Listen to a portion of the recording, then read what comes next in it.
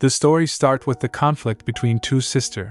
One of them wanted to snatch other's fiancé, and the parents also sport their rival daughter Catherine, but Duke Ian de Fried interested in Neris instead of Catherine. Catherine said, "I've changed my mind. I'm going to marry Lord de Fried. So give me back my engagement, Neris." Neris asked, "What does she mean? She wants to be his fiancé again? What's going on?" At another nearby location, father speaks. "Neris, you will be engaged to Duke Ian de Fried in your sister's stead." Neris replies, "Pardon?" Father said, "Admittedly, the position of Duchess is much too grand for you. But with the Empire at war, it's best to marry quickly. Go, and don't act foolishly. Be proper," Neris says. "Wait, father, wasn't that marriage proposal for Catherine? I've only just come of age. I need to attend the academy soon." "Father, you agreed." The father slammed his hand on the table and shouted loudly, "That's enough. Attending the academy during wartime? Nonsense. Do you think such a marriage proposal comes easily during times like this?" The father gestured with his finger and said, "It is a duke's proposal. For someone as useless as you, this is an incredible opportunity." She stood silently in front, fear evident in her eyes.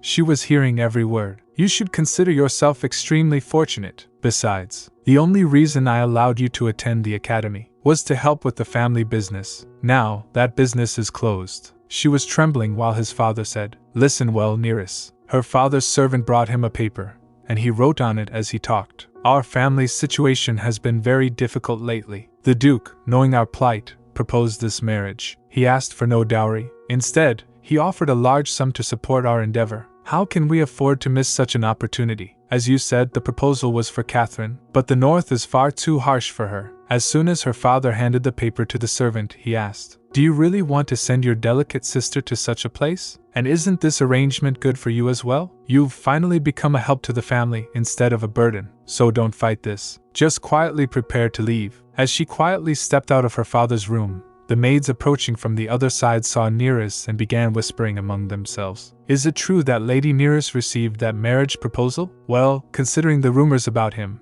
it makes sense. Who is he anyway? Who else?" "The infamous Ghost Duke, Lord de Fried. I heard he rarely attends high society gatherings. Even when he does, he always wears a strange mask, so no one's seen his face. He exudes such a menacing aura that everyone avoids him. Not only that, he has a terrible relationship with the Emperor. Apparently, the Emperor sent him to the front lines just to get rid of him. To think Lady Neris is marrying into such a family. Poor thing. Shoo! Don't say that, it's none of our business. We shouldn't get involved." Neris asked, "What are you doing? Where are you taking my things?" Maid replies, "His lordship said you must leave for the north at dawn, so we're packing your things in advance." Neris asked, "So soon? How can this be?" She thinks, "I just heard about the engagement." She speaks, "Wait, stop. I need to speak with father again." Catherine asked, "Neris, what are you so upset about?" Neris says, Catherine said, "Remember to maintain your poise as a lady. You must set an example as a noble. Leave us for a moment." Maid says, "But, my lady, there's still much to pack." Catherine speaks, "Didn't you hear me?" "Leave," Maid reply. "Yes, my lady." Catherine asked, "Why do I always have to repeat myself?" "Now sit here, Neris. Why are you making such a fuss? It's quite unlike you," Neris said. "I don't understand why I have to get engaged. Didn't Lord de Fried give you the proposal?" "Please, Catherine. If you could persuade father," Catherine asked while holding Neris's chin. "Neris, are you saying it should be me? You know as well as I that I'm destined to be the flower of high society in the capital. Do you think someone like me should go to that backward place? Does that make any sense at all?" Neris says, "But Catherine, I was supposed to attend the academy." Catherine asked, "I know, but isn't there an academy in the north too?" Neris said, "But they don't have a magic department." Catherine speaks, "Really? Don't tell me you have aspirations of studying magic? Know your place. How could someone as useless as you study magic? You have the tremendous opportunity to be a duchess." Neris asked, "Isn't this a good thing? Or maybe you could charm the Duke. Who knows? He might send you to the academy in the capital if he likes you." Katrine says, "Ah, but that might be difficult for someone as plain as you." "Well, give it your best shot." She sat on the sofa, closed her eyes, and lost in thought, went back a week in time. "I didn't expect to travel for an entire week. The north is indeed far." "No, Neris. Stop with the negative thoughts. You're here at the Duke's estate now. This is a chance to start afresh. Even though the engagement was forced, I have no intention of backing out. This is my chance to escape the family who mocked and belittled me. I will change, starting now. I'll leave behind the quiet, passive old me. From today, I'll live as my new self. Ran her hand over the flowers and said, "How beautiful." Catherine speaks. I didn't know such pretty flowers bloomed in the north. Oh, you're finally here. You're quite late, Neris. Neris shocked and asked, Catherine, what are you doing here? Catherine said, you must be tired from the long journey. Have a seat. This will be your room for a while. Make sure you don't wander around at night. An impressive room, isn't it? I was surprised at how nice it is. Neris asked, Catherine, what are you doing here? Catherine replies, what do you mean? I'm showing you around this magnificent castle. Neris says, magnificent? Weren't you the one who said the north was backward? Why are you suddenly praising this place? Catherine speaks, I've changed my mind. I'm going to marry Lord Dayfried. So give me back my engagement, Neris. Neris said, an engagement is not a joke. In times of war, engagements are sealed by magic-infused paper, creating an unbreakable bond. And my name is already on that bond. This engagement can't be. Catherine says, I want to show you something. Keep quiet and watch closely. Catherine in flashback. Hello, I am Catherine Topana, the betrothed of Duke Ian Dayfried. Did the engagement letter arrive safely? Pardon? The letter has my sister Neris's name on it? Oh dear, it seems our father made a mistake while inebriated. As the eldest daughter of the Topana family, I deeply apologize. Oh, and my sister Neris will be arriving soon. She has been quite anxious since hearing about my engagement during the war. Don't worry, Neris will return home in 2 days. That's what I explained to the butler yesterday, so I'd appreciate it if you followed along with it. Neris speaks. Do you think the Duke will believe such a ridiculous story? Our family will be the laughingstock of high society. The Duke will never break off the engagement for such a reason, and I won't let our family become a subject of ridicule. Besides, you didn't even want this engagement, Catherine said. That's why I'm asking for your help. Whose fault do you think this is? If I could, I'd turn back time, but I can't. All I have is now, so just help me. That place was meant to be mine, Neris says softly. Catherine, what happened? Why are you acting like this all of a sudden? Catherine speaks. Sorry, I'm just so overwhelmed by this situation. But Neris, trust me when I say listening to me will be for the best. I got father's permission for this and the academy enrollment, so you just need to return home. That is, unless you have ambitions of becoming the Duchess? I trust that's not the case, dear sister. Neris thoughts. I thought it was over. Even after leaving home, my family won't let me go. Will I ever be free from them? Ah, forget it. I don't want to think about it right now. It's just too exhausting. A sudden flash of violet light illuminated the towering castle under the night sky. Time seemed to rewind, pulling everything into a haunting flashback. Norman says, Welcome back, Your Grace. Duke Dayfried asked. Is there a problem, Norman? Norman speaks. There's an issue with the engagement arranged with the Topana family. It seems the engagement letter contained the wrong name, Duke Dayfried said. Fiancé, Neris Topana. This engagement was a drunken mistake, and the eldest daughter originally accepted the engagement. Well, it doesn't matter who it is. What a pathetic family, Duke Dayfried thinks. What is that? It doesn't sound like Norman's knock. No other servants should be around. Could it be the young ladies of the Topana family? Norman surely told them not to wander the castle at night. What an ill-mannered lot. Let's take a look at the faces of this pathetic family's offspring. The Duke opened the door and asked, What are you doing there? Neris said. Excuse me, Duke speaks. Something's not right here. What are you? The Duke touched her face. He thinks, is she sleepwalking? She came all the way up to the 4th floor in her sleep. It's impressive she made it without getting hurt. But getting her back to her room is the problem. The Duke lifted her into his arms and said, I have no choice. Pardon me. I'm just taking you to your room. So stay still. She says, All right. Duke asks, Are you Neris? She replies, Yes. He speaks, answering even in your sleep.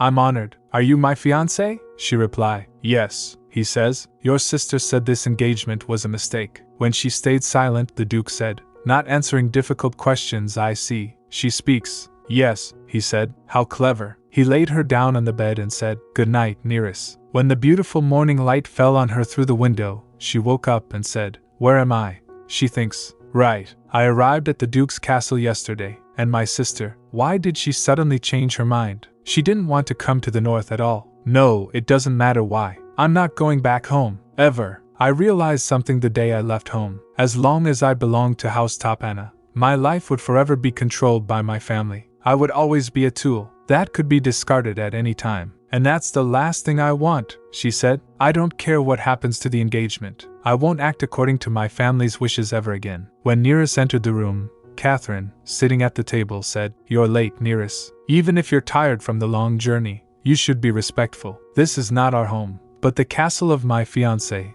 Lord de Fried. Make sure to be on time for breakfast from now on. But I suppose you'll be leaving tomorrow anyway. It's such a shame. I wish we could stay in the north together longer. Good luck with your academy enrollment once you're. Neris replies, Actually, I'm going to enroll in the academy here in the north. Catherine stood up to strike her. After you told me about the Northern Academy, I looked into it right away. It seems they've produced many renowned scholars. Knowing such a place is nearby made me realize something, that I want to study at this excellent place. I'll be staying here longer. So don't be too sad, sister, Catherine asked. Didn't you want to study magic? That's why you insisted on the capital's academy. I only just managed to convince father for you. Was your passion for magic so fickle? Neris thinking, don't back down. You expected this. Speak confidently. My thoughts, my beliefs, my passion for magic will never fade, so I plan to study a variety of things while I'm here. Turns out, the Northern Academy has many subjects I love. Isn't the North a wonderful place, Catherine? Catherine asked angrily. What on earth are you talking about? Neris replied. You are absolutely right, Norman said. Oh, I'm terribly sorry for interrupting. I am Norman, the butler. Hearing Lady Topana's words, I felt a surge of pride for the North, and couldn't help myself. Please forgive my intrusion. Neris speaks. It's all right, Master Norman, Norman said. Please, just call me Norman, Lady Topana. Neris says. I will. Please be at ease around me too, Norman. Catherine thinking, what? Why is she acting so confident all of a sudden? And why is that butler being so kind to her? At this rate, she'll take everything from me again. No, this time, it's mine. It's my place. I won't let it be taken from me like in my miserable past life. Catherine flashback. My name is Catherine Topana. I've always been perfect. I had the charm to be loved by everyone. People adored me, calling me Lady Topana, a cute blossom. But I wasn't the only. Lady Topana, Neris Topana, my younger sister, who was also Lady Topana. Just like me. The moment she was born, I knew instantly. A girl more dreadful than any ghost or beast. Did she think I wouldn't realize? She was born to take what's mine. I'll never let you take it. Never, father said. Poetry recitation contest winner, Catherine Topana. Haha.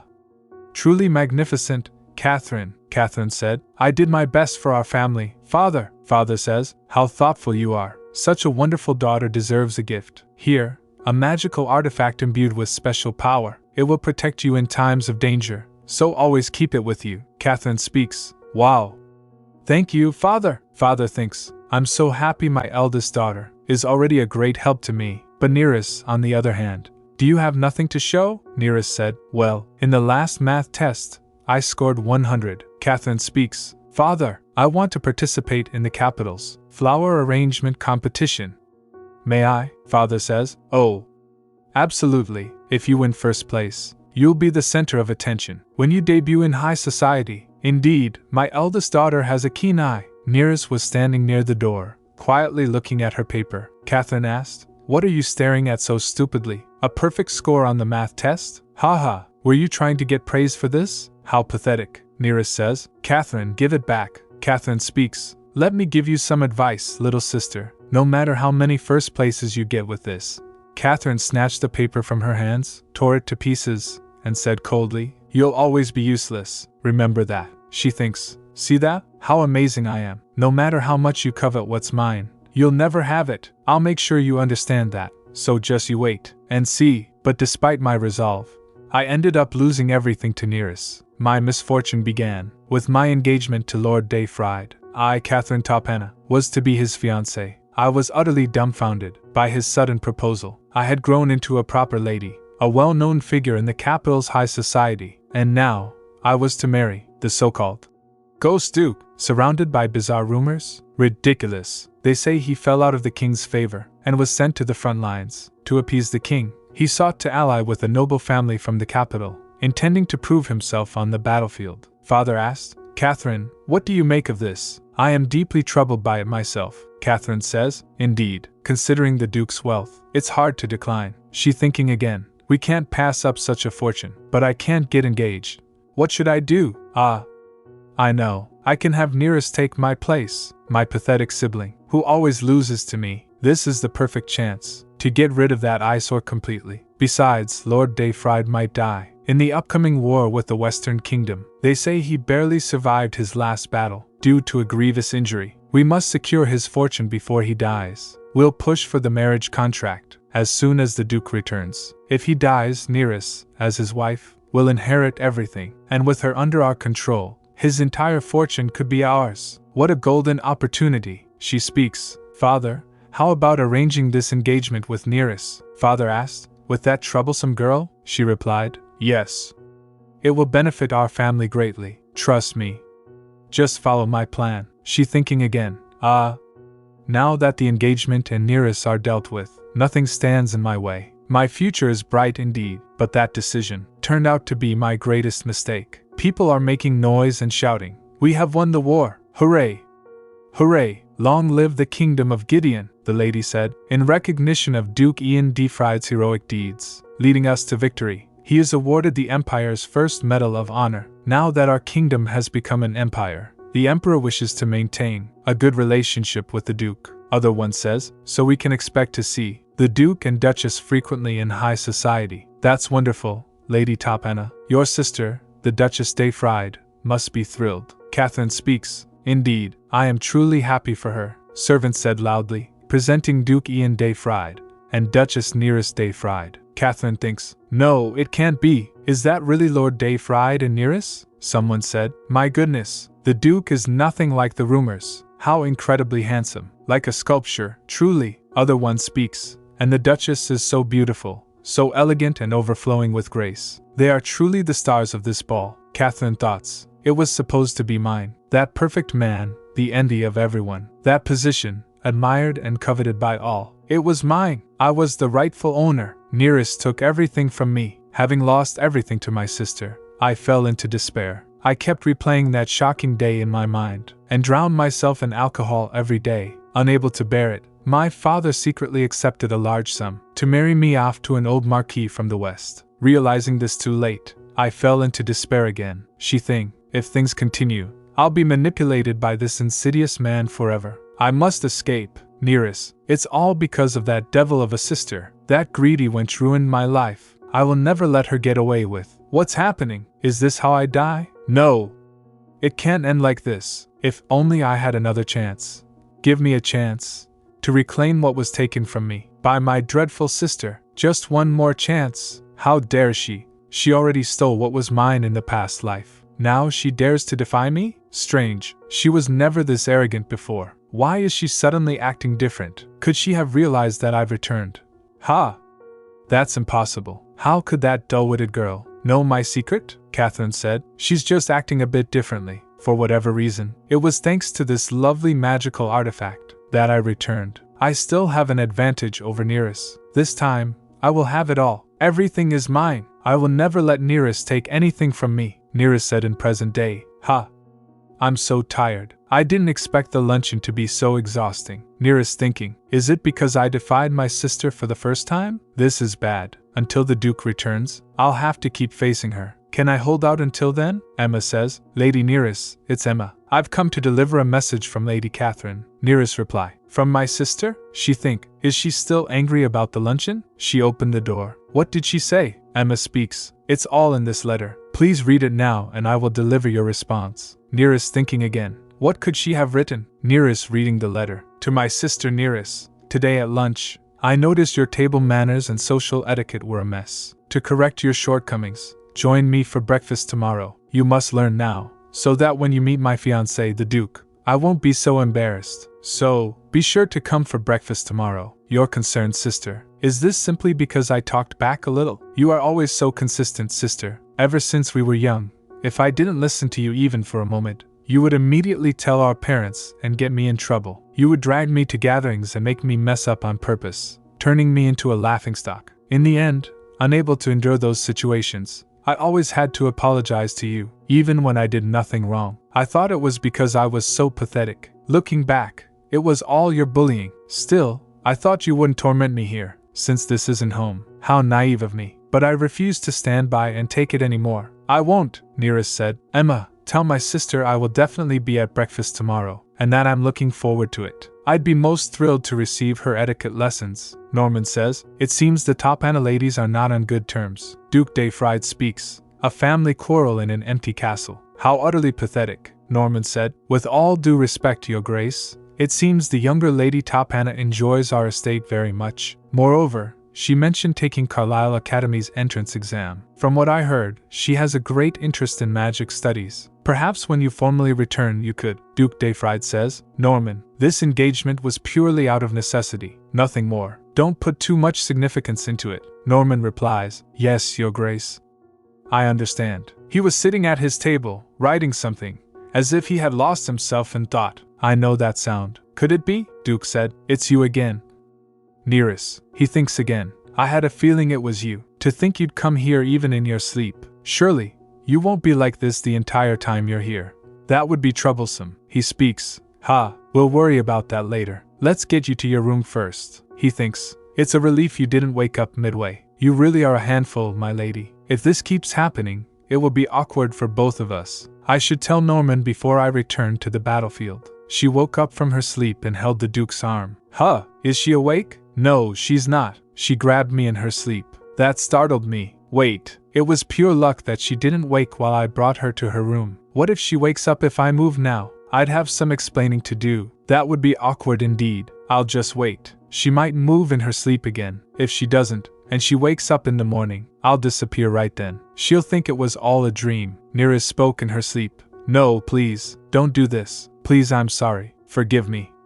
Catherine, I'm sorry. I was wrong, Catherine. He looked at her and fell into deep thoughts. Why is she begging like that? Could it be because of the fight Norman mentioned earlier? I thought it was just a typical sibling quarrel, she said. I was wrong, he replies. Calm down, Neris. It's just me here right now. You don't need to apologize. It's okay. You didn't do anything wrong, so don't be afraid. Sleep well, Neris. The Duke de Fried lifted the tense curtain and stepped inside. Hartman said, Welcome back, Commander. Commander asked. Hartman. Do you have a report on the enemy's status last night? Hartman replied. No significant movements to report, sir. Commander speaks. Good. Then let's start the strategy meeting now. She thinking, am I dressed up enough? Or should I add something else? It's been a while since I dressed myself. I'm not sure if I did a good job. Emma originally came with me as my lady's maid, but when Catherine appeared at the castle, Emma immediately went to her, leaving me alone. I suppose Emma was Catherine's maid at home, so I understand why she went with her. No, I should stop thinking negatively. Steel yourself, Neris. You're meeting Catherine soon. I should try to imagine how she'll react. As soon as he opened the door, the maid who was approaching from the other side was hit by it and fell. Maid asked. What on earth did I bump into? Neris asked. Excuse me, are you okay? Maid replies. I'm sorry, my lady. I didn't see where I was going. She asked. Why are you apologizing? You're the one who fell, not me. Are you hurt? Are you in pain? Are you able to stand? Maid reply. I'm fine.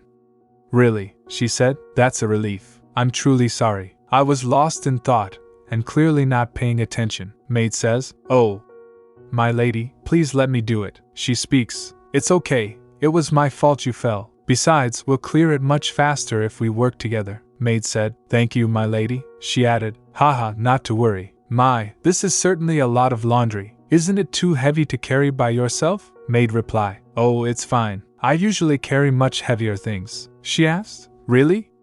Like what? Maid speaks. Sometimes I move heavy food supplies in the kitchen, or I have to rearrange furniture. So this isn't heavy at all. She said. That's impressive. Are all maids as strong as you? Maid speaks. Maybe I'm just unique. Thank you for your help, my lady, and I apologize again for startling you earlier. She says. No, I should be the one apologizing. Take care, Catherine said. Late again today, Neris. If you made a promise, you should keep it. How can you keep your sister waiting like this? Punctuality is very important in high society, so try to be on time next time. Neris asked. Catherine, where did you get those accessories and clothes? I haven't seen them before. Catherine replied. Oh, these? The Duke's household prepared them for me. One can't transport a lot of luggage during a war. When I mentioned I was going to arrive by a transportation circle, they prepared these for me. They told me I was free to use them as an esteemed guest. Aren't they kind? Neris thinking, to say such things while dressed like that. Her extravagant look contradicts everything she just said. Could Catherine have Lost her mind? Catherine said.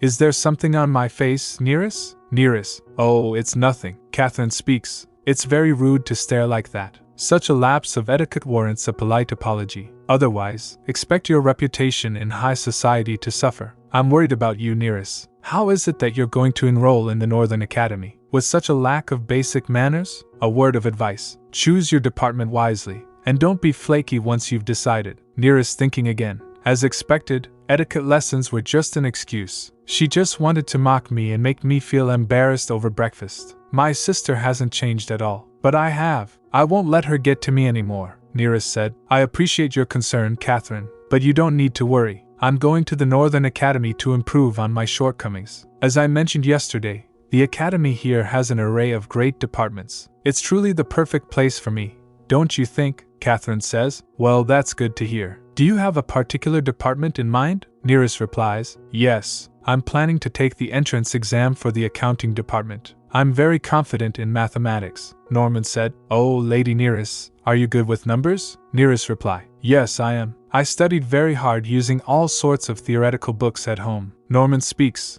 That's impressive. In that case, I must tell you this. Our Duke offers generous support for talented individuals. Neris says. Support for talented individuals. Norman said. Yes, His Grace is very much dedicated to discovering and nurturing talent for the development of the duchy. Those who receive his patronage go on to serve as officials for the North, utilizing their skills. Please keep this in mind. Neris thinking. Generous support. Norman says. Yes, this is it. Neris speaks. Catherine, I need to get going. Catherine asks. What? Wait. You haven't even eaten yet, Neris said. Something urgent came up. Please enjoy lunch and dinner alone today. Thank you for the information, Norman. Norman replied. I'll be cheering for you, Lady Neris. Duke Defried says. The Western Kingdom's forces are on the move again. We have no time to waste. We must strike first, Hartman replied. Yes, now is the perfect moment. While they are weakened, Soldier 1 said. We must prepare for an attack. The other soldier asked. How? Our supplies haven't been replenished yet, and our mages haven't fully recovered from the last battle. How do you propose we attack in this state? Duke speaks. Explain yourselves. Vice Commander, when will the supplies be ready? Hartman said. In 2 days, sir. Duke added. Until then, strengthen surveillance on the enemy, and gather the knights for battle training. Make sure they're ready to fight at a moment's notice. Hartman says. So much whining. Everyone seems antsy after winning the last battle, even though it's hard. Duke speaks. The war has dragged on longer than expected. It's natural to be restless. Most haven't been home for quite a while. Hartman replied. Well, that's true. Are you going to stay in the barracks alone again today? Duke Defried replied. Yes. I have things to take care of. Hartman asked. Aren't you spending too much time alone? Think about how I have to fend off the medics and officers every night. Duke replies. Of course I think about it. Thanks to my capable vice commander, I can be alone in peace. I'm always grateful. Hartman says. If only you'd stop talking. How's the engagement going? I heard the daughter from that family is quite famous in the capital. Have you seen her? What is she like? Duke thinks. What is she like? I've only seen her while she was sleeping, so I don't really know what kind of person she is. I wonder what she's like when she's awake. As smart yet unpredictable as when she sleeps? Or maybe, Duke said, she was like the sky. Hartman asked. What? Like the sky? Duke replies. Yes. Just like the sky. Completely unpredictable. With sky blue eyes. Neris wrote its own application and started reading it. Applied to this academy for magic and the future of this nation. All right. This should be enough for my application. She think, why did I only find out about this now? Generous support. If the Duke acknowledges my talent, I can attend the academy on my own merits, and if I graduate as a top student with his patronage, I might become an official in the North for the Defried family. This is my chance. Wait a minute. If that happens, I'll have to see Catherine around, won't I? She'll be the Duchess by then. I never cared about this engagement in the first place. But my sister always wanted the title, she said. Would she let me be? She'd likely still torment me. Whatever. I'll deal with it when the time comes, Norman says. Lady Neris, if it's not too much trouble, may we have a word? She speaks. Yes. Just a moment. What is it, Norman? Norman reply. Allow me to show you to your new room, my lady. She thinks. Wow, what an incredibly luxurious room. It's even warmer than my previous one. Did they use magic stones for heating the furniture? Or is it Norman asked. Do you like it? She replied. Oh, yes. I love it. Thank you so much for giving me such wonderful accommodation. But Norman, why did you change my room? The previous one was already excellent, Norman said. Embarrassingly, we discovered too late that there was a heating issue in your original quarters. To make up for any discomfort caused by my oversight, we decided to move you to a better room. Please enjoy it, she says. I was never uncomfortable, so don't worry too much, Norman. Norman speaks. Thank you for saying that. Jean entered the room and said, Mr. Norman, I brought lunch. Norman replied. Come in, Lady Neris. There's someone I'd like to introduce. Neris said. You're the one with the laundry. Jean speaks. Allow me to formally introduce myself, my lady. My name is Jean, and I've been assigned as your personal maid. Neris says. Oh, I'm so happy, Jean. Jean replied. The pleasure is all mine, my lady. Norman asked. I take it you two know each other already? Neris replied. Yes. In fact, Jean almost got hurt because of my mistake. Jean said. Technically, it was my fault, my lady. Neris speaks. Nonsense, the fault was all mine. Norman. Haha, I see. Jean, let's prepare the meal now. Jean says. Yes, sir. Neris asked. Where does that door lead? Norman speaks. It's a decorative door. It's been here since the mansion was first built. She thinking. So, some places have doors just for decoration. This place is fascinating in so many ways. Duke speaks. It's better not to wake a sleepwalker but to gently guide them back to bed. But we've already had several conversations. I guess I shouldn't have done that. Are you prone to anxiety, Neris? She asked. Jean, can I really use such a magnificent library? Jean replies. Of course. The Duke has instructed us to keep it open for guests at all times. So please, feel free to use it as you wish. She thinking. The people here truly care about their guests. Not only did they offer me a better room because of issues with the previous one, but they also provided a dedicated maid and new dresses. I've never been treated like this in my life. Surely such warm hospitality reflects the Duke's excellent character. He's truly remarkable. As a guest of the Duke's estate, I must express my gratitude to him. Neris says. Jean, the Duke won't be back for a while, will he? Jean said. Yes. The situation with the Western Kingdom isn't good right now. They say another battle is imminent. His return date will depend on the outcome of that battle. Emma entered the room and said. Excuse me, Lady Neris. Neris asked. Emma, what is it? Emma said. Lady Catherine wishes to have tea with you. Catherine speaks. Honestly, you've embarrassed me, Neris. You left so abruptly yesterday. What kept you so busy that you didn't show your face all day? From now on, let's always have breakfast together as sisters. Wouldn't it be good to show the Duke's people our harmonious family? Neris thinking. Harmonious. Yes, our family always dined together happily. Everyone except for me. Whenever I joined family meals, I faced their scorn and neglect. So I always had to eat alone in my room. At one point, I even thought I was adopted. Neris said. All right, I'll join you for breakfast every day, as you wish. Catherine says. Good.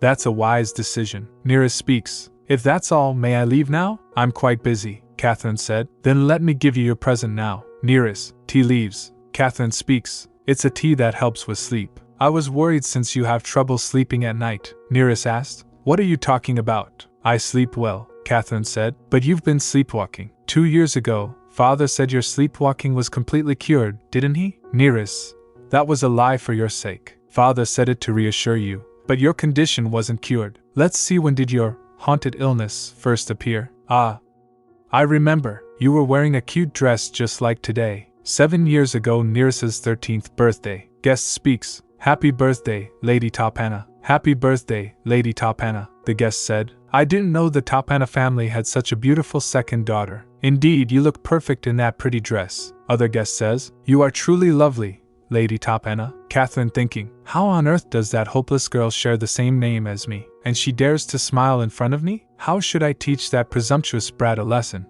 This should do, Catherine said. Oh, Neris. Come over and greet my friends. Neris replies. Yes, Catherine. Nice to meet you. I am Neris Topana. Thank you for coming too. With a swift movement, Catherine extended her leg and Neris stumbled to the ground. She asked. Oh my, Neris. Are you alright? See, you should have been careful. Why rush over like that? She says. Well, it's just. Guest speaks. Are you alright, Lady Topana? Oh dear, your dress is ruined, but you're covered in cherry juice, so I can hardly help you. Someone whispering. The Topana family sure knows how to entertain. Mother speaks. What kind of disgraceful display is this? I worked hard to prepare your birthday party, and you bring shame to our house? How much more do you intend to disappoint me? Neris, mother, maid asked. Oh my, Lady Neris, what are you doing here at this hour? Why are you banging your head? Can you hear me? My lady, Lady Neris, Catherine said. Since then, you started wandering around the house while asleep. Father tried everything to cure your sleepwalking. Emma, what did you say you saw? Emma says, just a few months ago, I clearly saw Lady Neris wandering around at night. She asked. You heard that, right? So make sure to drink this tea every night before bed. It wouldn't do to break our gracious host's rules. Neris thinking, if what she said is true, I might have been wandering around the Duke's estate at night these past few days. If so, the Duke's people would have seen me, and they would surely report my sleepwalking to the Duke. If that happens, I won't be able to become a northern official. I won't even get into the academy. I need to act fast. I need to find out if Catherine is right about my sleepwalking, she said. This greenhouse is truly amazing. It's the middle of autumn, and the freesias are blooming beautifully. No wonder it's famous even in the capital. Maybe it's because I didn't see Neris this morning, but this place feels even more special, she thinking. It's truly absurd, acting out just because we're away from home. Scaring her with talk of sleepwalking was a good move. Next time, I'll make sure to properly teach her a lesson. No matter how much she struggles, she'll realize that I'm the one in control. She asked, Did you call for me, Lady Top Anna? Thank you for coming, Norman, Norman said. I heard you had something to ask me, she replies. Yes, there's something very important I need to know. Does the Duke have a private transportation circle in the castle? High-ranking nobles or wealthy individuals in the capital usually have such circles in their mansions. I assume the same would apply to my fiancé. So surely the Duke must have secretly returned to the castle at some point, right? Please tell me, Norman. I'm so worried about him that I can't sleep at night. Or at least let me know when he uses the transportation circle again. She thinking again. In my previous life, I was convinced the Duke would die in the war, only because the one who told me that was my then lover, Crown Prince Theophilus. Though our time together was short, Theo's information was always reliable. But instead of dying, the Duke returned as a war hero. I'd wondered what had happened. It turns out, it was all thanks to his private transportation circle. He used it to return to the castle and get treated, which saved his life. I can't believe I realized it so late. I'm such a fool, Norman said. I'm sorry, Lady Top Anna. With the ongoing war, all information about His Grace and the castle is classified, so please do not ask again. Now if you'll excuse me, she asked. Wait a moment, why can't you tell me? I'm the Duke's fiancé. I have every right to know his whereabouts. Why is it a secret even from me? Norman replies, I'm very sorry, but the Duke's official fiancé right now is Lady Neris Top Anna, as signed in the betrothal contract, and you are merely a guest of His Grace. She thinks for a moment.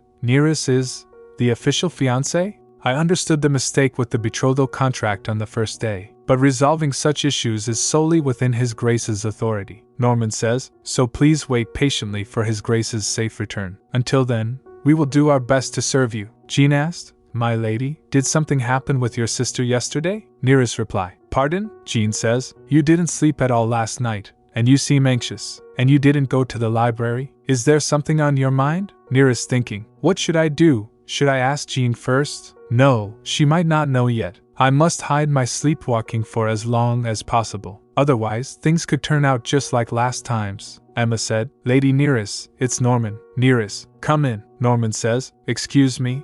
Jean. I have a favor to ask you, Jean asked. Yes?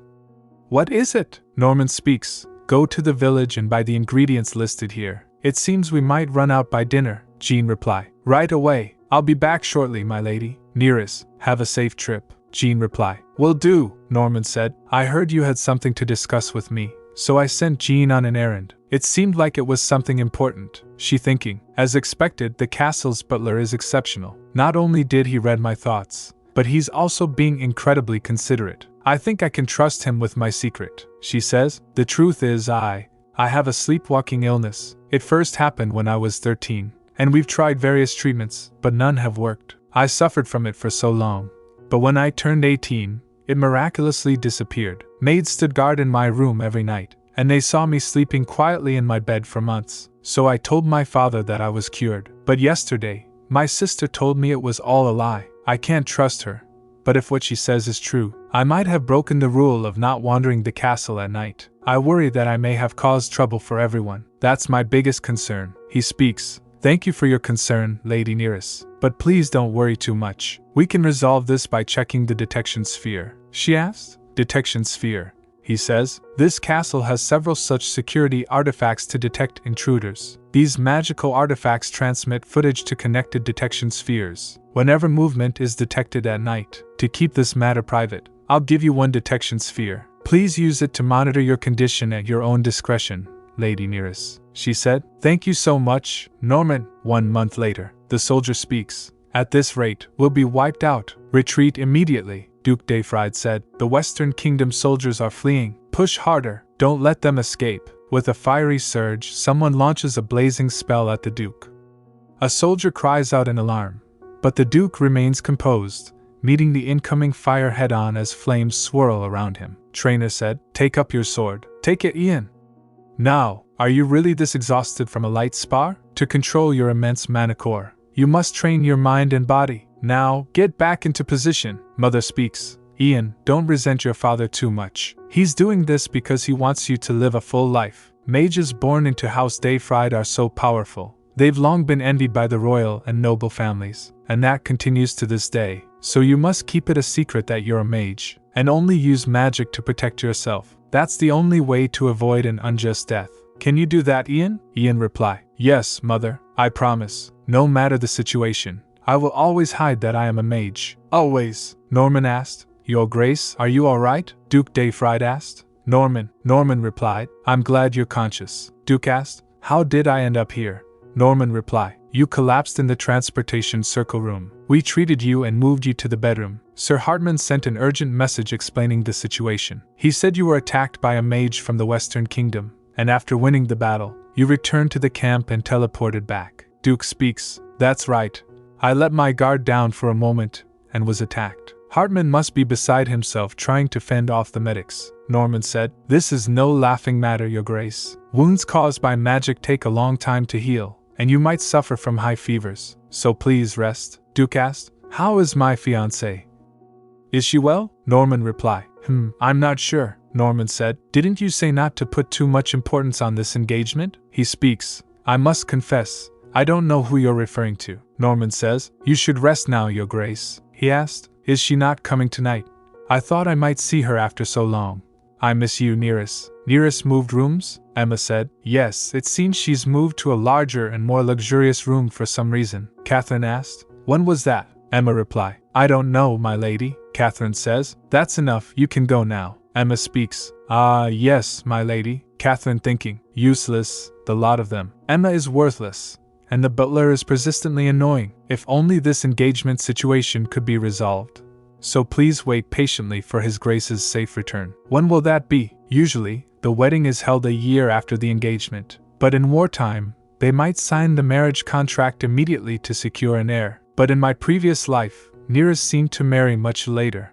Damn, I can't remember the exact timing. Back then, Father kept pressuring me, because the Duke wasn't dying quickly enough. So I deliberately tried not to care about the North. She said, He sold me and Neris off for money, and had the nerve to be angry. Well, what could I expect from someone who already lost his fortune in business? Anyway, even if I don't know much about the North, I'm still more suited to be Duchess. She think again. Historically, the North has always felt distant from the capital, both physically and psychologically, with little cultural exchange. If someone like me, who has close ties to the capital's nobility, becomes the Duchess, the North will no longer be isolated. Lord Dayfried must know that. So, naturally, he will choose me as his wife when he returns. She says, but something's missing. I need something more to capture the Duke's heart. Is there anything from my past life that could help?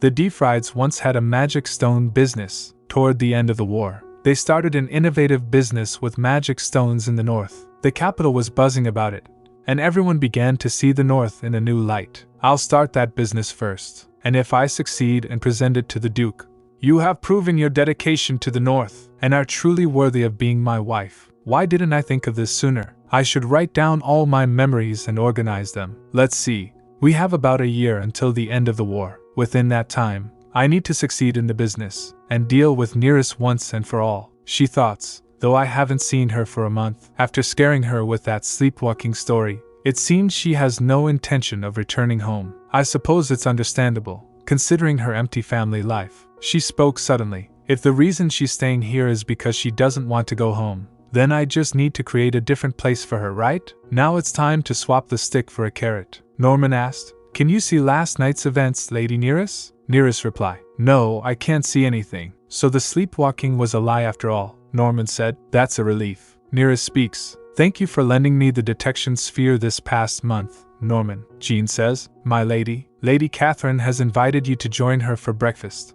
Catherine asked. What kind of men do you like? Strong and well-built? Kind and delicate? Or perhaps a slender, handsome young man? Tell me, my dear sister. Tell me, Neris. What kind of men do you like? Neris asked. Why do you ask? Catherine said. You should start meeting someone, but you lack experience. I'm worried you won't know how to choose a good man. Neris thinking. She has a point. My kind of man. That would be, Neris says, a mage. My ideal man is a mage. A mage would understand the practical application of new magical theories, wouldn't he? We could experiment together right away and share our opinions. I'd love to have a mage by my side. Catherine speaks. Hold on, Neris. Wouldn't having a friend who's a mage be enough? Neris. What? Catherine says. An ideal type means someone you could develop romantic feelings for, not just someone to satisfy your academic curiosity.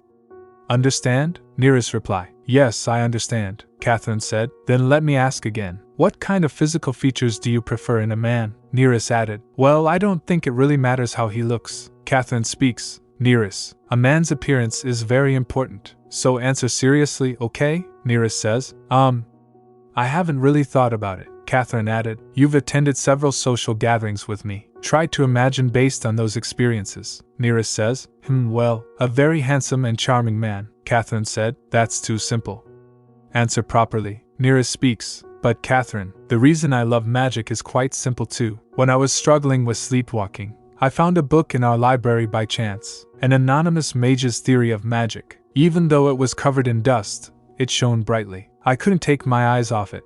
That's how I fell in love with magic. So my ideal type is a handsome and dazzling man. I'm exhausted from my sister's pestering. Why is she acting like this all of a sudden? Talking about men and romance all day, Catherine asked. How about a dependable man with a charming smile? You can't act coy when you're dating. You have to be proactive, even if it means kissing him. Neris said. Kissing? I don't even have anyone I'm interested in. How could I do something like that? I have no idea what my sister is thinking. She think, what is this gentle patting? Is someone beside me? Sparkling red eyes. He's incredibly handsome. Something about him seems familiar. The Theory of Magic book. The book must have transformed into a human, Neris says. This is amazing. You're my favorite thing in this entire world. Thank you for coming to me. Duke speaks. I'm glad to hear that, Neris. Neris think again. I'm so sleepy. I wish I could just sleep here. That's right, my sister said to kiss him. She said, come back again sometime. Promise me. Duke Day fried thinking. Neris, I was worried about how you'd manage at night without me. It seems you found your way back to your room. I'm so relieved. For a moment, I thought it would be nice to get caught. I must be out of my mind. Revealing my presence would only cause trouble for both of us. Norman asked. Your Grace, is there anything else you need? He replied. I'm fine. Norman speaks. That's a relief. Also, Sir Girolamo Poltron has come to visit today, he said. Poltron? Norman speaks. A viscounty in the Dayfried Duchy, with whom we've had no contact for the past 80 years. He currently lives in the capital, serving as a knight in the Royal Knights. He has come to see you out of respect and curiosity, having heard of your leadership in the recent war. He has requested to stay at the castle for a few days during his travels. What should we do? He asked. Where is he now? Norman replies. He is currently in the library, speaking with the Top Anna sisters. He says, since I'm officially absent, we have no choice but to take him in for now. But I'd like to get a look at him. Sir Poltron speaks. Oh, you are my love. A fire of passion burns all for you, Catherine said. That was a wonderful serenade, Sir Poltron. Sir Poltron replies. Thank you for the compliment, Lady Catherine. Catherine asked. What did you think, Neris? Wasn't it splendid? Neris replies. Yes. You sang very well. Neris' inner thoughts. What on earth is going on? I was already surprised when my sister burst into the library. Then she introduced this knight as her friend, and he started singing. Why sing in a library? Catherine said. So that young lady ended up cheating after all, Poltron added. Well, she was always as capricious as the wind, so I'm not surprised. Ah. You do have a way with words, don't you? I'm quite impressed, Lady Catherine. Catherine speaks. You flatter me. You are still as delightful as ever, Sir Poltron. Poltron says. Oh, did you hear about Baron Leicester's embarrassing fall recently? Catherine said. Goodness. How did that happen? Neris speaks. Excuse me, but I will take my leave now, Catherine asked. Already? Neris replies. Yes, I have things to do. It was nice meeting you, Sir Poltron. Poltron said. I'm glad to hear that. Then, can I expect you to join us for dinner tonight, Lady Neris? Neris reply. Pardon? No, Catherine says. Neris, it's always more enjoyable with more people. Join us.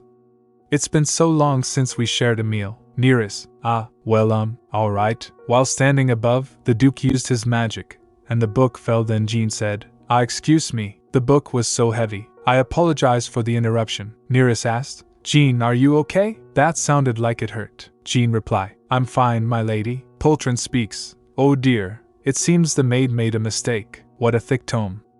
No wonder, it seems far too heavy for a woman. Let me help you, Jean. Oh no.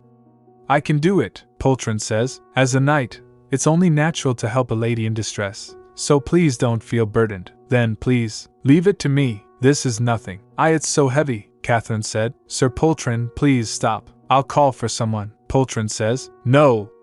I can do it. Jean was watching silently when the Duke used his magic. Norman asked, Your Grace, didn't I insist on you taking absolute rest? He said. It was an urgent situation. Norman speaks. Don't lie.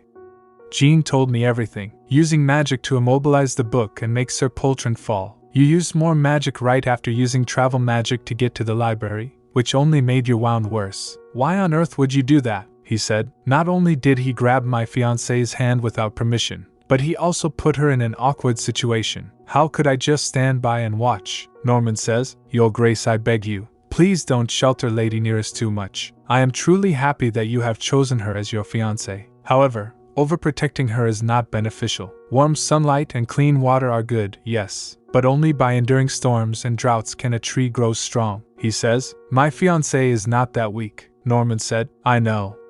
Lady Neris has a strong spirit, but she is not yet ready to handle the North. Only someone with the leadership to unite all northern nobles, and the courage to withstand the royal court's scrutiny, can become the Lady of the Northern Territories. So please, watch over Lady Neris from a distance, and let her grow. If any danger arises, I will step in. So please take care of yourself, Your Grace. Your presence here is supposed to be a secret, he said. Very well, Jean asked. Is His Grace all right? Norman speaks. It's quite serious. You should also be cautious in front of His Grace for a while, Jean said. Understood. Norman added, By the way, Jean, what do you think of Lady Neris? Jean speaks. She is really kind. She's definitely different from the nobles in the capital. She is gentle and considerate toward us. So many of the servants are fond of her. But she seems too weak when it comes to Lady Catherine. Although she tries to stand up to her sister, she still struggles with it, and that worries me. Norman says, That's my biggest concern as well. But she has far more strengths than weaknesses, and she works very hard. Let's trust and keep an eye on her a bit longer. The soldier speaks. Didn't you say the commander was injured by the Western Kingdom's magic? Other one said. Then we should treat him. Why are you stopping us? Or at least tell us his condition, Hartman says. Haha, well, thing is. Hartman thinks. Ian, you carefree fool. I thought you were going to be back quickly. We won the last battle, so the war will enter a lull for a while. Wrap everything up within a week and get back here. Hurry up so we can all return home. If not, I'll spread rumors that you're at death's door. Hartman, Norman said. Sir Hartman was right about you being at death's door, he replies. Stop nagging, I've reflected enough. Norman speaks. Tonight will be tough due to the fever, so I suggest you take your medicine and rest here, Your Grace. He says. Is Neris all right? Neris said. That's a made-up story, isn't it, Sir Poltron? Poltron replies. No, it's true. Here, take a look. These strong-arm muscles are proof, aren't they? Since then, those thugs have made sure to avoid me. Catherine says. I admire your confidence, my lord. Don't you find Sir Poltron amusing, Neris? Neris replies. Yes, very amusing. Neris' inner thoughts. Now I understand what my sister is planning. Right now, she is trying to matchmake me with Sir Poltron. That's why she talked about men all day yesterday, Catherine says. A man's appearance is very important. Neris thinks, I don't know why she's doing this, but I should be careful not to fall for her schemes. Catherine said, this place is strange in many ways. Even the night rules Catherine told me about. No wonder it's called the Ghost's Estate. I wouldn't expect any less from a place with such an eccentric owner. Oh my, are you trying to frighten the soon-to-be bride of House Dayfried? Poltron says, haha, that's not my intention. It's just that our families are closely tied, so I've heard many stories about this place. When building this castle, the first duke, who was a mage, cast many bizarre spells on it. One of those spells was probably to bind his soul to the castle. Hence the rule about not wandering around at night. I urge you ladies to follow that rule strictly, otherwise you might encounter the ghost of the first duke. Catherine speaks, Sir Poltron. Don't just like that, Poltron says, I'm sorry, but that's why the capital's nobles avoid the Dayfried family. Neris calmly said, so what if the ghost appears? Personally, I would thank him. I've read all his books, and they inspired my dreams. Catherine asked, do you feel such a kinship with a ghost? You've always been strange, Neris, but that's going too far. I'm sorry, Sir Poltron. My sister is a bookworm with no social etiquette. Poltron smiling and said, it's all right. In fact, I'm touched by Neris's warm heart. Neris speaks, you are very understanding, my lord. Then you should leave, Catherine. I won't. I will stay and welcome him, Catherine said. You really? Poltron asked. Ha! What's the big fuss if a ghost appears? If one shows up, I'll take it down in one blow. Not to worry, ladies, Catherine speaks. My sister is so pure. Isn't she adorable? Poltron added. Indeed. So adorable that it makes me want to protect her, Neris said. I appreciate your sentiment, but I'll have to politely decline, Sir Poltron. I am already interested in someone, so I won't be needing your protection, my lord. I'll take my leave now. Have a good night, Sir Poltron. Poltron says, I really like that she's nothing like you. Why didn't you introduce her when we were in the capital? Catherine added. Because she was ill back then. Poltron asked. Ill? How is she now? Catherine said. I don't know. Ask her yourself. Though you made quite an impression in the library, so I'm not sure if she'll answer. Poltron says. Ha! I can easily make up for that. I've captured the hearts of many ladies in the capital. A naive girl like her? I could win her over with my eyes closed. I'll entertain her as you requested, and return her to the capital. Just sit back and watch. Catherine thinking, I'm glad I remembered Girolamo happened to be vacationing near the north. He's a perfect match for Neris's peculiar tastes, and he can show her the harsh realities of life. That should get rid of her quickly, she says. You must succeed, for the sake of our friendship. Understood? Duke Dayfried thinks. Neris.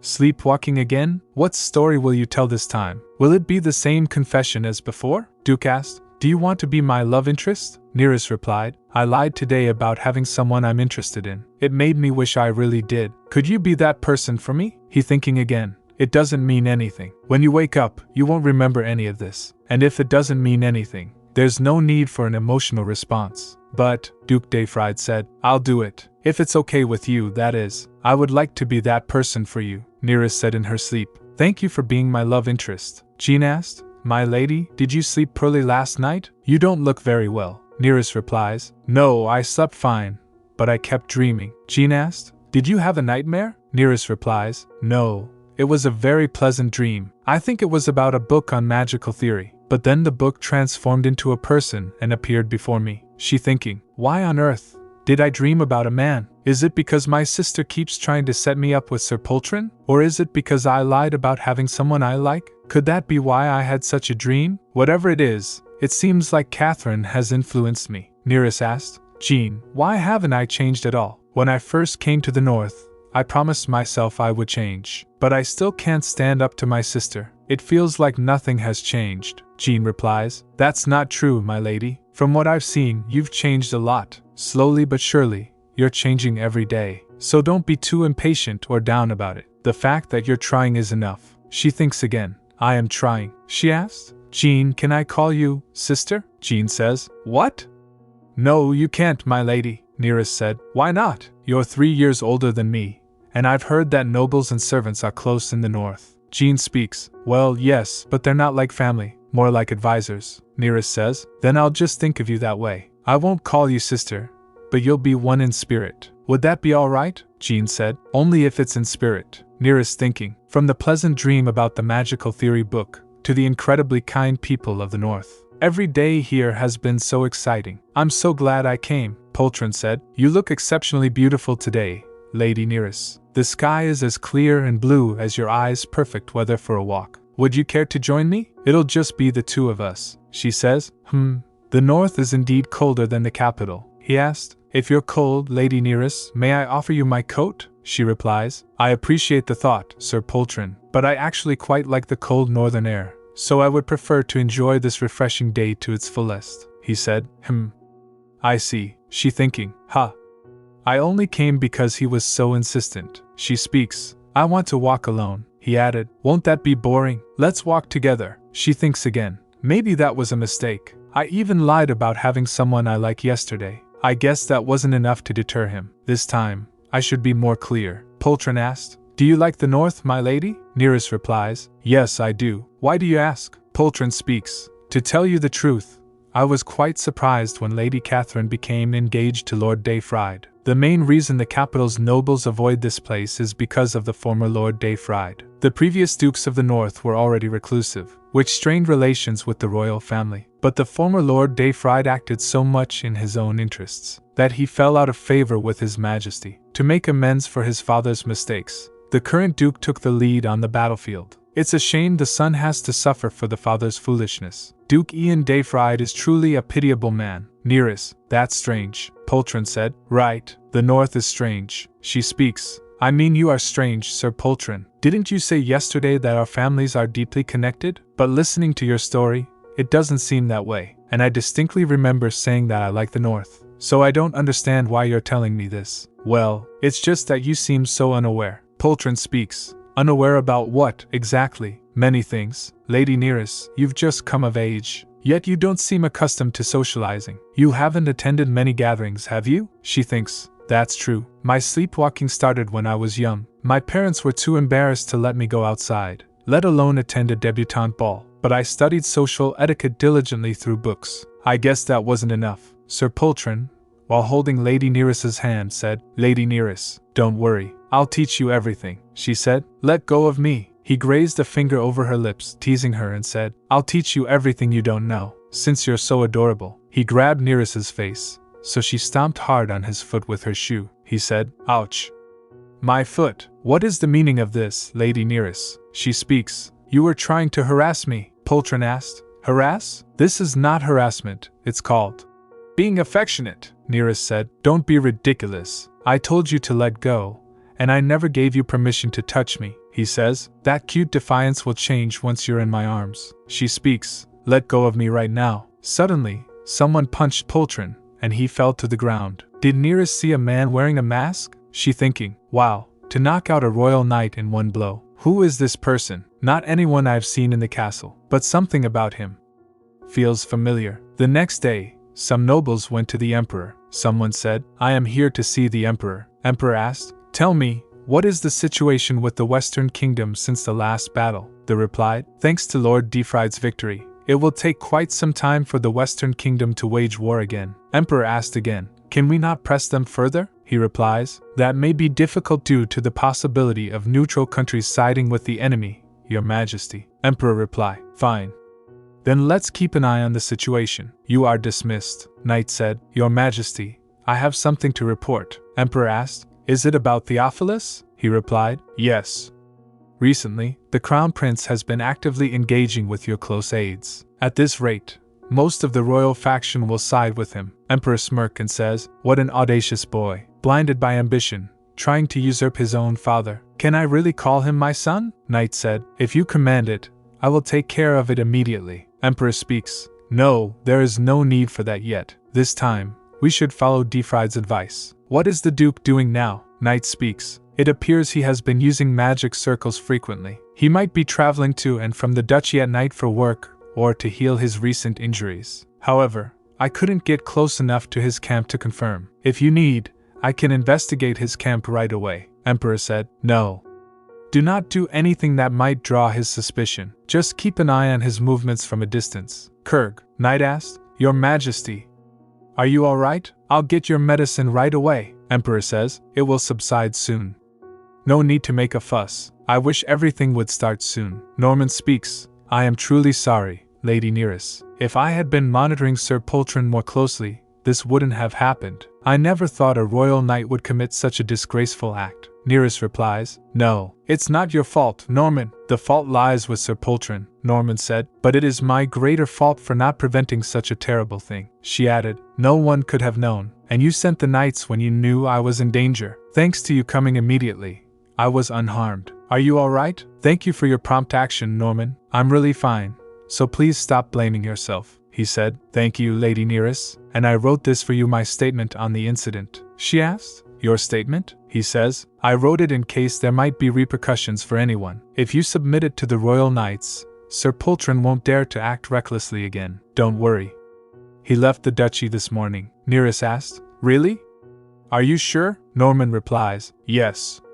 The fact is, yesterday's events were visible through detection spheres placed throughout the estate, which allowed us to quickly resolve the situation. We also have the recordings stored separately. When we threatened to send the recordings to the royal knights, he left on his own. Then he took her statement, tucking it into his coat as he said, Thank you for always caring for us. I will keep this statement safe, and to prevent another incident like that. Without warning, a masked knight stepped through the doorway. Norman speaks. We will assign you a personal knight for protection, Neris says. Ah, you're the one from yesterday, Norman said. This gentleman is a knight of the Dayfried family, a highly skilled individual. Neris thinking. I was worried when he disappeared as soon as Norman arrived. So, he was one of House Dayfried's knights. I'm so glad to meet you again, she said. Thank you so much for helping me yesterday. As the second daughter of the Topana family, I will always remember your kindness. My name is Neris Topana. What is your name, sir? She thinks.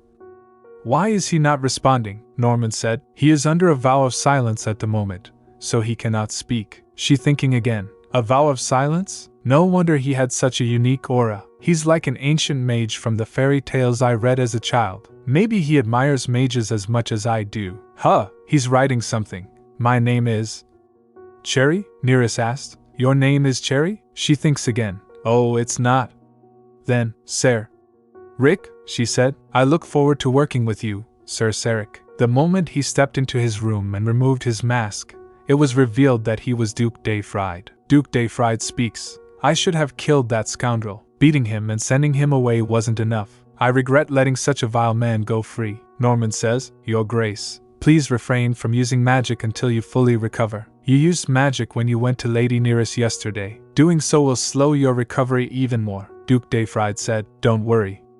I recover quickly, even if it hurts a bit. Once I'm fully healed, I'll resume my magic training immediately. Norman speaks. At least we managed this situation well. We have evidence on our side, and Lady Neris made her stance clear. Sir Poltron won't be able to cause any more trouble, Duke said. I should give a gift to my thoughtful fiancé, to help her forget about this whole ordeal. Jean asked, My lady, would you like to go on an outing to the nearby village? Neris asked. An outing? Jean replies. Yes. You haven't left the castle grounds since you arrived. There's a festival on in the village, so it might be a good chance to lift your spirits. Neris says. All right. I'll talk to my sister about it. Jean asked. Why would you do that, my lady? Neris asked. Won't she be going too? Jean replies. You can go and enjoy it on your own. Neris says. On my own? She would never allow that. Jean speaks. You could sneak out. You don't need her permission for something like this. Neris thinking. Why did I think I needed her permission? I suppose my parents never let me go out alone. They always insisted I go with my sister, but not anymore. Neris says. All right. Let's go, Jean. Jean reply. Oh, I can't go. Neris asked. Huh? Why not? Jean speaks. I have to stay here and cover for you, but the dependable Sir Sarek will accompany you instead. Neris says. But that'll be awkward. Jean replies. Don't worry. He's not as odd as he seems. The awkwardness will fade once you start having fun. Just trust me. Go and enjoy yourself, my lady. Neris speaks. Sir Sarek. Look over there. Jean told me about that shop. They have the best fig muffins. We must get some. What kind of baking do you like, Sir Sarek? He scribbled something on his hand. Whatever you like, my lady, she says. I like all kinds, but I'm most partial to scones. The buttery aroma and crispy texture is just perfect. Scones are the best baked goods I've had since coming here. But honestly, everything at the Duke's castle has been delicious, he said. Let us get a variety, she added. Great. We'll buy out the store, the lady speaks. It's been so long since I've seen fireworks. Other one said. They say it will be especially grand this time. I heard they even brought in experts from other regions. First Lady asked. Really? I can't wait. Neris thinks fireworks and said, Sir Sarek, are there really fireworks tonight? Pointing with his finger, he said. Where will they be? She smiled and speaks. Over there? I'm so excited. He asked. Have you never seen fireworks before? She replied. Never. They're banned in the capital, so I've never had the chance. I always heard about them from my sister, and imagined what they'd be like. I can't believe I get to see fireworks here. The north is truly a magnificent place. As she stepped into the shop, the shopkeeper speaks. Next customer, please. Welcome. What can I get you? She replied. One of each, please. Shopkeeper says. Sure, please wait a moment. He took out a coin and handed it over. She speaks. No, please don't, Sir Sarek. You don't need to pay. Let me. He jotted down something on his hand. I have plenty of money. More than enough. Neris asked. More than enough money. Hee. Jean will be so surprised. Thank you so much, Sir Sarek. She thinking. I never imagined she'd get along so well with Jean. I should buy some tea on the way back. Or was it inevitable since they see each other every day? Have a good time, my lady. I'll bring back lots of gifts. The two of them always have so much to talk about, so naturally they'd grow close. I'm envious. She asked. Sir Sarek, shall we go over there next? It says.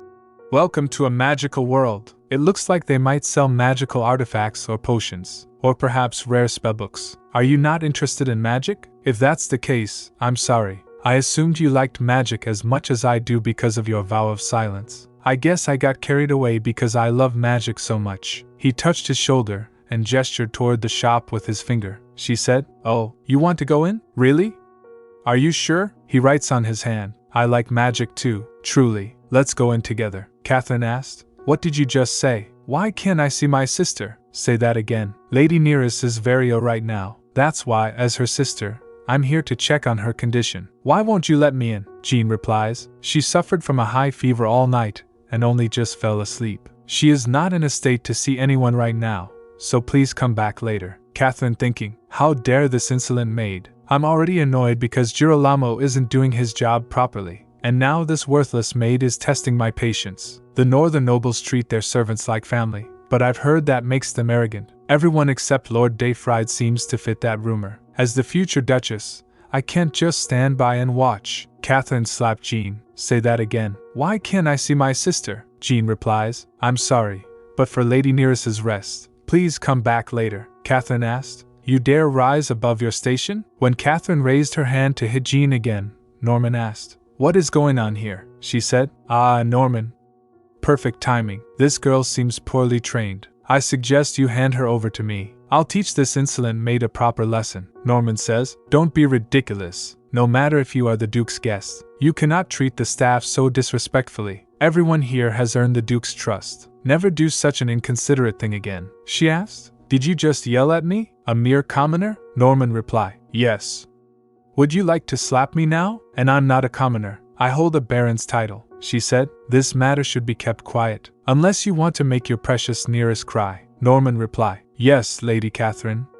As you wish. We need to get rid of her. No. Who knows what Lady Catherine might do, but we can't let such a dangerous person stay here. If we leave it as it is, she might do something else. Jean says. I'm fine, uncle. Please keep today's events a secret. His Grace and Lady Neris are creating such wonderful memories. I don't want them to worry, and you shouldn't worry either. Lady Neris will soon put her in her place. Until then, let's just keep an eye on things. Sibylla said. You've finally arrived. Welcome. Neris thinking. What does she mean by finally? Sibylla says. I am Sibylla. I have the ability to read the tides of fate hidden in the skies. Neris thinking. She's a fortune teller, not a mage. That's disappointing. I thought she was a mage. Huh. Is that a magic circle? I've never seen it in any book. Could magic be related to astrology? Sibylla speaks. You both possess the power to shape your fate, but it seems the young lady has no stamina, possibly from doing nothing but reading indoors. Make sure to practice horse riding regularly. If that's difficult, basic swordsmanship would be beneficial. Otherwise, you'll suffer later. Neris thinks. How did she know I only read books? Sibylla asked. If you have any questions, feel free to ask. I will answer if I can. Neris thinking again. Questions. They say fortune tellers just make things up. But strangely, I feel like I can trust this person. Since I've come all this way, I might as well ask something. Neris asked, will I be able to settle in the north? I really like it here. The scenery, the people, everything is so kind and warm. I want to live here forever. Will I be able to? Sibylla asked. Tell me, miss, what is your opinion on lying for a good cause? Neris asked. Lying for a good cause? Sibylla said. It's an important question.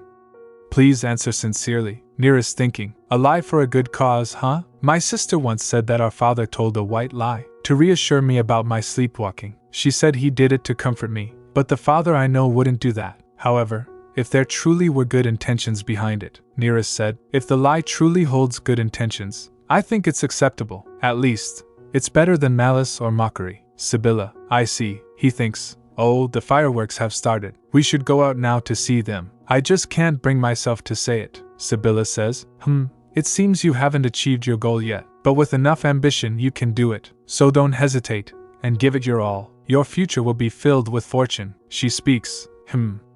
That was really fun. Thank you for spending the day with me, Sir Sarek. I had a wonderful time thanks to you. He writes on his hand, but we didn't get to see the fireworks. I'm sorry. I should have suggested we leave the shop earlier, she replied. Oh.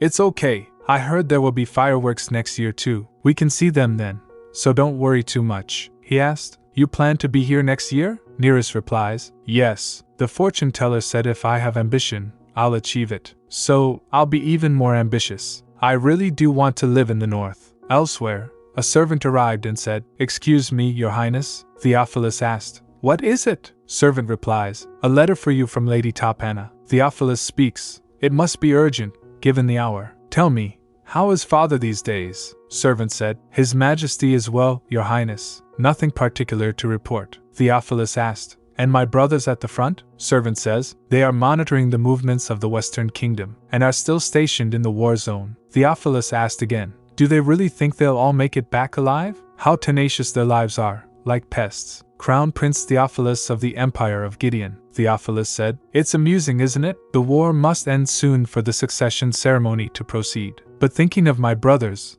I wish the war would intensify. Only if they all die will father hand over the throne to me without question. To think I have to protect what's mine from my own siblings. In that regard, Catherine and I are quite similar, aren't we? And how is that matter progressing? Servant says, it is almost complete, your highness. Theophilus, almost? Servant replies, yes.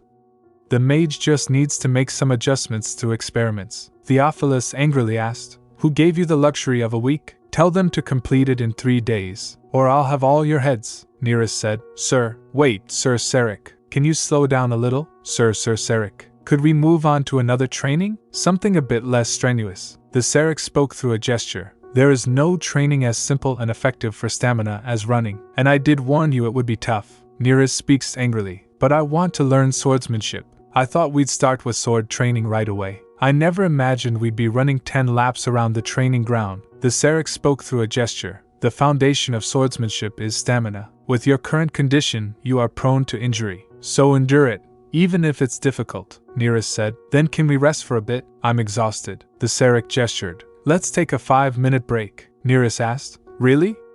Do you mean it? Don't go back on your word now, Catherine said. Oh, look at you. After all that fuss about being sick for the last few days. Seems it was nothing after all. Neris asked, what brings you here, sister? Catherine replied, I heard you were better, so I came to see you. What are you doing here instead of resting in your room? Neris said, I was doing stamina training to learn swordsmanship. Catherine asked, with that man? Neris says, oh, let me introduce you. This is Sir Sarek, a knight of House Dayfried. He's the one who saved me from Sir Poltron the other day. Catherine thinking, so it was you who ruined my plan. Why is your face covered so suspiciously? Are you a criminal on the run? Catherine asked. You there.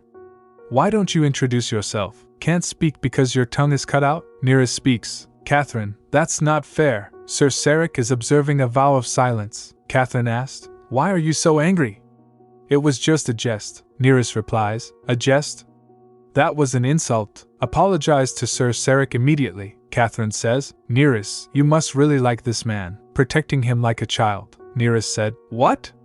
No, it's not that. Sir Sarek is just a friend. Catherine replies, all right. You two are friends, are you? Sir Sarek, it seems my sister likes you very much. Please continue to keep her company. The Sarek spoke through a gesture. I'm sorry, but as a free knight of the duchy, I am leaving for the west tomorrow. I cannot fulfill that request. Neris, oh, Catherine asked, what is with that hand gesture? Are you mocking me? Neris replied. No, he's not. Sir Sarek is leaving for the west tomorrow. Catherine asked. Oh, really? Neris, you should head back first. I'd like to speak to Sir Sarek in private. Neris asked. What? But, Sarek think, I'm sure she'll just torment him. The Sarek spoke through a gesture. It's all right. Please return to your room and rest. I will come to say goodbye before I leave. Neris said. You must, Sir Sarek. Catherine speaks. If you are going west to meet the Duke, you should delay your journey. His Grace was attacked by a mage from the Western Kingdom, and is currently unconscious. It will be difficult for him to return to the north for a while. He thinking, how does she know this classified information? The only ones aware of my injury are the knights present at the scene, and Vice Commander Hartman. In the capital, only the king would know. So how does this woman? Catherine speaks. Oh, don't be surprised. I'm well connected, and I exchange valuable information with highly trusted sources. But that's not what I wanted to speak to you about. I have a proposal for you. If you like my sister, take her. I'll handle the aftermath, so don't worry. He thinks, she's completely mad. I heard from Norman that the top Anna sisters don't get along. But to offer her sister to a stranger, there's no need to engage further. Try to seduce her. I wish you luck. Neris spoke to himself. Why isn't Sir Sarek here? He promised to say goodbye before leaving. She thinks, did Catherine offend him somehow? Does he think I'm the same and just left? Or did she speak ill of me? She says to himself, I shouldn't have left them alone together. Neris heard a knock at the door and said, Ah, Jean. Come in. Jean, has Sir Sarek already? Oh, Sir Sarek. He speaks through a gesture. I apologize for coming so late. Neris added, Oh, it's no problem. I'm just glad we can say goodbye. You're heading west tomorrow, aren't you? I see. Please take care. I'll keep up with the running you recommended, Sir Sarek. When you return, will you teach me swordsmanship? And let's watch the fireworks together. What do you think? Are you making a promise? Sarek speaks through a gesture. I will return, teach you swordsmanship, and watch the fireworks with you. I promise. Outside a glowing tent nestled in a quiet forest, the wind whispers softly as an aura of anticipation fills the air. A mysterious masked figure descends gracefully, cloaked in magic, surrounded by glowing light and enchanted luggage. Hartman asked, What's with that gloomy mask? Were you planning to stay in hiding for a long time? Duke said, The soundproofing artifact is activated, so be honest. Hartman speaks, You wouldn't have returned if I hadn't sent an urgent message, right? Duke added, The injury was quite severe, but thanks to my capable vice commander, I've recovered somewhat. I'm truly grateful. Hartman says, I didn't expect it to be so serious. It will take some more time to fully recover, Duke said. But more than that, it seems there are already people spreading rumors about my injury. Hartman asked, What? So soon? Duke replied, I expected it, but I didn't think the news would reach the north so quickly. It'll spread to the capital soon. Even if we limit outside contact, we can't stop letters sent to families. While the war is in a lull, I'm guessing that's how the capital's informants are relaying information. Hartman said, Those capital nobles are so sly. I understand that information is valuable, but do they really want to do this during a war? And if you confront them, they act so brazen about it. Their shamelessness is nothing new. Let's announce that my injury is severe and I need more rest. Cast, really? He replies, Yes. Hundreds of soldiers saw me get attacked, and you kept the medics away from me. It would be believable. Duke speaks. I suppose the Western Kingdom is in bad shape. They're quiet right now, and the capital is considering a truce. It should be fine for you to be away for a while. That's good news. I'll take this opportunity to rest very leisurely at home. Hartman speaks. Ian, does the reason you're making an announcement about your injury have anything to do with your fiancé? Duke asked. What if it does? He asked. What? Are you serious? Weren't you going to break off the engagement? I purposefully recommended a family that would be happy to exchange a temporary engagement for money to make you appear as a compliant duke, seeking the emperor's favor. Are you changing your mind now? Duke speaks. I have no intention of ending the engagement. Marrying her won't interfere with our plans. Everything is going as expected, so don't worry. He replies. Fine. Do as you wish. I'll prepare the announcement that you'll be returning on medical leave. Catherine Topana must be quite the woman for you to be so smitten, though her family is a bit lacking, Duke said. She's not my fiancé. He asked. What are you talking about now? Then who are you engaged to? Duke replies, Count Topana's second daughter, Neris Topana. She's my fiancé, Neris said. Phew. 10 laps done. She thinking, it's tougher than I thought. The fortune teller was right. I do have weak stamina. I'll keep running in the training grounds, and try outside when my stamina improves. That way, I can learn swordsmanship from Sir Seric later, she says, but for now, I'll rest a bit more, Sir Seric. Just for a moment, Catherine asked. What are you mumbling about? Neris asked. What is it now, Catherine? Catherine speaks. Oh, come on. Anyone hearing us would think we weren't close. Father and mother will be here soon, so get up, wash, and change your clothes. Neris added. I see. It's been a while since I last saw them, Catherine asked. Huh. You're taking this well, aren't you? I thought you'd ask why they're coming. Neris replies. Of course they are. Both of their daughters up and left to the north. I figured they'd visit soon, considering your erratic behavior about the engagement. Father and mother have taken their time, Catherine said. See you in a bit, sister. Neris got ready and thinks, it's okay, you can do this. Just as I said to Catherine, this was expected. So don't be scared, and don't lose confidence. No matter what they say, I can handle it, she says. It's been a while, father, mother. Mother and father looked towards Neris. Father asked angrily, what are you doing here? What are you doing here without a thought to return home? You must have heard about the engagement from Catherine. You should have turned back immediately, mother asked. How could you stay here? It's shameless, really. How is your sister supposed to face her fiancé later? Why do you always bring disgrace to our family? Neris says. Father, mother, I am, Catherine said. Oh, stop standing out here in the cold, and come inside. I'll take you to the greenhouse, mother asked. Do you mean the Duke's glass greenhouse? Catherine replies. That's the one. It's known for its beauty even in the capital. I spend time there every day. Father speaks. My goodness, we raised at least one daughter well, indeed. Now we have something to boast about in the capital. It was worth the trouble coming to the north, Catherine thought. They know nothing. The true treasure of the north isn't the greenhouse or the immense wealth. It's the perfect Duke, Lord Dayfried himself.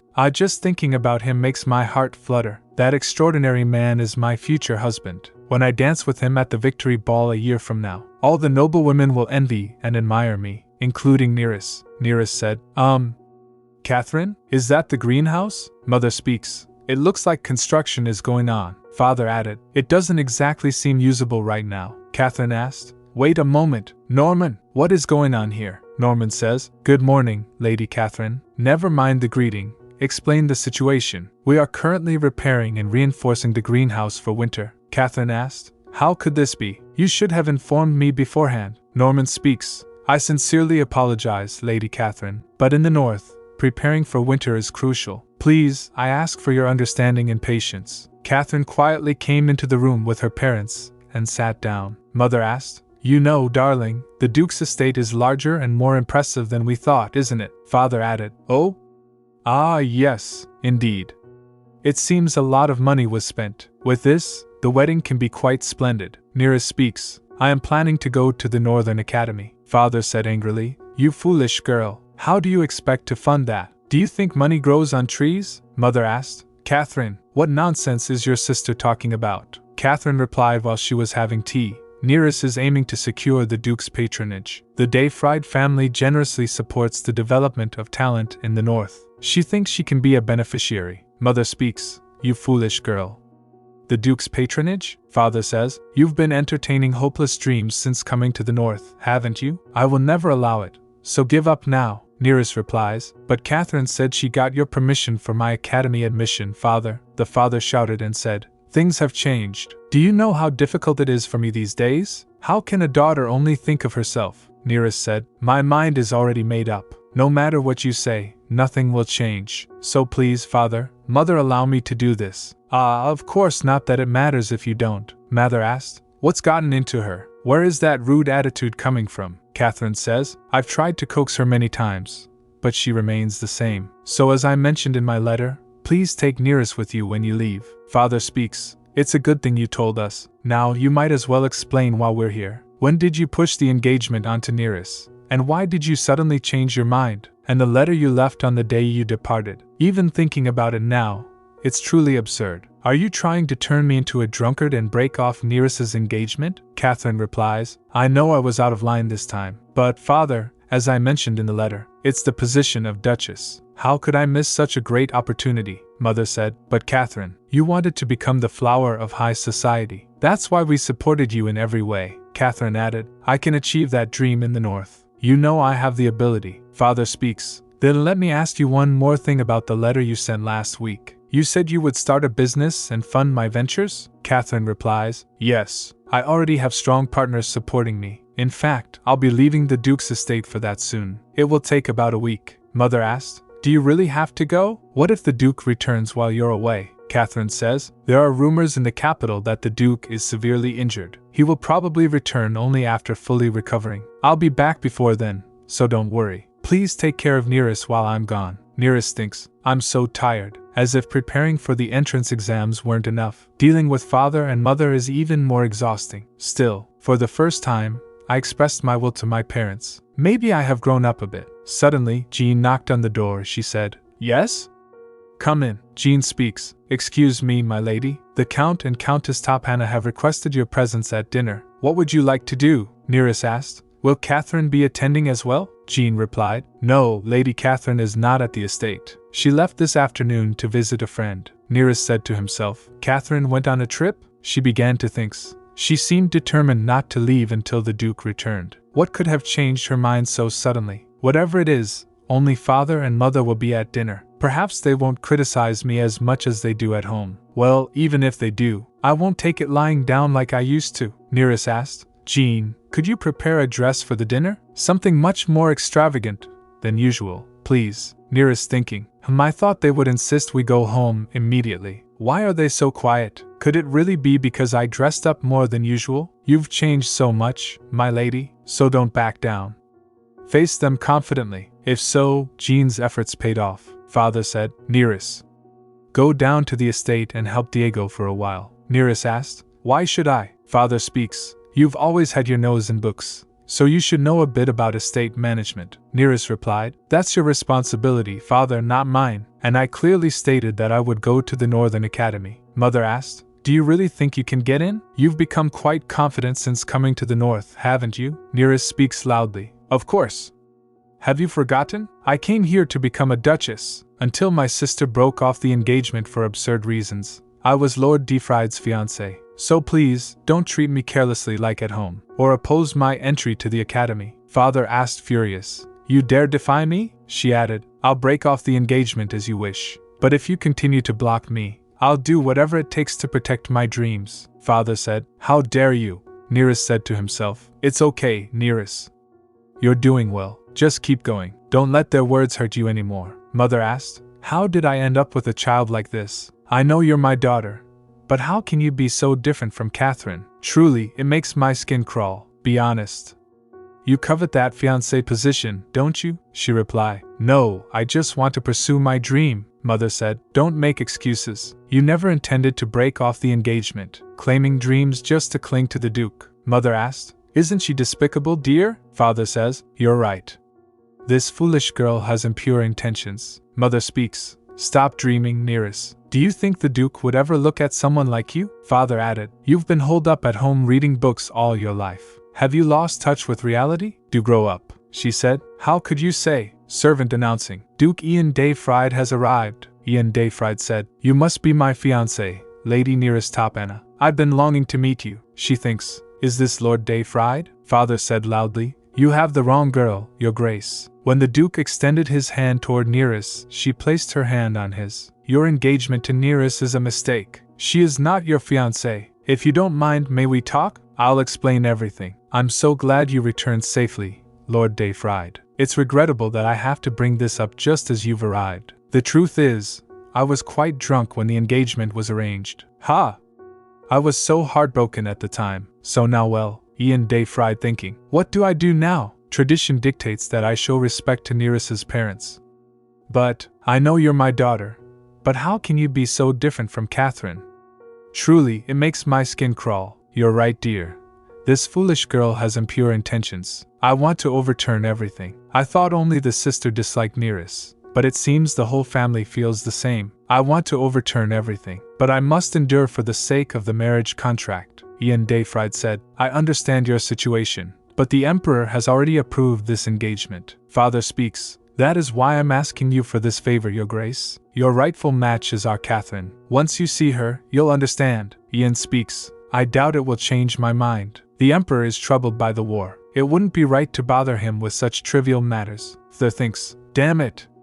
I did as Catherine said, and this is what I get. And why is he so reluctant to break off the engagement? Could it be, Thur asked, Your Grace, do you favor Neris? Father thinks again. I can't believe it. How could he favor such a girl? Well, in any case, I no longer need to beg him to break off the engagement. Father speaks. Very well then. Let us consider this. If it's all right with you, Your Grace, keep both Catherine and Neris here. Observe them a bit longer. If you agree, I won't take Neris away immediately. Neris thinks. Finally, Lord Dayfried has returned. The only one who can make my dreams come true, and far more impressive and magnificent than I ever imagined. Ugh. Get a grip, Neris. Stop thinking nonsense and focus on your dream. Someone knocking the door. She stood up and asked, Yes, who is it? Ian replied, It's Ian Dayfried. Neris opened the door and said, Oh, hello, Your Grace. Ian speaks. I apologize for visiting at such a late hour. The truth is, I can't seem to sleep. If you don't mind, would you take a walk with me? Neris goes for a walk with the Duke, and while walking, her inner thoughts evolve. Wow, this is amazing. Even though we're outside, it's not cold at all. In fact, it's warm. Is there some special magical artifact installed here? Duke said. It's the magic of the first Duke. I don't know what kind of spell he cast, but this place is uniquely warm. That's why you can see this amazing scenery all year round. It helps keep it heated too. Are you disturbed by it? Neris turned back and replied, Not at all. I couldn't be happier. I truly admire Lord Tatar, the founding father of House Dayfried. I've read all his books. They're simply awe-inspiring. His insights into magic are truly incredible. Duke speaks. As his descendant, I am honored to hear that. Your praise means a lot to me. I heard from Norman that you're very interested in magic, and it seems that is indeed true. Neris replied. Ah, yes. She think. I must be really nervous. My heart keeps pounding. Stay calm, Neris. How many times have you imagined your goal in your head? You've got this.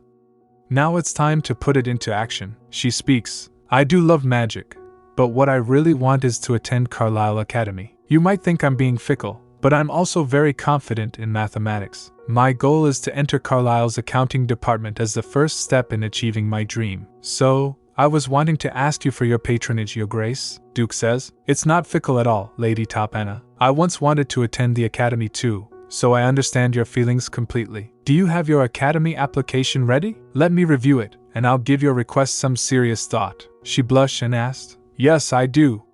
When can I show it to you? Duke asked. How about tomorrow morning at the library? She replied. That would be amazing. Thank you so much, Your Grace. Norman speaks. Excuse me, Your Grace. A message from His Majesty has just arrived, and then he handed over a letter. The Duke took the letter and asked, At this hour of the night? Norman replied. Yes, it was sent urgently. Duke asked, What could it be for the Emperor to send a letter directly? The Duke opened the letter and began to read. As per your wish, I have ensured that the engagement contract remains intact. However, I ask you to keep Catherine Topana in the north. We've received information that she and the Crown Prince are plotting something. Prevent her from returning to the capital until we know their exact plans. If you do this, I assure you our alliance will remain strong. After reading the letter, the Duke suddenly became lost in thought. Everyone is desperate to thwart me. What are they plotting? Damn, this means I'll have to keep that despicable woman in my castle for a while. I was planning to sign the marriage contract tomorrow. He delivered a strong punch to the table and then fell into deep thought. She's truly an unpleasant woman. Duke speaks. Norman,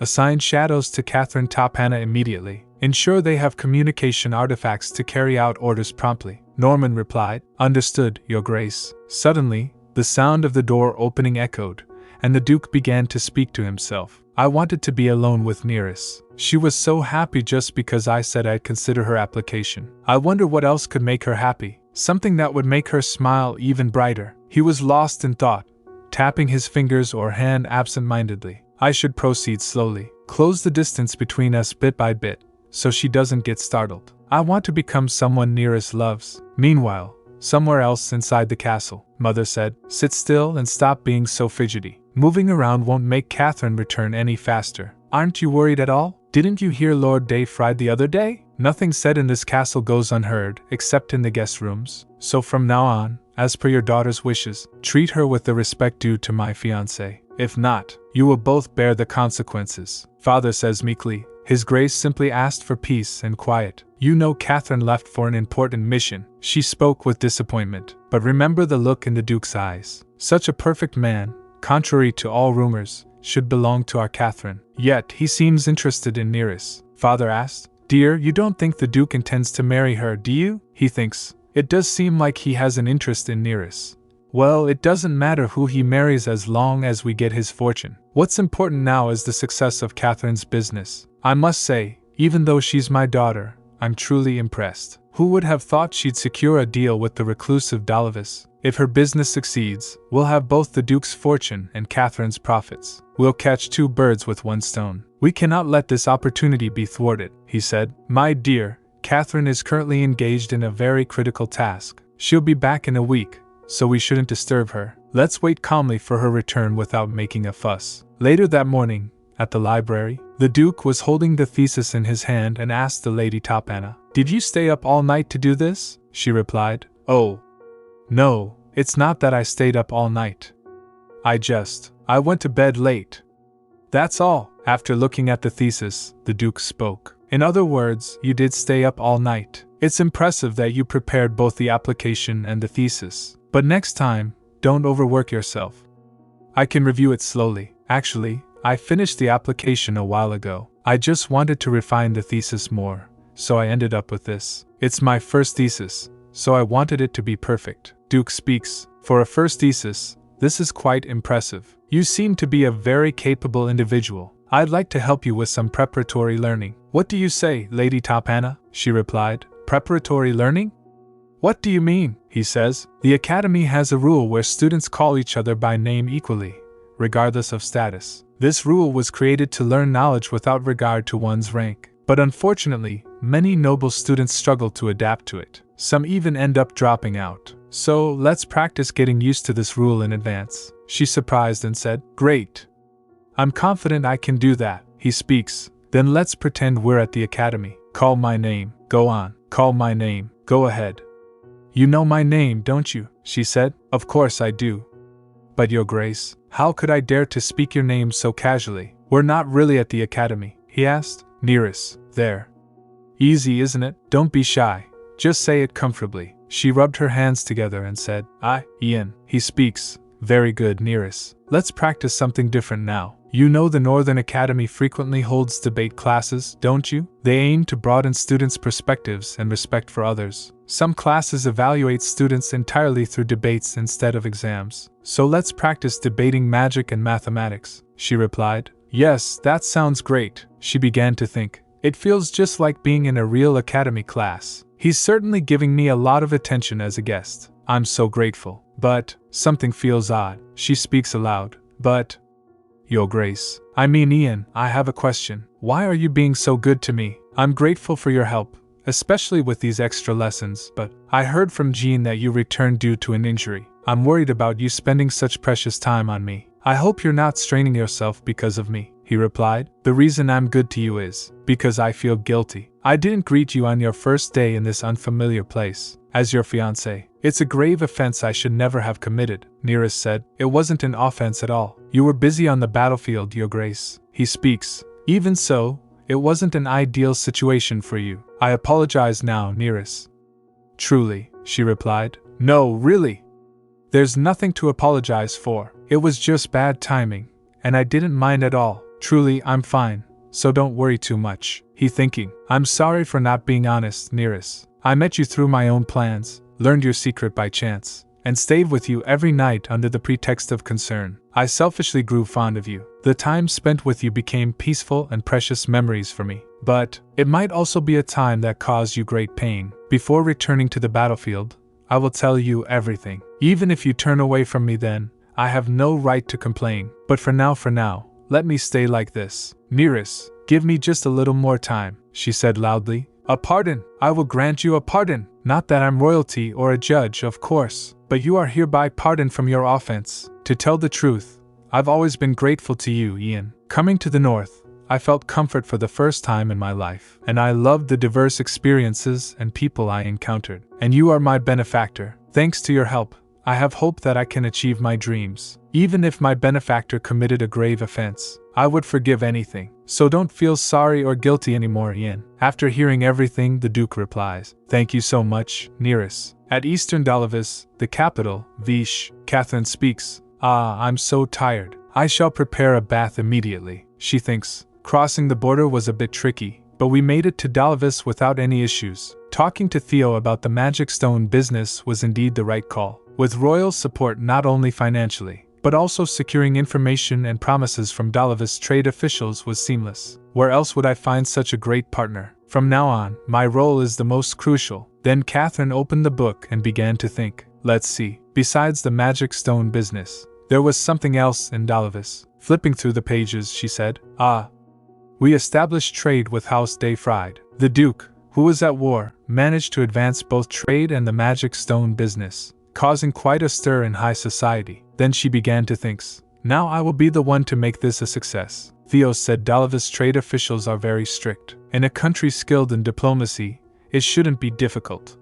Thanks to my return, everything is going so smoothly. If I return to the north with successful business and trade, and wait for the Duke, Catherine, Lord de Fried, please return to the north soon. Catherine Topana, your future wife, is eagerly waiting for you. Having reviewed the information, the Duke asked, Catherine Topana has arrived in the capital of Dalavis? The Shadow replied, Yes, she is currently resting at the Crown Prince's residence. Duke said, just as expected. What's her purpose there? Shadow replied, We haven't discovered the details, but she has arranged a meeting with Marquis Maximilian Hento. Duke shocked and asked, With Marquis Hento? Shadow replied, Yes. Upon checking, the staff at Marquis Hento's residence are busy preparing to receive a guest. The meeting is said to be scheduled for tomorrow afternoon. It might take a while, but should we attempt to infiltrate the Marquis residence? Duke thinks Marquis Hento harbors resentment and distrust toward Gideon due to past events, and he forms no ties with anyone but our house. What does she plan to do with such a Marquis? Duke firmly replied, No.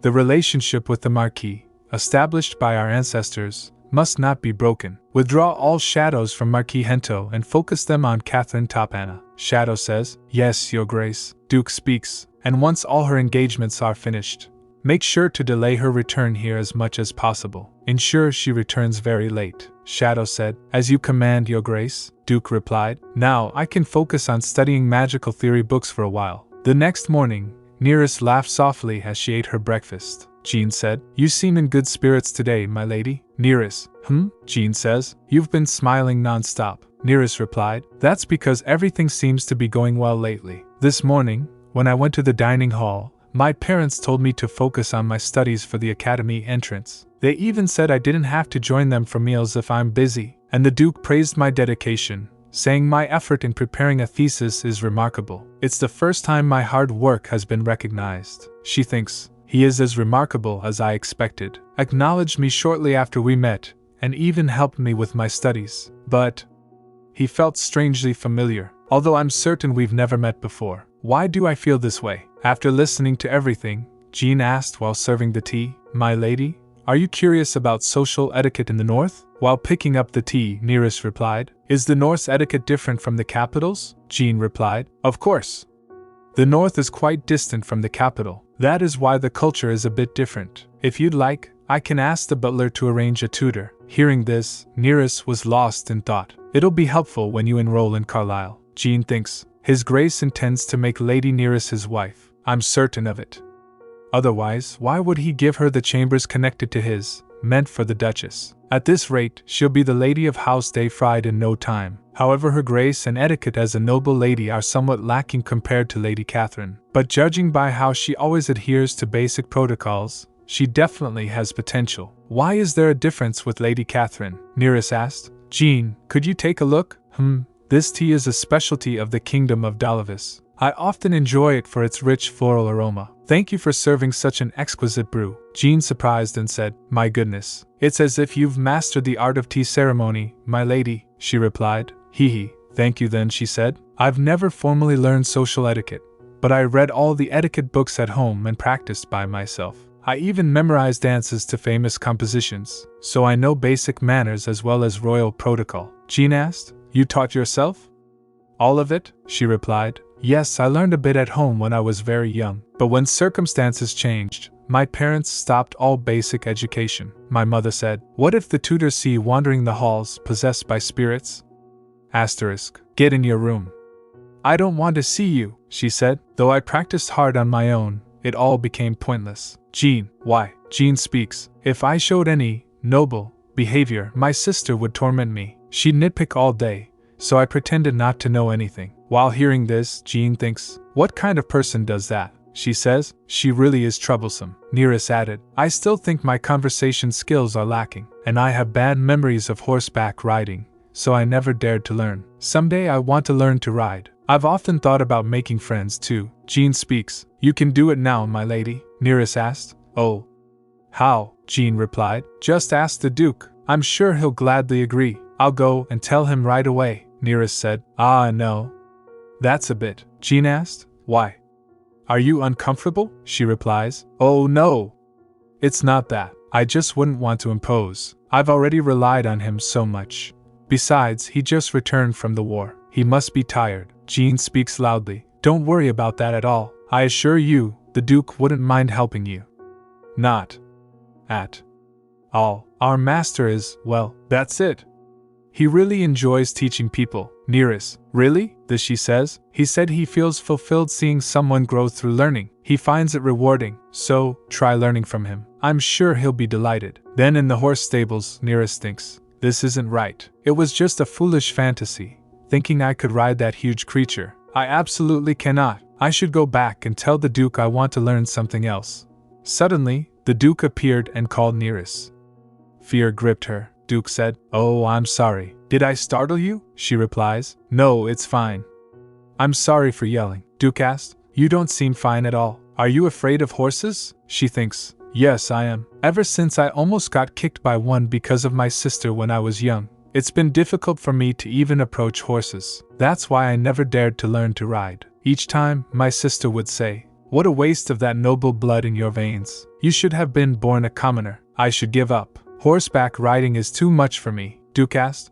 I was afraid too. I fell off a horse while learning to ride as a child, so for a while, I couldn't go near them. My parents struggled quite a bit to teach me after that, she replied. Me too. I've had a similar experience. Now I freeze up just standing in front of a horse. I felt so upset and regretful, and even now, I still feel the same. Duke speaks. Shall I tell you the method I used? It's not that difficult, so let's try it together. I'll help you overcome your fear. Meanwhile, in the eastern region of Dalavis, Catherine said, Hello, Marquis Hento. It's a pleasure to meet you. Marquis Hento replied, You must be the young lady the Crown Prince of Gideon insisted I meet. I detest wasting time, so let's get straight to the point, Lady Topana. The Crown Prince mentioned, You have devised some remarkable venture. What is it? Catherine said. It is a magic stone venture, my lord. By utilizing our kingdom's abundant ores, we can create something novel and precious. I propose to embark on this great endeavor with you, Marquis Hento. Naturally, it includes trade between our two kingdoms. What do you say, my lord? Will you join me in making this project a success? He replied. How utterly amusing. In her mind, Catherine said, the kingdom of Gideon,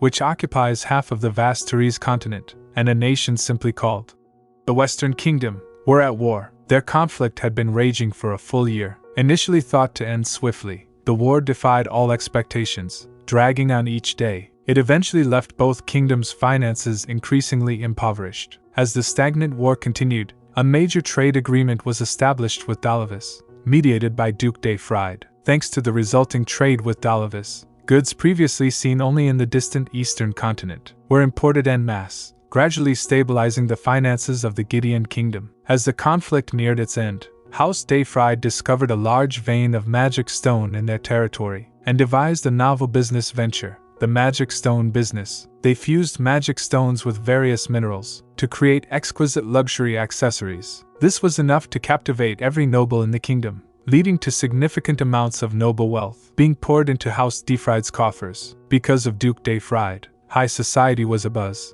and no one could disregard the North any longer. Such perfect and brilliant achievements are amusing? Is he in his right mind? Surely the Duke conducted all these affairs with Marquis Hento in my previous life. Why is he reacting this way? Catherine smiled, then asked, Marquis Hento, What exactly do you find amusing? Marquis Hento replied. Why, it's the presumption that our Dalavis kingdom would readily agree to trade with Gideon. What else? Perhaps your ladyship has not properly learned the history between our two nations, Catherine said. I am, in fact, quite knowledgeable on the matter, he says. In the past, the Gideon kingdom and other nations abruptly cancelled all treaties with Dalavis. Due to this, the Dalavis kingdom faced a national financial crisis and had to focus all efforts on trade with the distant eastern continent, Catherine replied. Indeed, and at the same time, our kingdom ceased all diplomacy with other nations on the Therese continent. Marquis Hento speaks. Of course, we maintain minor trade with House de Fried,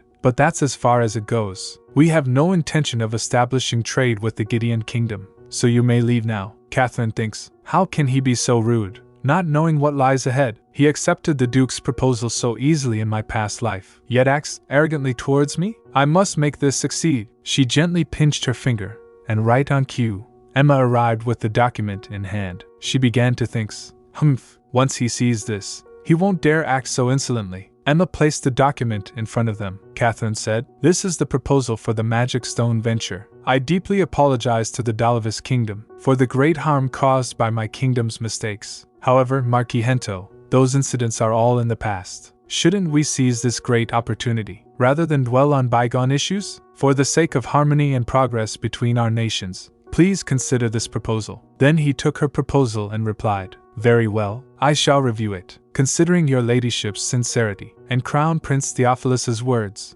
I shall discuss it with my retainers as quickly as possible. Catherine smiled and asked, very well, my lord, I eagerly await your response. Meanwhile, in the stables, Neris said, wow, the foal is so small and adorable. Duke speaks, both the mother and the foal are gentle, making them perfect for practice. Let's start by observing them from a distance, to overcome your fear. Neris says, oh yes, that sounds good. After seeing it she thinks, it feels so different from what I saw in the animal encyclopedia. Truly, fascinating. The foal suddenly came closer.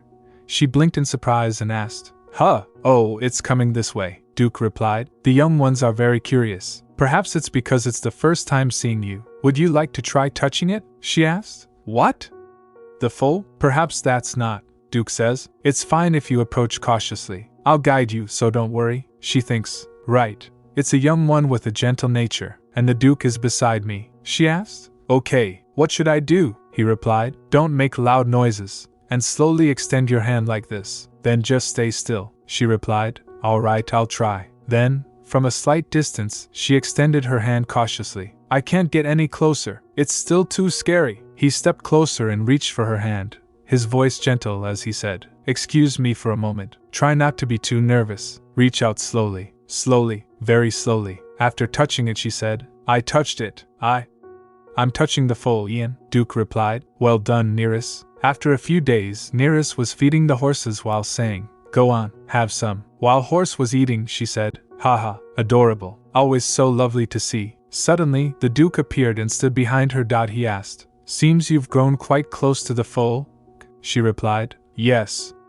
Such a gentle creature. I've visited every day for the past 3 days, and it's welcomed me each time. Usually, foals are quite rambunctious, Duke said. It's because it likes you. She asked, how do you know that, Ian? He replied, because I like you too, so I can tell. Hearing this, she thought, oh, I suppose since Ian has grown fond of horses, he's learned to read them. If the boy who once feared these creatures changed so much, maybe I too can grow to love them and even learn to ride? After all, I found the foal absolutely adorable. Maybe not just yet. The Duke walked over to the horse and spoke. Neris, I have someone I'd like to introduce to you. Neris see and said, wow, what a magnificent horse. Duke speaks. This is Noxie, my horse's sibling, a strong and courageous creature. I thought you might like it. What do you think? He extended his hand toward it and said, hello, Noxie. Looks like Noxie doesn't mind me. Duke says, shall we try riding? Neris said, pardon? He speaks. Try riding, Noxie, Neris. I'll assist you. Relax your shoulders a bit. Keep your back straight. Make sure your weight doesn't shift forward. Try to maintain this posture, all right? She replied. Yes, he says. I'll guide the horse. You just hold the reins lightly. She speaks. Wait, don't go too fast. I'm still a bit scared, he replied. Then let's start very slowly. The horse slowly started to walk. She looked around the view and thinks, Wow! So this is what the view looks like from horseback. It feels quite different, he asked. Are you scared? She replied. No, not scared. Just a little uncomfortable, he told. Then let's chat as we go. We've actually tried to establish a magical studies department in Carlisle several times. She asked. Really? He replied. Yes. But professors from the capital's magic academy are reluctant to come to the north. It's a field with endless potential. The north should really have its own magic studies department. But no matter how good the offer, they always decline. So I always feel a sense of regret when I think of Carlisle. She asked. Ian, does a magic studies professor have to be from the capital's academy? He asked. What? She replied. I understand House Dayfried trades with the Kingdom of Dalavis. The kingdom is known for its tea leaves, but they also heavily invest in magical studies at the Royal Academy. Instead of inviting renowned magic professors from there, why not offer them northern professors in fields they lack? The Northern Academy is famous for mathematics and physics. We can complement each other's deficiencies and facilitate exchange. Hearing this, he replied, You are truly remarkable. I believe you could become the North's greatest asset. She asked. Me? He replied. Yes. None of the Northern officials ever thought of such an idea. It might be a bit tricky, but with the Kingdom of Dalavis, it's worth trying. Don't worry about how you're going to fund your studies. I promise unwavering support for your proven talent. She says. Thank you so much, Ian. I'll work really hard. Oh, I'll help with the academy connections too. Even if the start is tough, the North has ties with Dalavis, and together, we can make it work. Hearing this, he touched his forehead to hers and said, Like this, you've solved a major problem for me. Thank you so much, Neris. Thank you. Meanwhile, in Dalavis, Catherine hurled a pillow toward Emma and shouted, Ah! How frustrating. It's been 3 days. Why hasn't he signed the contract? Emma replied fearfully. Marquis Hento is still reviewing it quite thoroughly, my lady. He said he needs a bit more time. She asked loudly. How much more time does he need? I must return to the north by tomorrow no matter what. That foolish old man. Someone opened the door, stepped into the room, and said, Excuse me, Lady Catherine. News just arrived from Gideon. She was shocked and asked, What is it? He replied. Dalavis' daily paper featured an article about Lord Dayfried. It says he returned to the north on medical leave a few days ago. Hearing this, she asked, What? Please remember to like and subscribe if you enjoyed the video, as it really helps our channel grow. Thanks. The next day, Marquis Hento's assistant came and said, It is reported that Lady Catherine Tapana left the city this morning. Marquis Hento speaks. At last, I won't have to deal with those bothersome letters. He says, We will track her until she crosses the border, my lord. Marquis Hento replied, That won't be necessary.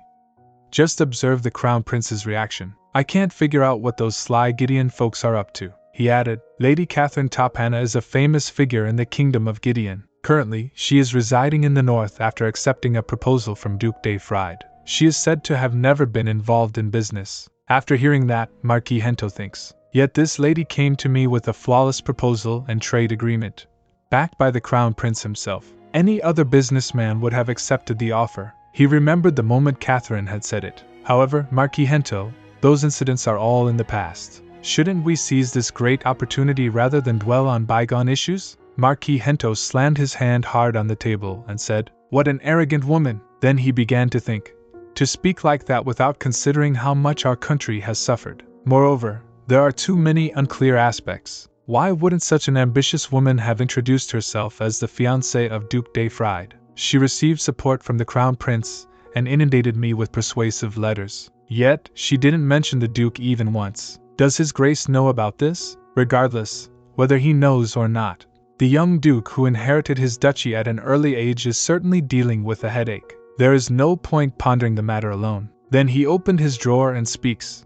I have no choice, while writing letter and said, I must ask directly. At the same time, close to Duke Mansion, Neris was horseback riding and spoke. Wow, I did it, Ian. I rode Noxie by myself. While seeing this, Duke replied, Yes, truly impressive. Now let's go somewhere a bit farther. Then she asked, Farther? Where to? He replied, There's a daffodil field a little way up from here. The north experiences the seasons earlier than other regions. They should be in full bloom around this time. If we go now, we'll get to enjoy a nice spring view. Hearing this, she was shocked and asked, Shall we? Yes. I'd love that. Suddenly, lightning flashed with a loud crack. Norman was busy working after seeing the lightning. He speaks. Oh, look at that downpour. It was so clear this morning. I'd better tell the maids to. Suddenly, Jean came running and asked loudly, Uncle, where is Xanta? Norman replied, Xanta is out on the Duke's orders. Have I not told you to refrain from calling me uncle while we're on duty? How many times must I say it? Jean says loudly, Uncle.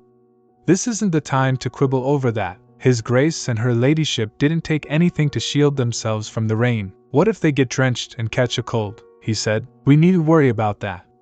His Grace can just use magic, Jean said. Ah, but with Lady Neris, he has to hide his magic, he replied. Exactly. He needs to hide the fact that he's a mage. He won't be able to use a transportation circle. Jean speaks. He mentioned going to the daffodil field today, he said. Then there's a cabin that was once used by his predecessors that way. The Duke is probably headed there to take shelter from the rain. A magical artifact is installed there to send a signal once they arrive. So let's wait patiently until then, she replied. Yes, uncle. In the pouring rain, Duke and Neris arrived at the cabin. They stepped inside, and the Duke lit a fire to warm the place. She came quickly and said, Ian! Quickly use this to dry yourself, he replied. You use it first, Neris, she said, but you're more soaked than I am. I'm fine. She placed a blanket on the Duke's head and said, You can't be fine when you're this wet. You only got drenched because you lent me your coat. Look, your lips are turning blue. You'll catch a cold, she thinks. Oh no, he can't catch a cold while he's on respite from the front. Maybe riding was a bad idea. The Duke held her face and said, You need to dry off too. I should have checked the weather properly. It'll warm up soon. So stay by the fireplace until then. Then Neris turned and said, Oh, wouldn't it be better to get changed? You really will get sick if you stay like that. He speaks. Oh. Then excuse me for a moment. The fire was crackling loudly. Both of them got up and sat near it. Hearing the soft patter of rain outside, Neris began to think. The rain keeps falling. Thankfully, we've dried off and warmed up. But is it all right for Ian to stay here? He looked so pale after getting caught in the rain. I hope he'll be okay. They were gradually drawing closer to one another. She looked toward the Duke and said, Lie down and rest if you're tired, Ian. I'll be nearby. The Duke closed his eyes, rested his head against Neris's, and said, I'm fine. Stay here, she asked. But aren't you uncomfortable like this? He replied. Having nothing beside me is more uncomfortable. That's why I haven't been sleeping lately. Then she began to ask, Why? Did you have something near you that disappeared? Duke replied again. A teddy bear. The teddy bear I used to sleep with is gone. My most cherished teddy bear. The dark clouds roared again as heavy rain poured down. Neris leaned against the Duke, placed her hand gently on his forehead, and said, Thankfully, it doesn't seem like he's caught a cold. That's a relief. Then she thinks, What was that about the teddy bear earlier? Did a childhood memory slip out while he was half asleep? Ian as a child? She smiled and says, Must have been so adorable. I almost wish we could have met as children. We would have had so much fun. Thanks to Ian, I've been so joyful lately. She nodded her head and said, Someday, I want to repay his kindness. She closed her eyes and then began to think, Where am I? Is this a dream? That child? Is that young Ian? I knew it. He's just as adorable as I imagined. Oh, wait. What is happening? No. Run, Ian, run. I have to save him. I can't move. Please. Let him go, she shouting loudly. Ian! Neris looked up at the sky, then he placed his hand on Neris's shoulder and said, Don't worry, Neris. I'm all right. You don't need to worry. I'm perfectly fine. I'm glad you're safe. But I wish I could have saved you when you were young. Next time, I want to protect you. Neris got up, blinked her eyes, and started thinking. Has the rain stopped? Oh, the fireplace has gone out. I need Uncle to rekindle it. She got up and lay down beside the Duke. When did this happen? Did I sleep like this all night? The Duke pulled Neris close into his arms tightly. Neris blushed and then got lost in her thoughts. Ah. He's pulling me closer. Just calm down. Pretend you're learning horseback riding. This is no different from the posture Ian taught me. Duke sleepily murmuring. Neris panicking internally. What should I do? Meanwhile, Catherine sat in the carriage, lost in thought. Things were fine during the discussion with Marquis Hento.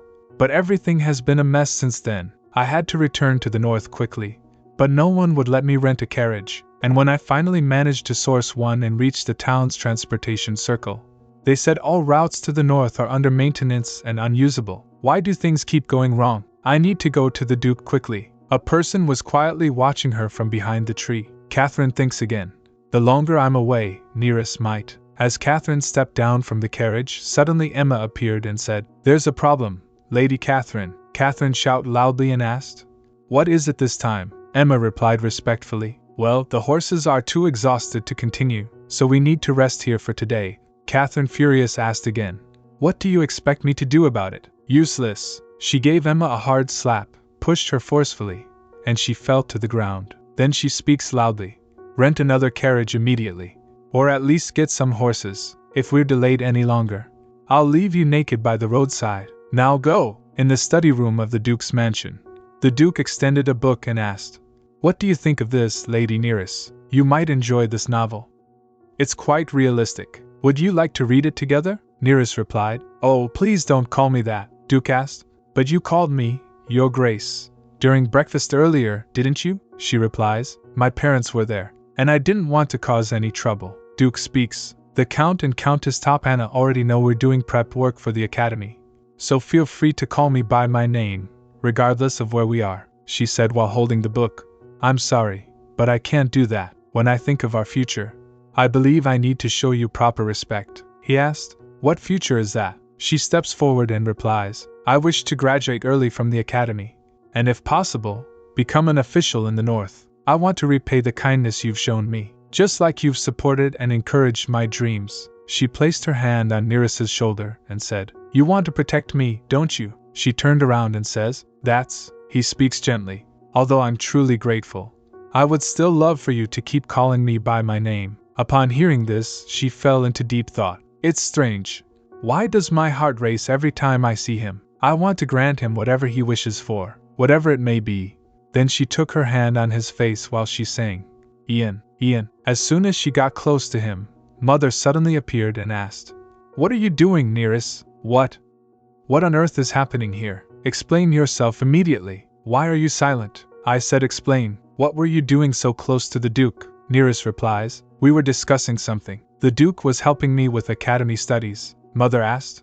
"You expect me to believe that?" Duke replied. "Lady Neris has a remarkable ability to learn. I find assisting her quite rewarding." Neris blushes and says, "No, it's all because His Grace teaches so well," the Duke said with a smile. "You flatter me, my lady?" Neris asked. "So, Mother, what brings you here?" Mother replied, "Today is your sister's birthday. We received a letter this morning saying Catherine will soon arrive at the Duke's estate. Even though she won't make it today, we should still celebrate the occasion as a family. We will hold a dinner in her honor," Neris said. "Oh yes, let's do that," Mother asked. "Would you join us, Your Grace?" Duke replied. "Unfortunately, I have estate matters to attend to this evening, so I'm afraid I'll have to miss it." "My apologies, my lady," she speaks. "Oh, if you're busy, you should attend to your duties now." "I'll be fine," he says. "It's all right, I have a moment to spare," she said, pushing the Duke.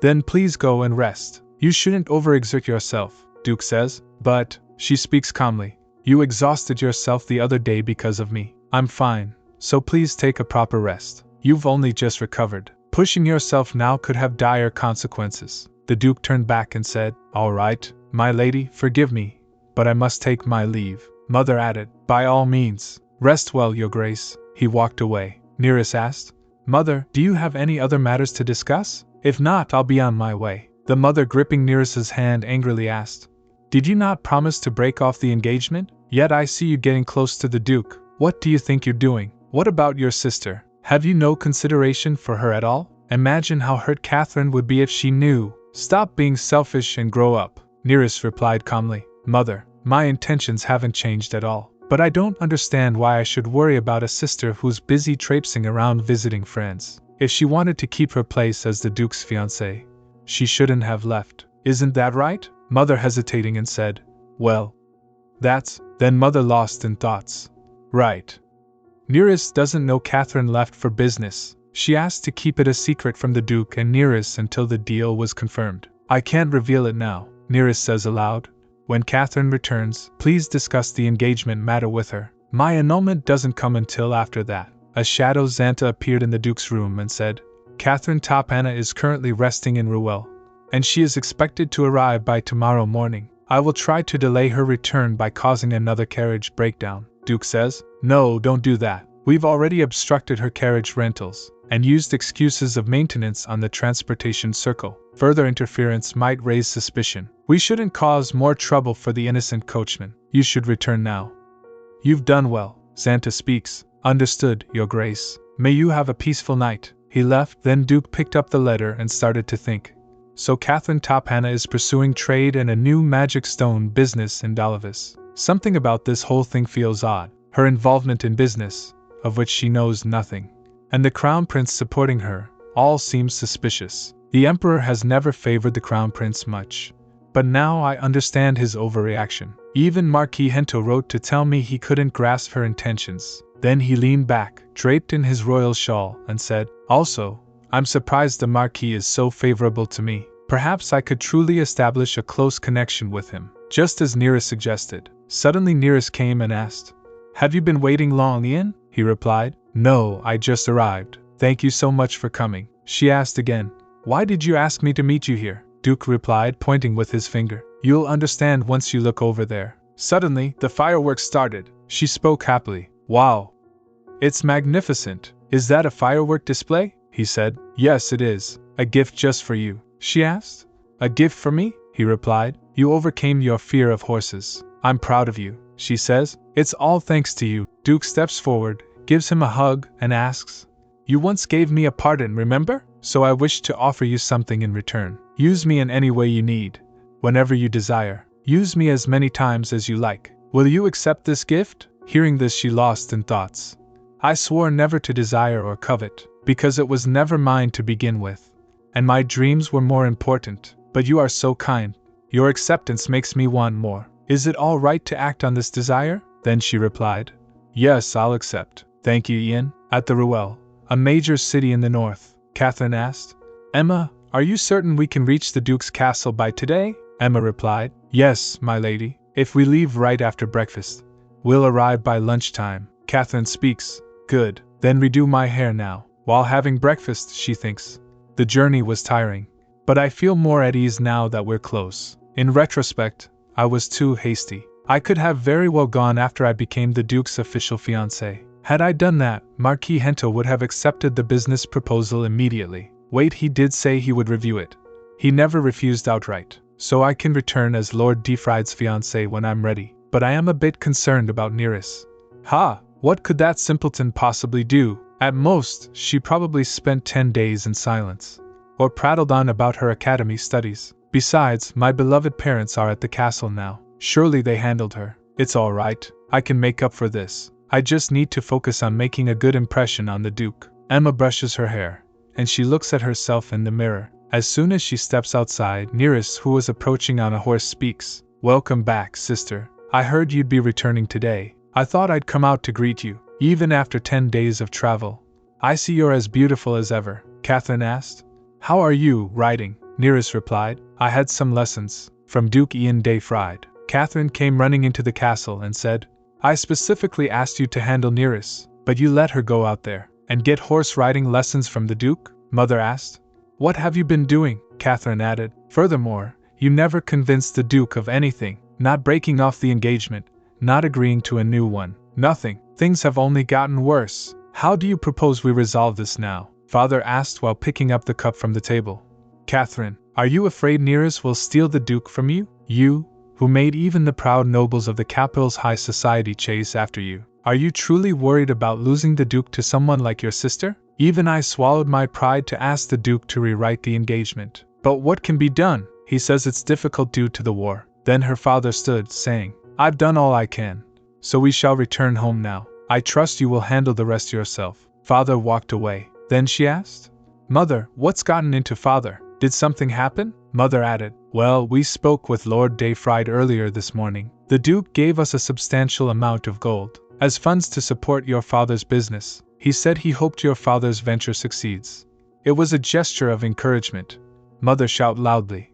Catherine, I truly tried to stop it, persuading your father, but he dismissed my concerns, saying it's unwise to upset Duke de Fried. I even told Neris not to covet your fiancé, but that wicked girl completely ignored me. That ungrateful wretch.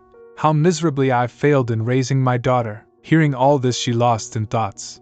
A father who values money more than his children. A mother who is forever woeful. How foolish I was to entrust such important matters to these people. I must set things right. I must fix everything and reclaim what is rightfully mine. As soon as the Neris came in, Catherine said, "Come in, Neris. I was worried you might not come.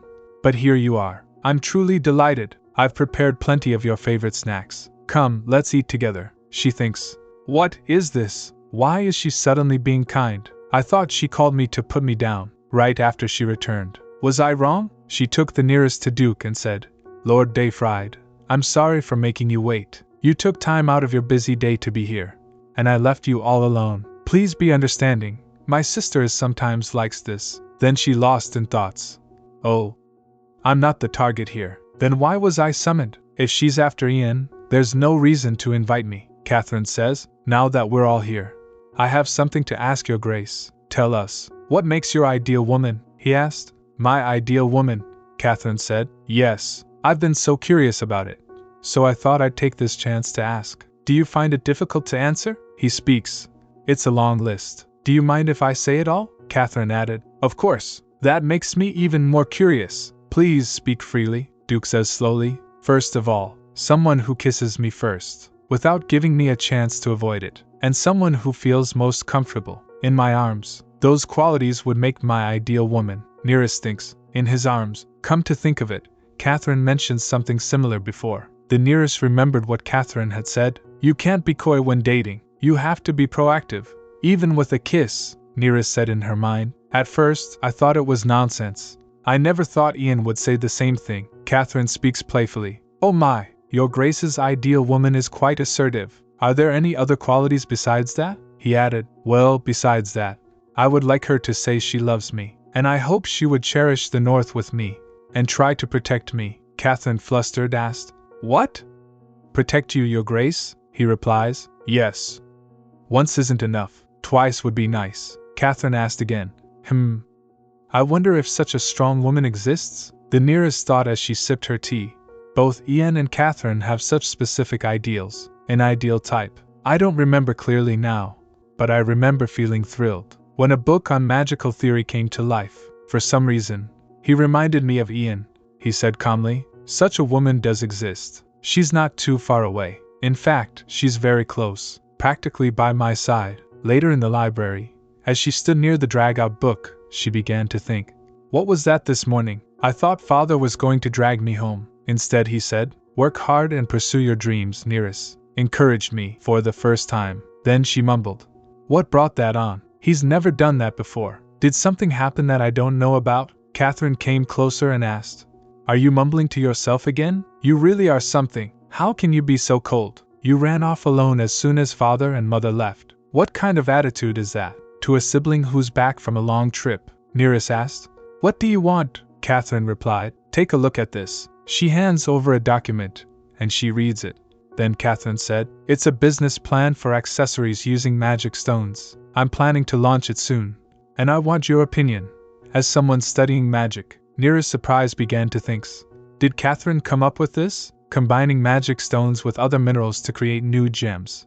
Not only that, but infusing each mineral with various spells, and selling them as accessories. It's almost exactly the idea I've had in my head. I've often envisioned combining magic with other technologies during my studies, so I wasn't the only one with the idea. "But since when has Catherine had such an interest in magic?" Catherine asked. "What do you think of the business?" Neris replied, "Oh, I mean, with the help of someone skilled in magic, it could become a remarkable venture." Catherine speaks. "Right, I thought of it all by myself. I've been constantly thinking about how to assist the Duke. Without him, I would never have conceived such a grand business. In fact, this entire trip was for the sake of this venture, and starting the business in Dalavis taught me a hard lesson, that there's a clear difference between the perfect Duchess and a capable talent. I heard you received the Duke's patronage for your academy studies, but you know that's because he wants to nurture competent talents, right? Teaching you riding was just to train you to be more skilled. It doesn't mean anything beyond that. Look at what the Duke said about his ideal woman yesterday. It appears he prefers a lady who knows how to initiate a kiss. His Grace seems to have quite an open mind. Unlike you, who's always so rigid. Do you understand? So from now on, with the Duke, the Neris interrupted and asked. Catherine, are you jealous? Catherine shocked and asked. What did you just say? How am I jealous? Neris replied. As you said, I might not be the Duke's ideal woman, but while you were away, I received private tutoring for my academy studies from the Duke, as well as writing lessons. Thanks to that, I've changed. Quite a lot, in fact. I'm truly grateful. She began to think. The old me would have been trembling, but thanks to Ian accepting my true self, supporting my dreams, and doing all he could to help me, I was able to change. Now, I'll never be intimidated or afraid of anything, ever. As the Neris walked past Catherine, she said, Let's chat like this more often. Perhaps next time. We'll do it over tea. Catherine clenched the report. Later that evening, Crown Prince Theophilus went to his father and said, I apologize for visiting so late, father. I heard you didn't attend the council meeting today, so I was worried you might be unwell. Emperor asked, You didn't come to assassinate me? He smiled and asked, How could I harm my father? I have never once thought of such a thing. Emperor lost in thoughts. Such a brazen child. A year ago, he started a war with the Western Kingdom, claiming they were unforgivable, forcing us into conflict. While playing the role of strategist, he sent his brothers to war, where most of them died. The way he looks just like the queen makes me uneasy. Truly, this one only has treason in his heart. He must be eliminated quickly. Then Emperor asked, So, what is the meaning of your visit? Surely you didn't come out of concern for me? Prince Theophilus replied, I intend to propose a truce to the Western Kingdom. The Emperor burst into laughter. Ha! Then he asked, A truce? You, who ignored opposition and started a war, speak of a truce? Aren't you ashamed, before the ghosts of your brothers? Prince Theophilus smirks and replies, I am ashamed. That's why I'm trying to set things right now. Emperor speaks. Then set out immediately. Lead the war to victory for your fallen brothers and my vassals. Do so, and I will pass the crown to you immediately. Hearing this, he fell silent. Then, as he turned to leave, he said, Regardless of what you say, father, we will establish a truce with the Western Kingdom. So stop resisting and abdicate in my favor. As for setting out, I'll consider it, if the agreement fails. May you enjoy good health as ever, father. Later on, the Duke communicated with Hartman through Magic Globe. Duke asked, Is the Crown Prince really planning to push for a truce? Hartman replies, Yes. He's applying serious pressure in the central meeting. But I don't know what that bastard is scheming, Duke said, so that's why His Majesty contacted me. Hartman asked, His Majesty contacted you? Duke replies, Yes. He sent an urgent message this evening. Nothing new, just that the Crown Prince's actions are unusual. So His Majesty requested that I keep Catherine Topana securely in my castle. He was very adamant. Upon hearing this, Hartman took his hand on head and said, He really likes to work you hard. What has that woman done to be detained in your castle? Duke replied. Alongside the Crown Prince, she approached Marquis Hento of Dalavis for a major trade deal with the Western Kingdom, a groundbreaking venture. Hartman asked, Has he sold his conscience? Or his mind? There's no way Marquis Hento would agree easily. He hates our kingdom, Duke replied. They must have had some assurance. So, do you think there will be a truce? Hartman speaks. It could go either way. Thanks to you, we won the last battle. There are many who want to push for a complete victory, but declaring peace or a truce isn't easy. The dark magic of the Western Kingdom is still a hurdle. Currently, they're wary of us. If they unleash something bizarre again, the next battle could go either way. They possess deeper magical knowledge than we do, Duke says. We need to gather more information. Hartman speaks. I'll look into it further. Oh, and your leave's been extended? Duke asked. Extended? Hartman replied. Yes. Even the commanders supported the idea at today's meeting. They probably want the glory for themselves this time. You turned the tide in the last battle. Well, since it's come to this, maybe sit back and watch how things unfold. What do you think? Duke speaks. If the capable vice commander says so, then that's what I'll do, Hartman says. All right then. Enjoy your time with your fiancé, Your Grace. After that, Duke said to himself, An extended leave. I can spend more time with Neris for now. But no sign of her again. She hasn't visited at night since I returned. I thought her sleepwalking might have been due to Catherine Topana. But if she's not coming to my room now that Catherine is back, that must not be it. I must be quite pathetic, using talk of my ideal woman as an excuse to speak to Neris about the nights.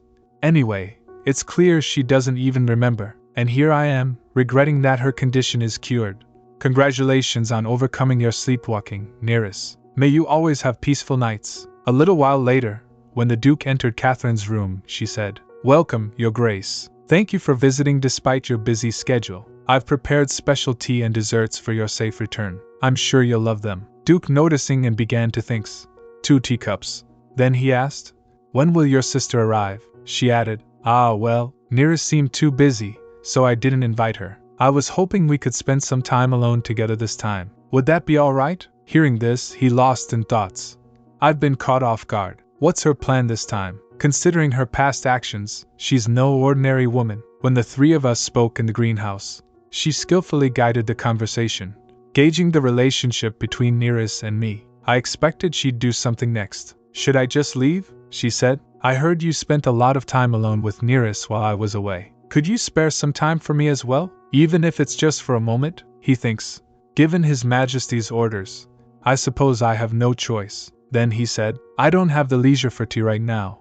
So if there's something you wish to say it now. Catherine says, I apologize for greeting you so late. On the day you returned, I had to leave for the kingdom of Dalavis. The truth is, I went there to propose a business deal to Marquis Hento, a magic stone venture. It's a proposal I've been working on for quite a while. To be honest, it was for you, Your Grace, as your fiancé. I wanted to contribute to the North. If you'd allow me to explain the business, it's essential. He interrupted and said, Lady Topana, I'm afraid I cannot regard you as my fiancé, so there's no need to make such efforts for me. She asked. Why? I am your fiancé, agreed on by our families. Isn't it quite simple to treat me as such? He replied. When I spoke with Count Topana before, he seemed indifferent to who it would be. She says, My father would never do that. If he did, it would mean you and Neris. He speaks calmly, as expected from a high society figure. You're quite perceptive. I take it you already know where my heart lies? She thinks. How could I not? Of course I noticed the way you kept looking at her. Anyone could tell from your tender gaze. But still, it's just a fleeting interest. I won't be swayed by such feelings. Then she asked. From what I've heard, my father said you never expressed a desire to marry Neris immediately. I simply thought you were still considering. Am I wrong? He said. That is, she thinks again. See? Still hesitating. That means I still have a chance. Then she speaks. Your Grace, I work very hard in Dalavis. I put immense effort into securing the magic stone venture, to develop the North even further. Considering all that effort, could you please grant me just one request? He asked. What is it? Let me stay in the castle until the war ends. I want to be near you for as long as possible. She came closer to the Duke and said, That's all I wish for. I ask you sincerely. Then, wrapping her arm around the Duke's neck and leaning close to his face, she said, Please. Suddenly, Neris appeared and saw the 2 of them close together through the doorway. After a while, Catherine sat in front of the fire in the room. She tapped her finger on the book, lost in thought. No matter how I think about it, I don't understand. He said his ideal woman was someone who kissed him without hesitation. Why did he avoid it? And such a dry reaction, too. Catherine recalled that he said, Understood. I'll do as you wish, she said to himself. Why did he respond like that? Strange. No man has ever reacted to me that way. Could it be he's thinking of Neris? Catherine remembered that she had told Neris. Then I shall see you soon, Your Grace. Ho! You're right on time. What a shame, though the Duke said he was going to attend to some duties. I'll arrange another meeting later. And who knew he was so bold? Perhaps he couldn't resist the jewel of high society. His Grace certainly has a discerning eye. She thinking again. Ha, I didn't expect her to freeze like that. That's not even naivete, it's outright foolishness. In just 10 days of my absence, she became so smug after spending time with the Duke. It's hilarious how she's shocked by something so trivial. But it's a pity I didn't actually get to kiss him. Perhaps I should teach Neris a lesson, that I can easily break such shallow interest. She said, I feel it's time for a true life lesson, dear sister. The next day, Duke and Neris were riding horses, and Neris was thinking, what should I do? I can't get yesterday's scene out of my mind. Maybe I misinterpreted what I saw. Neris recalled that Catherine says, and who knew he was so bold? Perhaps he couldn't resist the jewel of high society. The jewel of high society.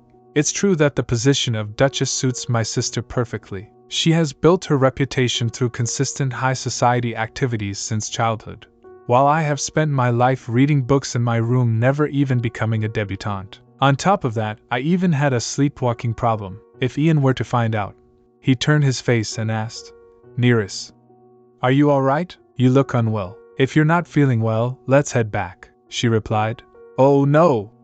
I'm fine. I was just thinking about the thesis I showed you. It's nothing, so please don't worry about me. After a while, Neris sat on the bench and, as she looked around, she started thinking, goodness, what a beautiful place. The north is truly breathtaking. But why did he bring me here instead of Catherine? Did they have a falling out that I don't know about? He came and asked, Are you cold, Neris? She turned and replied, I'm fine, thank you. Since coming to the north, I've become quite hardy. I can handle this level of cold. Back home, I was always falling ill.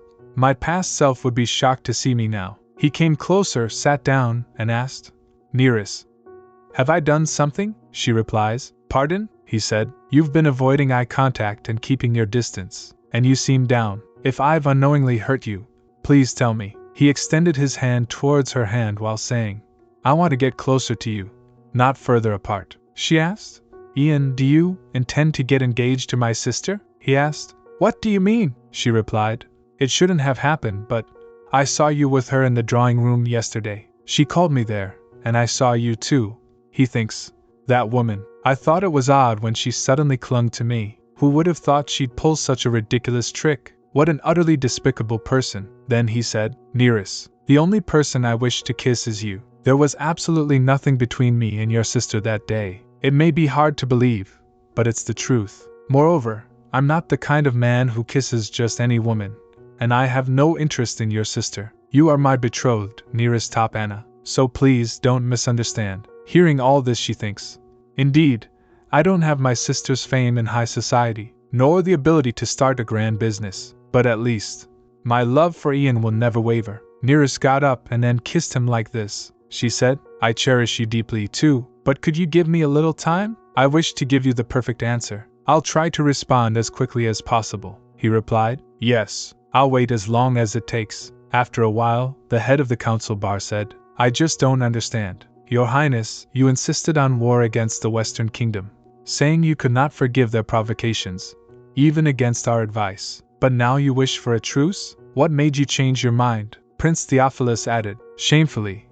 I did not realize how prolonged the war would be. I admit, my perspective was rather narrow. Their unexpected magical prowess extended the war over a year. As a result, our nation's finances are in dire straits. If this continues, the people will suffer. To prevent that, a swift truce seems the best course of action, which is why I'm discussing it with you. Another member shouted loudly. This can all be resolved when we seize half of the Western Kingdom's territory, the head of the council bar said while shaking his head. Indeed.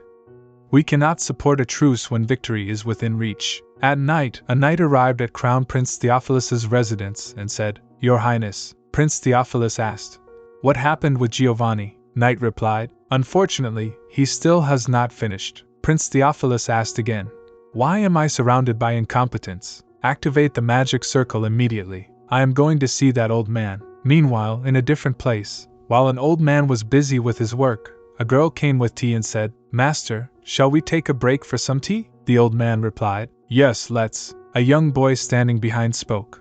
Please rest now. You've been overworking yourself lately. The old man smiled and replied, Haha, you should be the ones resting. You young ones are still growing. Staying up late won't do. Don't worry about me. Go to bed. Young boy shout loudly. Master, you must not continue this commission. Girl says, You mustn't. To create something so evil. It's madness. The old man speaks. I'm sorry, children, but it is. A door opened suddenly, and everyone got scared. Prince Theophilus entered alongside the knights and asked, Oh, enjoying a nice cup of tea, are we? I take it you've seen some results? The old man bowed and replied, I apologize, Your Highness. The magical artifact you sought is far from completion. Please, I just need a little more time. Prince Theophilus grabbed him by the collar. Seeing this, both the boy and the girl shouted loudly, Master! As soon as they began to move forward, the knights stopped them with their swords. Prince Theophilus speaks, Giovanni. Surely someone who's read enough to become a grand mage is more than capable of this task. I put you up in comfort because of your exceptional talent in creating magical artifacts. Have you decided you've lived enough? The prince grabbed his throat tightly, and the young boy shouted loudly, "Please, master!" The girl bowed respectfully and said, "Please have mercy, your highness. Magical artifacts have different effects on each individual, and we're working to address that. If you could give us just one more week.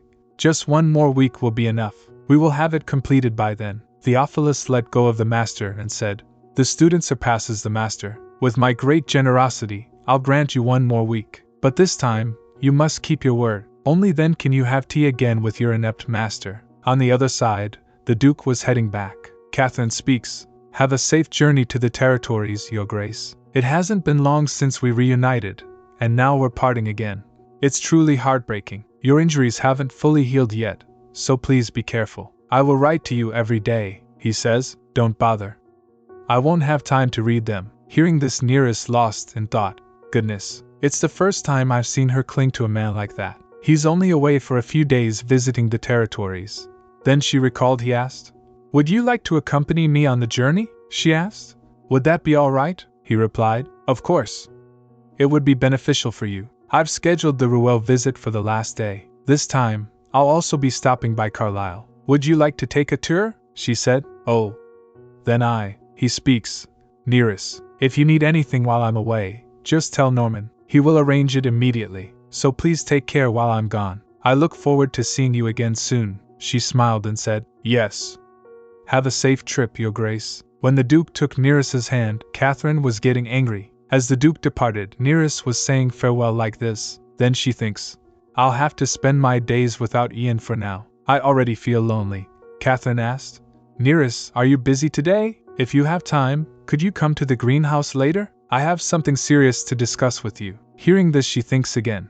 "Are you plotting something again, sister? Planning to undermine me like before? Or perhaps pair me with another man? I hope it's not to disrupt my relationship with Ian, because if that's your intention again, I won't stay silent this time." Then she said, "Yes, I'll come if I have time later." She thinks again. "Please, Catherine, don't choose the worst path again. Whatever it is, please don't." After catching sight of her, Neris later made his way to the greenhouse. Catherine said, "Oh, you're here. We were just talking about you." Norman and Jean were standing politely. Catherine added, "I thought it was time everyone knew about your ailment. That way, they can deal with it properly. After all, how else would they protect someone afflicted with such a haunted illness? I'm sorry for telling you this only now. I was afraid you might be scared of my sister, so I couldn't do so sooner. I'm sure you're well aware of how people see sleepwalkers." She showed them a video on Magic Globe. Sleepwalking, also known as somnambulism, is a sleep disorder characterized by walking or other activities while asleep. In society, it's sometimes called a ghostly affliction, though it is a curable condition. Its cause is unclear, and there's a risk of recurrence. Its name thus reflects a certain anxiety and ridicule around it. Sleepwalkers have always had to hide their condition from society, and Neris was no exception. Then she said, "Please, for my sake, be compassionate toward our Neris." Norman says, "It's all right, Lady Topana." She speaks, "Hearing you say that eases my worry." Norman added, "Well, we will take our leave now." She said, "Of course. Thank you for coming today." Neris asked, "Catherine, why are you doing this now? Don't say it is for my sake. Be honest. Why did you do that?" She replied calmly, "I thought you should know too. Your sleepwalking only happens when you meet me. Sadly, you seem to blame me for what happened at your birthday banquet. Your affliction started after your 13th birthday celebrations, didn't it? Perhaps the event was so shocking that it triggered something. As I recall, that incident happened because you slipped. Yet you blame me without reason." Neris says, "No, it was your fault. You tripped me that day. I clearly remember you stepping on my foot. Not only that, I recall trusting your word and nearly getting kicked by that horse. How can you say all those things weren't your fault?" She speaks, "They were just childish pranks. All siblings are like that at that age. Anyway, your condition remains, as you saw from the detection sphere. It was all on spring. So, be as careful as possible, and I suggest you get prepared. You'll be at the academy soon, and you don't want to get expelled right after enrolling." Neris clenched her fist and said, "I've always felt it was strange, but now I understand why you suggested breakfast as soon as I arrived in the north. You knew my sleepwalking only occurred on the days I met you, so you used that fact To show the Duke's people me wandering at night. You wanted to see me humiliated. Why are you doing this to me? She replied. To give you a final chance. Neris asked. What chance? She replied. To stop fawning over the Duke. Live quietly. And leave for the academy. This is your final warning. She raised his hand, brushed Neris's shoulder, and then said, Shall I tell you why I'm called the flower of high society? In the capital, I remove anything that becomes a thorn in my side. No matter who it is, I'm giving you a precious last chance. So listen carefully. You have 3 months until the academy entrance exam. I won't tell the Duke about your sleepwalking. So leave here as soon as spring comes, pass the exam, and don't return, even if you fail. Otherwise, I'll tell the Duke everything. No matter how generous his grace is, supporting someone afflicted with the ghostly affliction would be a big ask, wouldn't it? Oh. Or how about leaving today? Doesn't matter where. Then you can focus more on studying for the entrance exam. After that, Neris lost in thoughts. From that point, her words became a blur. All I could think about was getting away. I barely remember what I did next. I think I met Norman and Jean along the way, but I'm not sure. I can't recall what we talked about. It's dreadful. I swore I wouldn't let her get to me again. Why do I always feel so weak and pitiful around her? I thought I had changed a lot. But perhaps not. Will Ian ever understand someone like me? Pathetic, and haunted with this ghostly affliction. Ian, what would you say to me? Ian, take care while I'm away, Neris. I'll miss you terribly. Neris blinked her eyes and said, Ian, why are you here? You definitely left for the expedition around the duchy today. How are you by my side now? At night, Duke thinks. Today went quite smoothly. At this rate, the next region won't take long either. I wonder what Neris is doing now? I only saw her when she saw me off this morning. Would it be all right to go see her for a moment? I'm sure it will. We're not too far from the castle. I'll just take a peek at her face and sneak back. What could go wrong? Neris asked. Why are you here? Is this a dream? You couldn't possibly be in the castle. You should be in the Galan region by now, he replied. I just found you with your head against the hallway wall. It seems like your sleepwalking has returned. It looked too dangerous to leave you there. So I was moving you to the bed. I'm really sorry. I was planning to tell you soon. Neris speaks. The flaw I wanted to keep hidden. Now I've shown it to the one person I'd hoped would never see it. What do I do now? Put me down, Ian, Duke says. Neris, then she said. Please put me down right now. You should return, Ian. You should be touring the duchy. So go back and focus on your duties without worrying about me. Neris opened the door and quietly left the room. We can discuss today's events later, Duke says. I'm sorry for startling you, Neris. This would never have happened had I taken better care of you. I'm sorry for everything. She started crying. A few days later, in Neris's room, Jean was brushing her, and she was lost in thought. What should I do now? It's been a week since that day. I have no idea what's going on. Since when did Ian know I was a sleepwalker? Since the day we first met? Or when he taught me to ride? What must he have thought? Seeing me roam like a ghost at night? Does he perhaps despise me as my parents do? Jean said. Lady Neris? Neris startled and says, Yes? Jean asked. Are you unwell, my lady? You look very pale. Neris replied. No, I'm fine. What were we talking about? Jean pressed Neris's hair and said, His Grace's aide has delivered a message. His Grace has arrived at Ruel, the final destination of the tour. He asks again if you are really planning to come. Even though you clearly said you would, why ask again? Neris thinking, That's right. I did say I'd go to Ruel. I planned to visit the academy with Ian and spend time together. He must think I don't want to go because of what happened that day.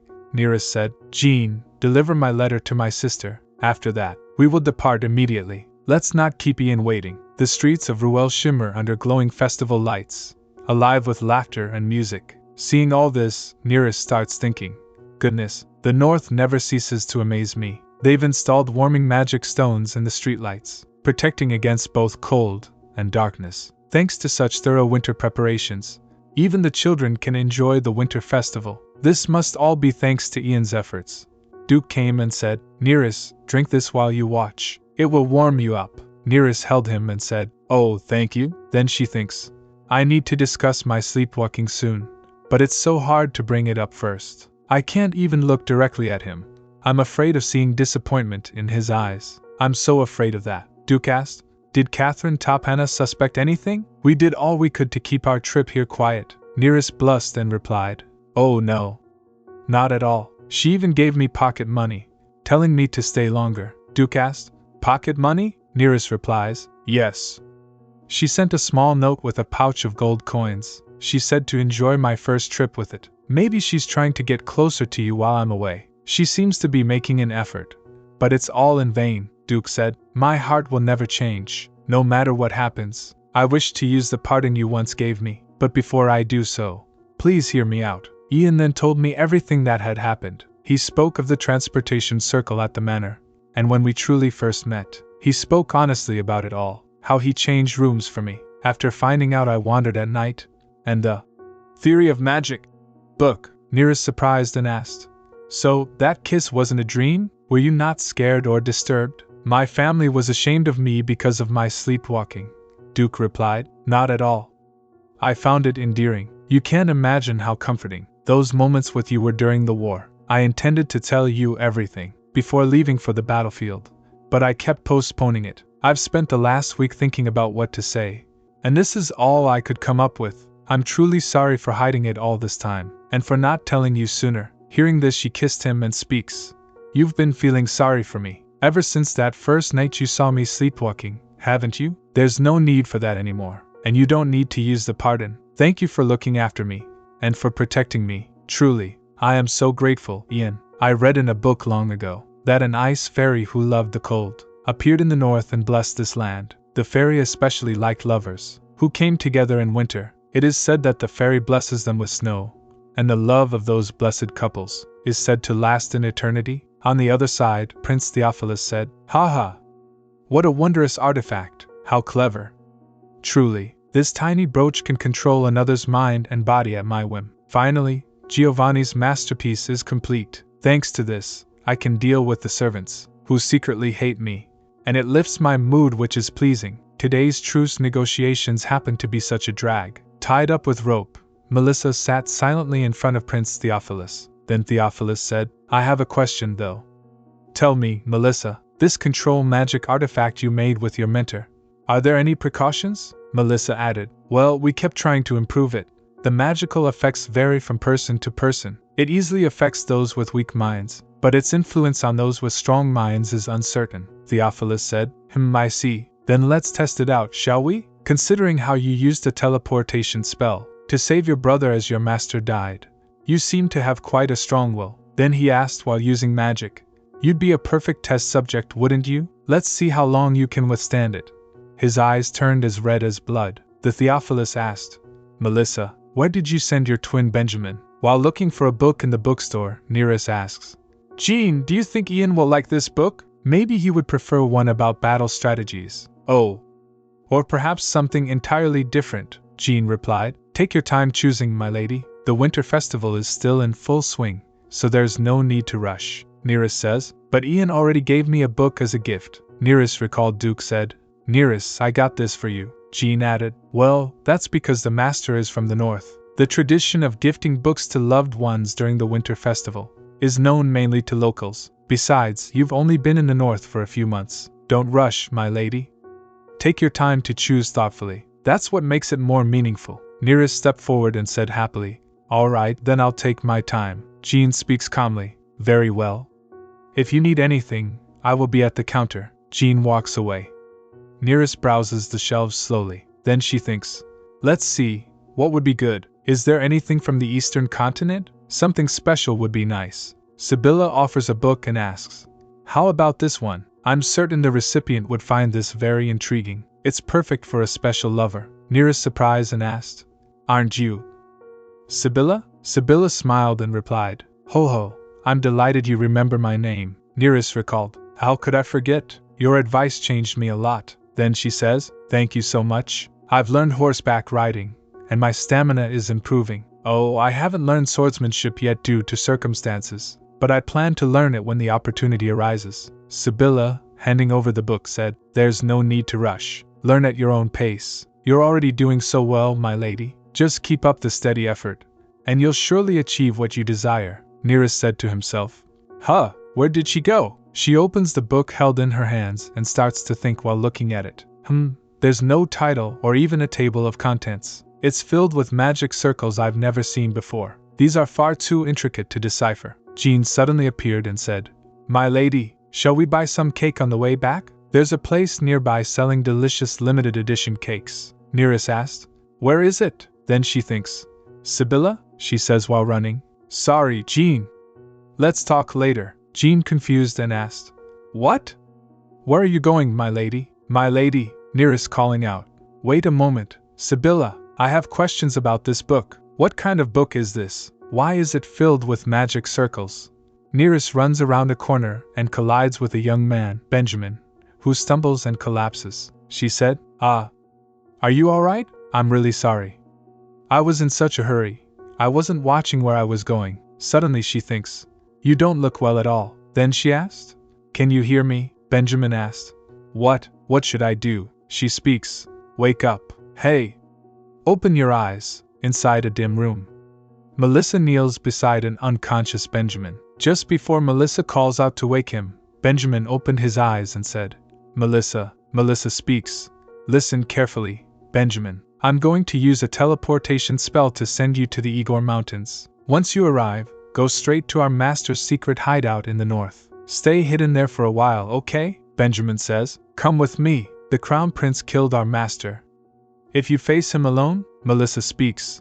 You know we lack the magic power to go together now. I'll escape and join you in the north. Lay low until then. When the time comes, we'll go to Dalavis, just as your master wished, and we'll live happily ever after. Suddenly he got up, and when he looked, he was on the bed. Then he thinks, Where am I? What is this place? Duke, holding a book, sits to one side and speaks. Calm down. You are currently in the Dayfried family's town residence. One of the safest places you could be, and I know a bit about you. You're Benjamin Dawson, the adopted son and apprentice of the great mage Giovanni Dawson, correct? Benjamin asked. How do you know that? Duke stood up and said, Everyone knows Giovanni, famed for his artifact development. The same goes for his apprentices. Of course, you and your sister were famous even as students at the Capital Academy. Everyone expected you to become skilled mages upon graduation. You were regarded as future stars. Duke, stepping toward him, said, And now you're wandering in Ruel. Did something happen to Giovanni Dawson? Benjamin says, I'm sorry, but I can't say. I appreciate your help, but I don't wish to discuss my circumstances. Hearing this, Duke speaks. I know Giovanni was exploited by the royal family due to the Mage's Covenant. Giovanni, who earned the title of Great Mage through magical farming and artifacts, was pressured into the Mage's Covenant by the Queen, who adored the Crown Prince. The Covenant is an unbreakable contract for mages, forcing Giovanni into servitude to the royal family, and now his apprentice is found in Ruel, in such a dire state. Then Duke asked, If you want revenge against the Crown Prince, just tell me, what did Crown Prince Theophilus command Giovanni to do? After some time passes, the Duke speaks up in the ballroom. Let me introduce you. This bright, remarkable young lady is my fiancé, Neris Topana. We've completed the engagement contract, but it hasn't been made public yet. Neris, this is Benjamin Dawson, a brilliant magician, recognized as a prodigy at the academy. Benjamin said, Thank you, my lady. You saved my life. Neris asked, Are you sure you're okay? You still look a little pale. Benjamin replied, I'm much better now. Thank you. She is arranging the papers carefully on the desk and said, I heard from Ian about Benjamin's situation. This is an academic paper on magic that I wrote. I brought it, thinking it might be of help to you. He asked, Did you study magic? Neris replied, No.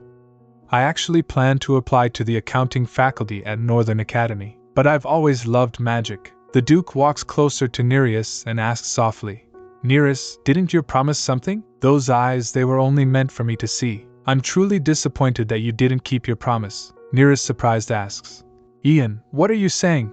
If someone hears you, they might misunderstand. Duke asked, It's not a misunderstanding, is it? It's the truth. Well, we should leave for the academy now. The carriage is waiting outside. Neris said, All right. As Neris was leaving, she said, See you later, Benjamin. Then Benjamin says, Tell me, ask you, is it really appropriate to introduce me to your fiancé, whose relationship hasn't been publicly announced yet? Duke asked. Does that mean you intend to disclose it recklessly? Benjamin replied, That's not it.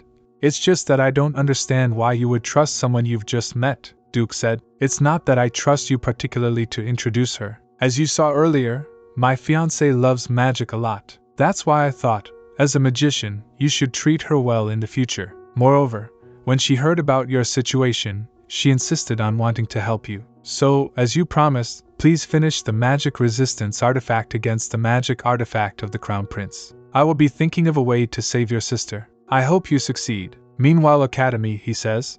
Neris, don't be so nervous. Just think of it as having a relaxed conversation with the professor. She speaks. But I'm going to have my thesis evaluated. No matter how much I try to calm myself, I'm so nervous. While opening the door, he said, Your thesis was truly excellent. It's difficult for anyone to write a thesis of that level by self-study. So be confident and show it to the professor proudly. I'm sure the professor will recognize your talent as well. Then she entered the professor's room. After a while, she smiled and said to the Duke, I feel really good. Now I know how pleasant it is to step on freshly fallen snow. Hearing this, he says, Isn't there another reason you're feeling good besides that? She added, That's true, actually, I feel even better because the professor praised me earlier. I didn't expect him to praise me right from the title. After reviewing the thesis, the professor shouted loudly, The relationship between mathematics and magic. From the title, I already thought it was something extraordinary. And the content is even more surprising. You applied the regularity of formulas and equations to the spell, and had the idea of simplifying a complex magical formula. Even someone like me, who knows nothing about magic, found it very logical and interesting. If this paper is actually applied to magical equations, it will contribute greatly to the universalization and advancement of magic, Duke says. I told you before. I'm sure they will recognize your talent. From now on, more people will recognize your abilities, so walk with your head held high and with confidence. Understood? She speaks. Then, as you say, I will try to be more confident. Then Neris smiled as she handed over the book and said, Though it's a little late, this is for you. As soon as he saw it, the Duke asked, A magic book? Neris replied, Yes, but they're all magical circles I've never seen before. Actually, it was recommended by a fortune teller who gave me some very valuable advice. He said it's the perfect gift for a special partner. Before, I asked you to wait a little for me to become your fiancé, right? I'll give you my answer now. I want to be your wife. And I also want to take revenge on my sister. You might be disappointed to hear this, but I can't forgive my sister, who is always trying to drive a wedge between us. So, I plan to get revenge on her for everything she's done to me. Would you still accept me, even if I'm like this? Hearing this, Duke asked, Do you remember what I told you before? That you could use me as many times as you wanted, whenever you wanted. Use me however you want, in any way. Because, no matter what, I will move for you, Neris said. Thank you, Ian. Then at the cafe in the northern village, people are talking to each other at the festival, about the winter festival that was held in Ruhr. I heard the snowman contest was impressive. Catherine is sitting there, listening to everything, another replied. I heard that too. A well-matched couple kissed in front of the winter fairy snowman, right? First said, Oh.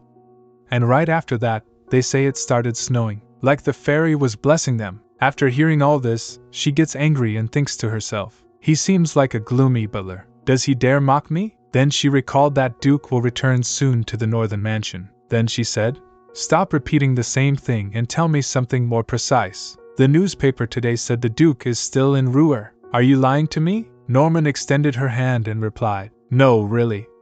I also heard the Duke is returning today.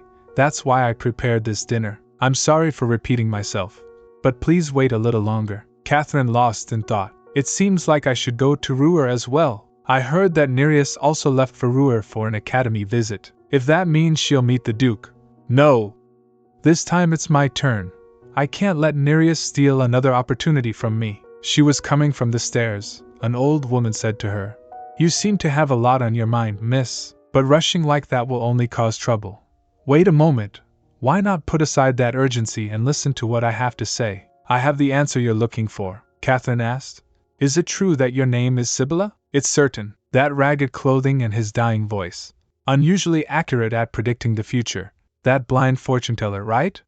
Please remember to like and subscribe if you enjoyed the video, as it really helps our channel grow. Thanks. At night, at the Emperor's mansion, a butler came and says, Your Majesty, the Crown Prince has come to visit you. Emperor asked, At this hour? Butler replied, He says he needs to ask you something very important. If you're tired, I can tell him to come back tomorrow. Placing the cup down, the Emperor said, No. Let him in, Butler says. Yes, your majesty. The crown prince enters. Emperor said. Enter, crown prince. Didn't you think of coming during the day? Why do you always come at night? Prince Theophilus replied. They say that when night falls, the heart grows weaker, right? So, this wicked son can't help but seek his father. Also, lately, I've been worried about your frequent coughing. Emperor speaks. You really know how to speak convincingly. Come on, say what you need to say. Then he activated his magical brooch and asked, Your Majesty, have you ever thought of giving the throne to my younger siblings? I've always wondered, so please answer me honestly. Did you ever consider anyone else as your successor, other than me? Emperor says, That's a very obvious question. I've never thought about it. Not once. The one who will inherit this kingdom is only you, the queen's son. Haven't I said that publicly? Theophilus shouted loudly. But my other siblings also inherited the Gideon castle. Emperor speaks. That doesn't matter. Even though we're not close now, you are still my king. So, only you can inherit my crown. Don't ask me any more about succession, understood? Then, as the prince walked back, he thought to himself, the magic artifact must have worked. My father doesn't have such strong mental strength, so his words are honest. Have I been doubting for no reason? Was I worried about losing what's mine for nothing? No. My thoughts can't be wrong.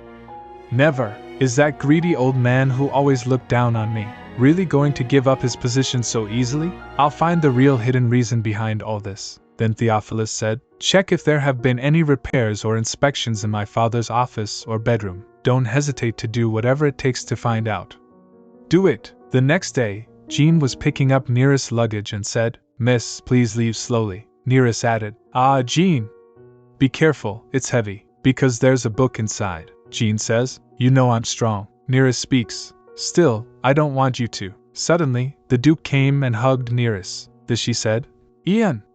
Everyone is watching, Neris says, but it seems you're not paying attention. Soon, I'll have to go back to the battlefield. After hearing all this, she begins to think to herself.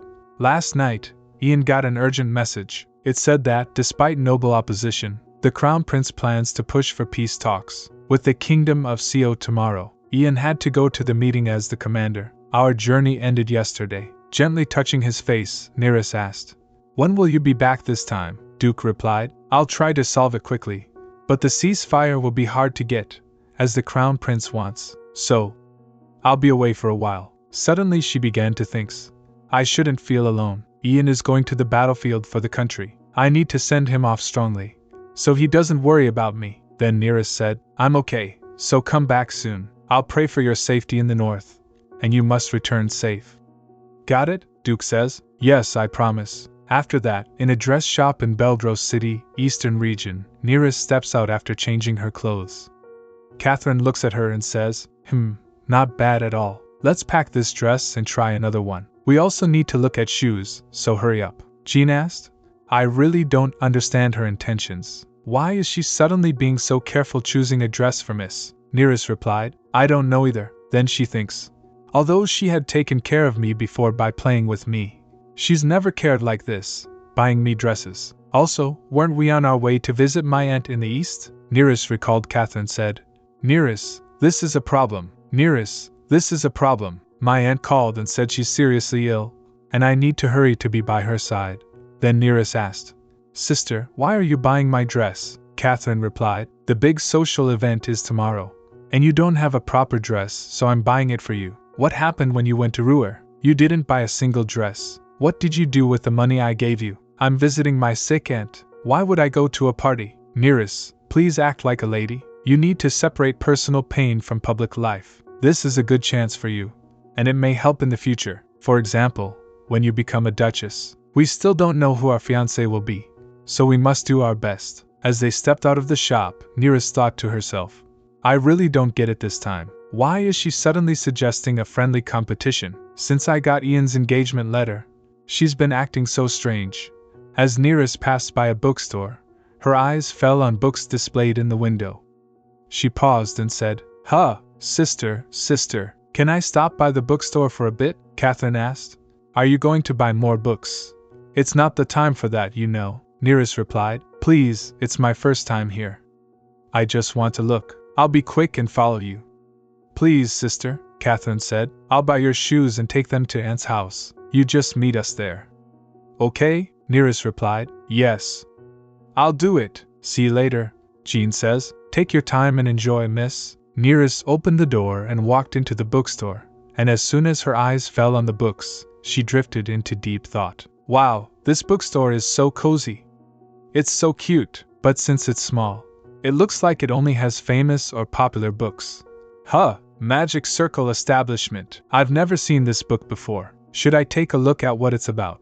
As she reached out to pick up the book, another hand moved toward it at the same time. Then she said, "Oh, sorry, sir. I got so distracted by the book that I didn't notice you were here. Please take this book." Neris saw that a woman was wearing a hoodie. The woman took off her hoodie and said, "No, it's fine. But miss, are you interested in magic?" "Thank you so much for giving up the book, madam." "Thank you?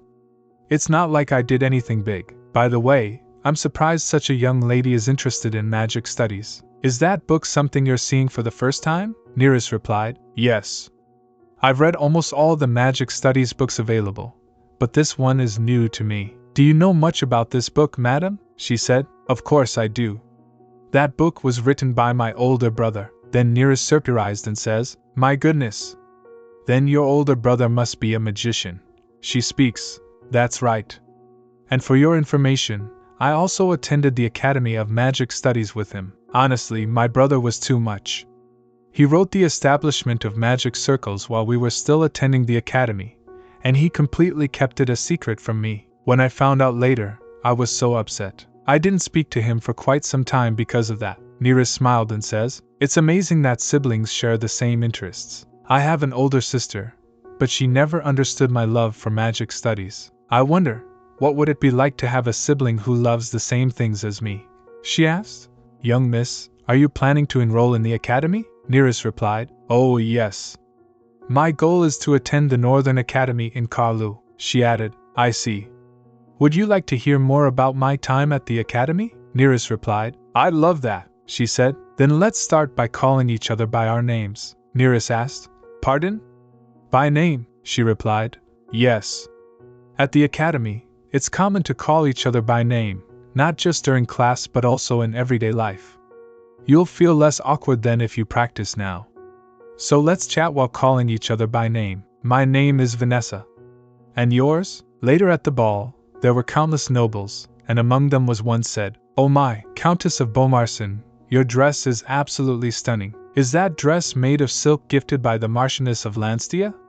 "The magic silk from Dalavis," then Countess replied. "Ho ho, that's right.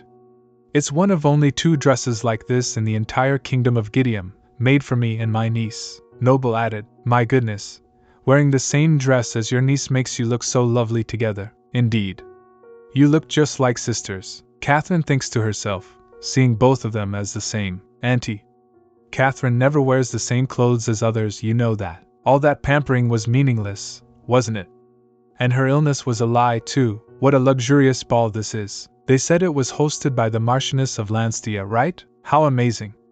This is incomparable to the capital's balls I attended with my sister. I should take note. Someday, I might have to host a ball as a duchess. Carefully, thoroughly. Suddenly, a young girl came and asked, "Excuse me. Are you Lady Neris Tahana?" Neris replied, "Yes, that's me," she said. "Wow, it's a pleasure to meet you, Lady Tahana. I'm Mona Frang, Catherine's friend. She talks about you a lot. You look nothing like her, just as I've heard. It's fascinating." Then she thinks, "My sister's friend?" Mona Frang asked. "Ah, Lady Tahana, you don't have a partner, do you?" Neris replied, "No.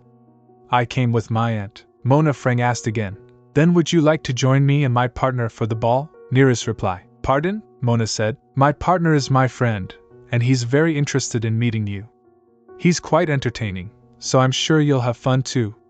"What do you think?" Neris began to think again. "What should I do? This kind of attention feels burdensome. And with Ian not here, meeting another man like this would be so disrespectful to him." Neris smiled and says, "I'd better decline. Thank you for the offer, but I should go back to my family now. Perhaps another time." Suddenly Sir Poltron came and speaks. "Oh, come now. Join us, Lady Neris. You must feel awkward at a ball like this, don't you? We can show you around and help you feel comfortable. How about starting with a dance with me?" I'll teach you the latest steps myself. Seeing her, Neris asked in surprise. Sir Poltron, what are you doing here? Sir Poltron asked Zero. Is it strange for me to be here at a friend's request? You're still asking peculiar questions, Lady Nereus, Mona said. Oh my, what's this? You two already know each other, and yet you asked me? You're so cheeky, Sir Poltron, Sir Poltron replied. My apologies, Lady Frang. After seeing this, Neris lost in thoughts. What is this? Could this situation really be a coincidence? It's all too deliberate. My sister's friends all gathered here.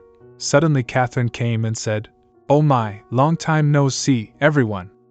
I never thought I'd run into you all here. But what are you doing with my sister? Mona says. Sir Poltron was just inviting Lady Tahana for a dance, Catherine asked.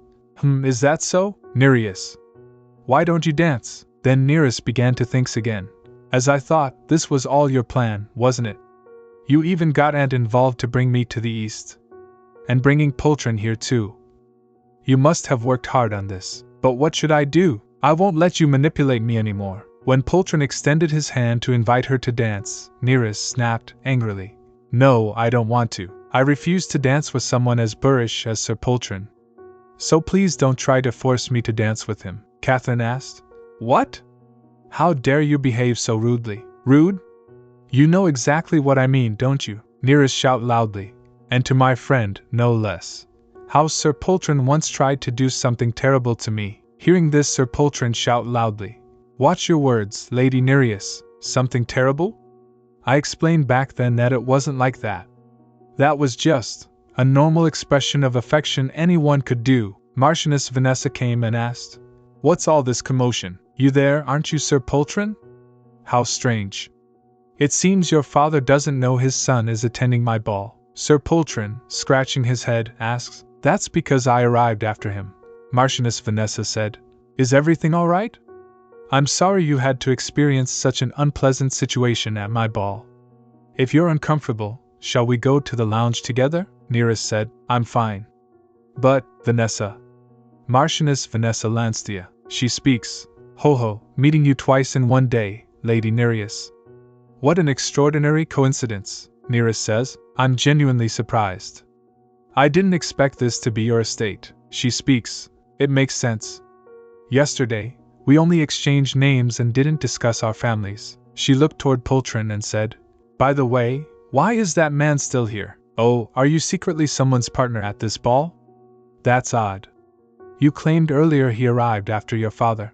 If that's the case, I suppose we should summon your father and confirm. We can also discuss some of the pranks you pulled in the past. Then Vanessa told Neris, This person was severely scolded before, for trying to forcibly take my son to a gambling den. Miss Mona probably didn't know and brought him along. If this person has done anything rude to you, please tell me honestly. This time, it won't just end with a scolding. Hearing this, Neris replied, Thank you, Marchioness. No. Vanessa smiled and speaks. Well, it's hard to call each other by name in this setting, right? Let's call each other by name when we're alone from now on, Neris said. All right, madam, Vanessa says in a cheerful tone. Seriously, it's so nice to see you again. Catherine stands behind her, watching her angrily, lost in thought. What's going on? Why is the Marchioness of Lanti helping Neris? And why are they so friendly with each other? Damn it! I can't let Neris take someone again like this. Vanessa Lanti is someone I absolutely need. Catherine suddenly steps forward and speaks. Nice to meet you, Marchioness of Lanti. I'm Catherine Tapana, Neris' older sister. That's interesting. My sister is new to the Eastern Society. How does the madam know Neris? Then Vanessa said, I happened to meet Neris at the bookstore yesterday. We ended up talking a lot because she likes magic studies just like I do. Catherine spoke with passion. Oh my! I also love magic studies very much, Vanessa asked. Is that so? Catherine replied. Yes. I love it so much that I've even planned a revolutionary magic stone business. Vanessa added, In that case, would you like to meet my brother? He's not only knowledgeable in magic studies but also very skilled in business, Catherine said. Of course, I would love that, Vanessa speak while gesturing.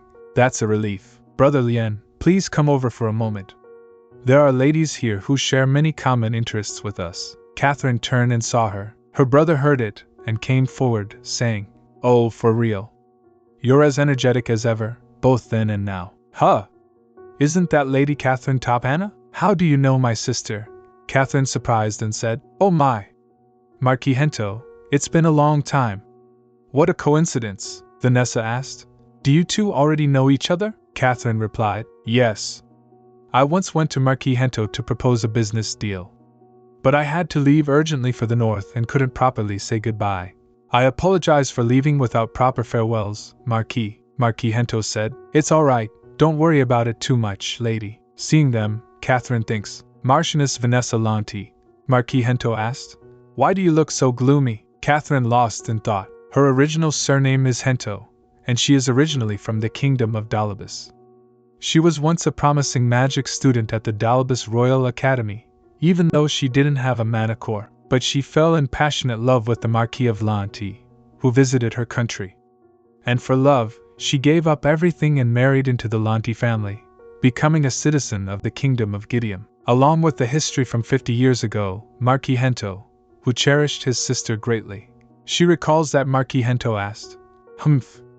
What can I do if my face automatically frowns while being in this country?" Then Catherine began to think again. It's said he began to dislike the kingdom of Gideon even more for taking his beloved sister away. To think I'd meet such a marquis here again. Finally, things are going smoothly as I wanted. I'm glad I trusted that fortune teller. Then Catherine recalls what the magician said. It seems that the lady will soon carry out all the things she only imagined. Well, it looks like I'll have to go to the eastern part of Gideon for that. There I can enjoy some fine wine, and get what I desire. After a moment, Catherine asked, "Lady Lanti, to commemorate the meeting of siblings who have so much in common, how about we all talk about magic studies together?" Vanessa replied, "That's a good idea, Lady Topana. I'm very much looking forward to discussing magic studies again after so long." Catherine replied, "Yes, I'm looking forward to it too, madam." Meanwhile, at camps Hartman speaks, "I'm so fed up. Seriously, if the aristocrats were so opposed to the truce negotiations, they should have prepared better for it. Do they really think the Western Kingdom will accept if we simply demand more land? It seems like we'll have to go to the second round of negotiations for no reason," Duke said, "but this has caused the aristocrats to completely turn their backs on the Crown Prince. Thanks to that, our plan might proceed more smoothly." Hartman smiled and said, "That's true, but it's still annoying." Suddenly someone came and says, "Excuse me, Duke de Fried. I am the squire of Prince Orkin. I have come to deliver the prince's letter to you. Please accept the prince's letter." Then the duke took the letter and said, "Your master's purpose is written here, so you may leave now." "Fine, I see it written here. You may leave now," he says. "Thank you for accepting it, Your Excellency." Hartman asked, "Why did that cowardly prince send you a letter?" The duke read the letter carefully, then responded, "Who knows? He says he wants to help and proposes a rebellion." Hearing this, Hartman asked, "What? The prince who ran away from battle wants to do what? Did he leave his senses behind when he fled?" The duke burned the letter with magic as he said, "Exactly." Then he began to think, "Even though I'm already disturbed by Theophilus' actions, the pathetic prince of the Western Kingdom takes it a step further. Dominion magic artifact." Duke recalls that Benjamin said, "The Crown Prince plans to use the Dominion magic artifact on His Majesty the King. He's always pestering us, wanting to know His Majesty's true intentions." "But it won't work on him?" he asked. "Why not?" Benjamin replied. "Decades ago, our master made and delivered a magic resistance artifact at His Majesty's command, which makes him immune to any magic and undetectable. This is a secret only my master, Melissa, and I know, but the Crown Prince is very suspicious. It's only a matter of time before he finds out. So, I will quickly make another magic resistance artifact to help you oppose the Crown Prince. In return, please save my sister." After hearing all this, the Duke lit a fire with magic and began to think, "Next time, I'll make sure Theophilus flees with his tail between his legs, so he can never spout such nonsense again." At that same moment, back in the ballroom, Catherine spoke while the others remained seated.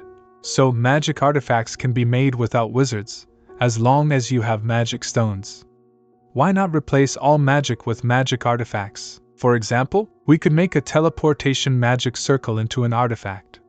It would be very convenient to use it anywhere, wouldn't it?" Neris said calmly.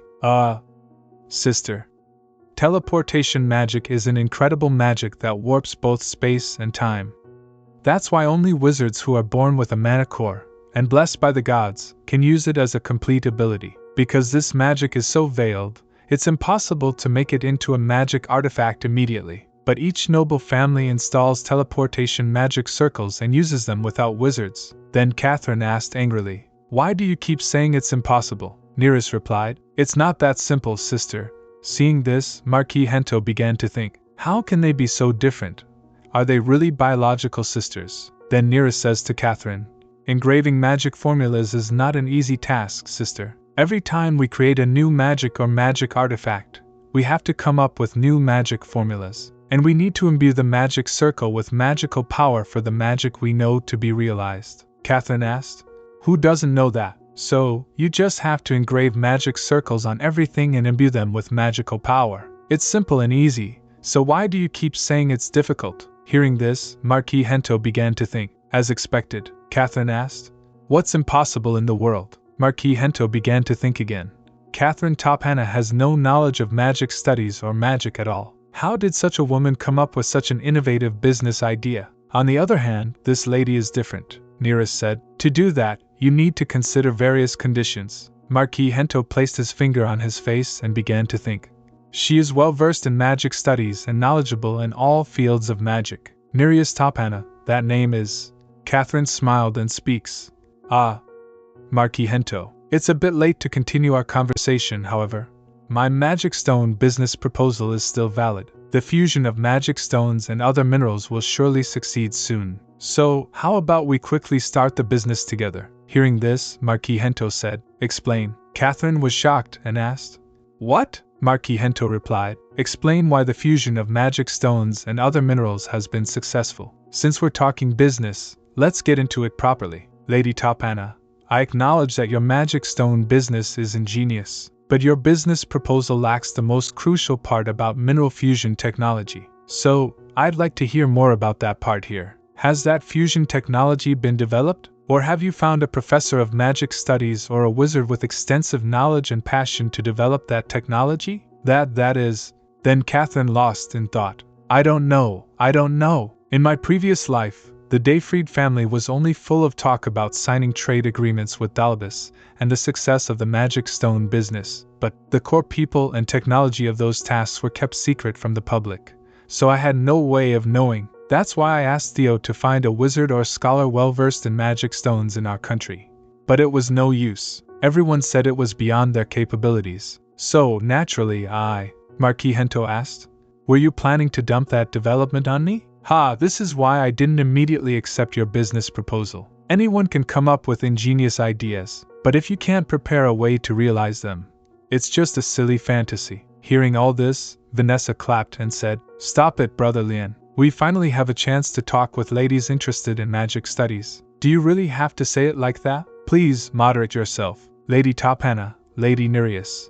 I apologize on behalf of my immature brother. As an apology, I would like to invite you to a formal dinner tomorrow."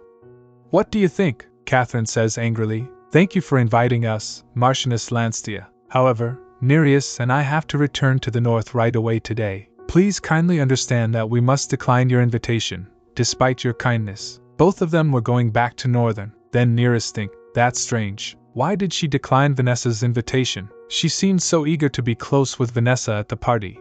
Was I mistaken? For the past few months, I haven't been able to understand my sister's actions. I must remain vigilant. My sister would do anything to torment me. Neris recalls that Duke says, "The cause of your sleepwalking seems to be Catherine Topana. However, on the day we all had tea with your sister, you did not come into my room. Jean reported that you slept soundly in your room after that, so your sleepwalking must be completely cured." I had said that, but I was found by you while sleepwalking. Then Duke asked, "That day, you said Catherine Topana showed you that crystal ball, right? Perhaps the severe pressure from fear or unbearable stress caused it to relapse." Then she think, "Right.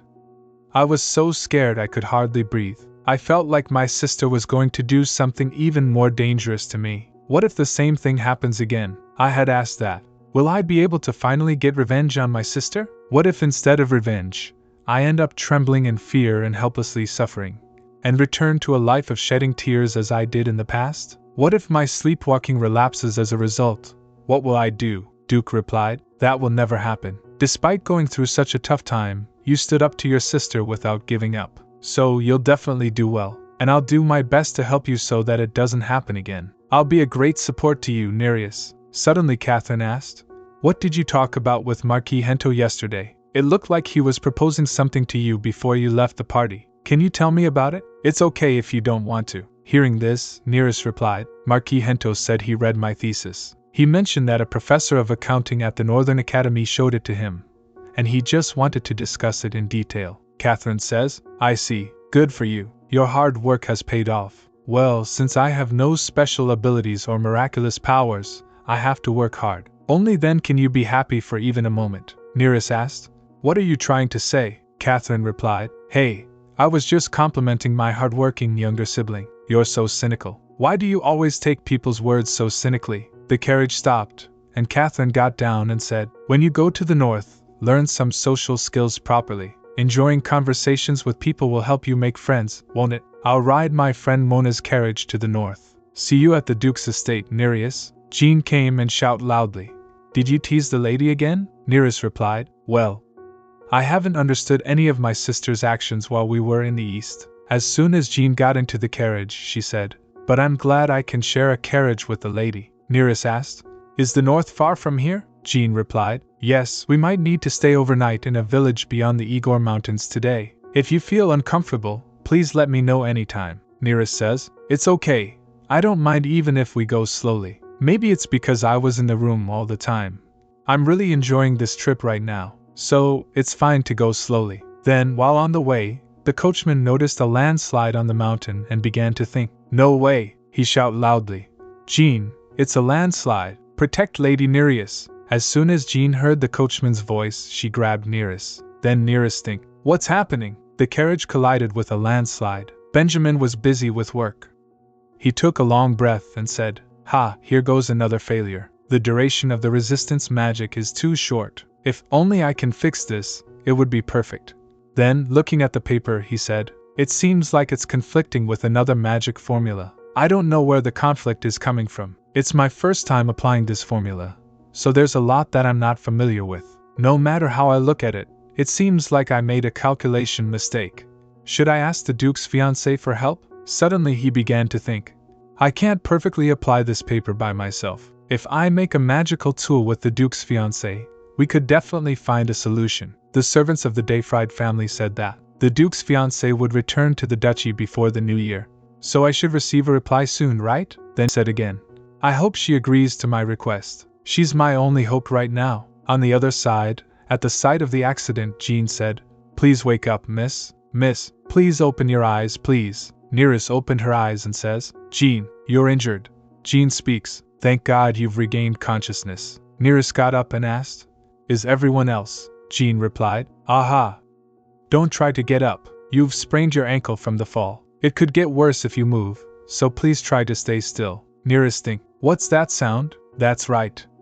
I was definitely swept away by the landslide with the carriage, but how did I? I was able to survive because of the protective magic installed in the carriage. The coachman lifted Neris onto his back and asked, Lady Neris, hurry up. We must escape before another landslide occurs. Can you follow us? Neris replied, don't worry about me. My legs are fine. No. Take care of Jean instead of me. Jean is seriously injured too. Jean smiled and says, I'm fine, miss. This will heal quickly, so please take care of yourself first, alright? As they started to leave, Neris looked back and began to think. I survived such a terrifying natural disaster. If something like that falls from above, no one. Wait, above? Hot. Sister Catherine is still up there. Sister, then Neris asked. My sister. What about my sister? Coachman replied. She's safe, right? Lady Mona's carriage was at the very. So if the landslide didn't reach there, your sister will be safe. I'll check on her as soon as we arrive at the duchy. So for now, try to get some rest. Then she began to think. Sister, I hated you so much and wanted to seek revenge. But I never once wished for your death. Please be safe, sister. At that moment, Catherine saw the landslide and urgently stopped the carriage. She said to guards, Please save my sister. my sister's carriage. It was swept down the cliff. She must be alive. She must be buried in the soil alive. There's no time. We must search quickly, guard says. I understand your feelings, miss. But due to the rain, landslides are continuing. We can't search until the landslides stop. There's nothing we can do at the moment. I apologize, miss. Hearing this, she started crying loudly. Then she said, Neris. Neris, what should I do? My poor sister. Then she said to guard again, please save my sister. Please. Please, Mona speaks. Please calm down. You'll get sick at this rate. I'll keep an eye on the situation, so try to get some rest. Catherine replied, all right. Thank you, Mona. Mona says, get some good rest, Catherine. Catherine sits on the bed, opens a book, and begins to read. December 29th, Mona Frank leaves for an improved trip to the north immediately after the Lance T. Margolis's banquet. At that time, due to an urgent inspection by the Eastern Teleportation Circle Management Office, Mona was forced to travel by carriage on a rainy day, crossing the Idor Mountains to head north. And just as Mona's carriage was about to enter the mountain cliff road, a massive landslide with huge boulders swept over the carriage in front of Mona. If her carriage hadn't been at the end of the procession, Mona's life would have ended that day. Suddenly, she burst out laughing loudly. Then she speaks. It worked. Everything happened exactly as it did in my past life diary. Finally, that dreadful Neris has disappeared from my sight. That girl who couldn't even understand her place and kept ruining my things. She lies down on the bed and says, finally, ha! It's so thrilling. Saying this, she lost in thought, trusting that blind fortune teller's words and trying it was the right decision. Now, I can finally make the Duke entirely mine. I can return everything to its original place. There's nothing to obstruct me now. Nothing. Then she asked to himself, what dress should I wear to the funeral? On the other side, Neris was in the forest. She said, where is this place? I was on my way to the north with Jean. How did I end up here? That's strange. My ankle was definitely. Suddenly, an old woman in black clothing appeared and said, the sprain on your ankle will also. You won't feel real pain here, so please relax. Seeing her, Neris said, Sevilla. In the north, Norman was standing in Neris's room, while the Duke sat beside her on the bed. Then Norman asked, are you still here? Your Excellency, I understand your feelings, but didn't you say it yourself? That we must keep it a secret from Lady Neris that you are a wizard. Especially so. You shouldn't be here like this right now, Duke replied. I know that well, but at least, I want to see her wake up. Only then, I think I will feel relieved. Hearing this, Norman thinks, this is troublesome. Returning to the fortress using teleportation magic right after hearing about Lady Neris's accident was already dangerous. And now he's been staying here all day without thinking of rest. Has he become stronger thanks to Lady Neris? Or has he become weaker? I can't tell. Or is it the same for us too? Seriously, I hate myself for only being able to say such things. Then Norman says, Your Excellency, we just received an urgent message from Sir Hartman. The Crown Prince will join the meeting related to the ceasefire negotiations early tomorrow morning, so you must return by early dawn tomorrow at the latest. Duke smiled and said, Understood. I'll definitely return to the battlefield by dawn tomorrow. Until then, I will stay by Neris's side. The focus shifts back to Neris. Neris asked, Sibylla, where exactly are we? And why are we even here together? Sibylla smiled and replied, This is your dream, my lady. You fainted on your way to the fortress, and I've come to give you something. Neris shocked and asked, To me? Sibylla replied calmly, Yes. Choose between these two. Pick the one you desire. Saying that, she began to cast magic and took out a book and a dagger. Then, handing them to Neris, she said, Between the book and the dagger, quickly, there's no time to waste. Seeing this, Neris think, What should I choose? This dagger oddly appealing? No. I still prefer the book. Huh!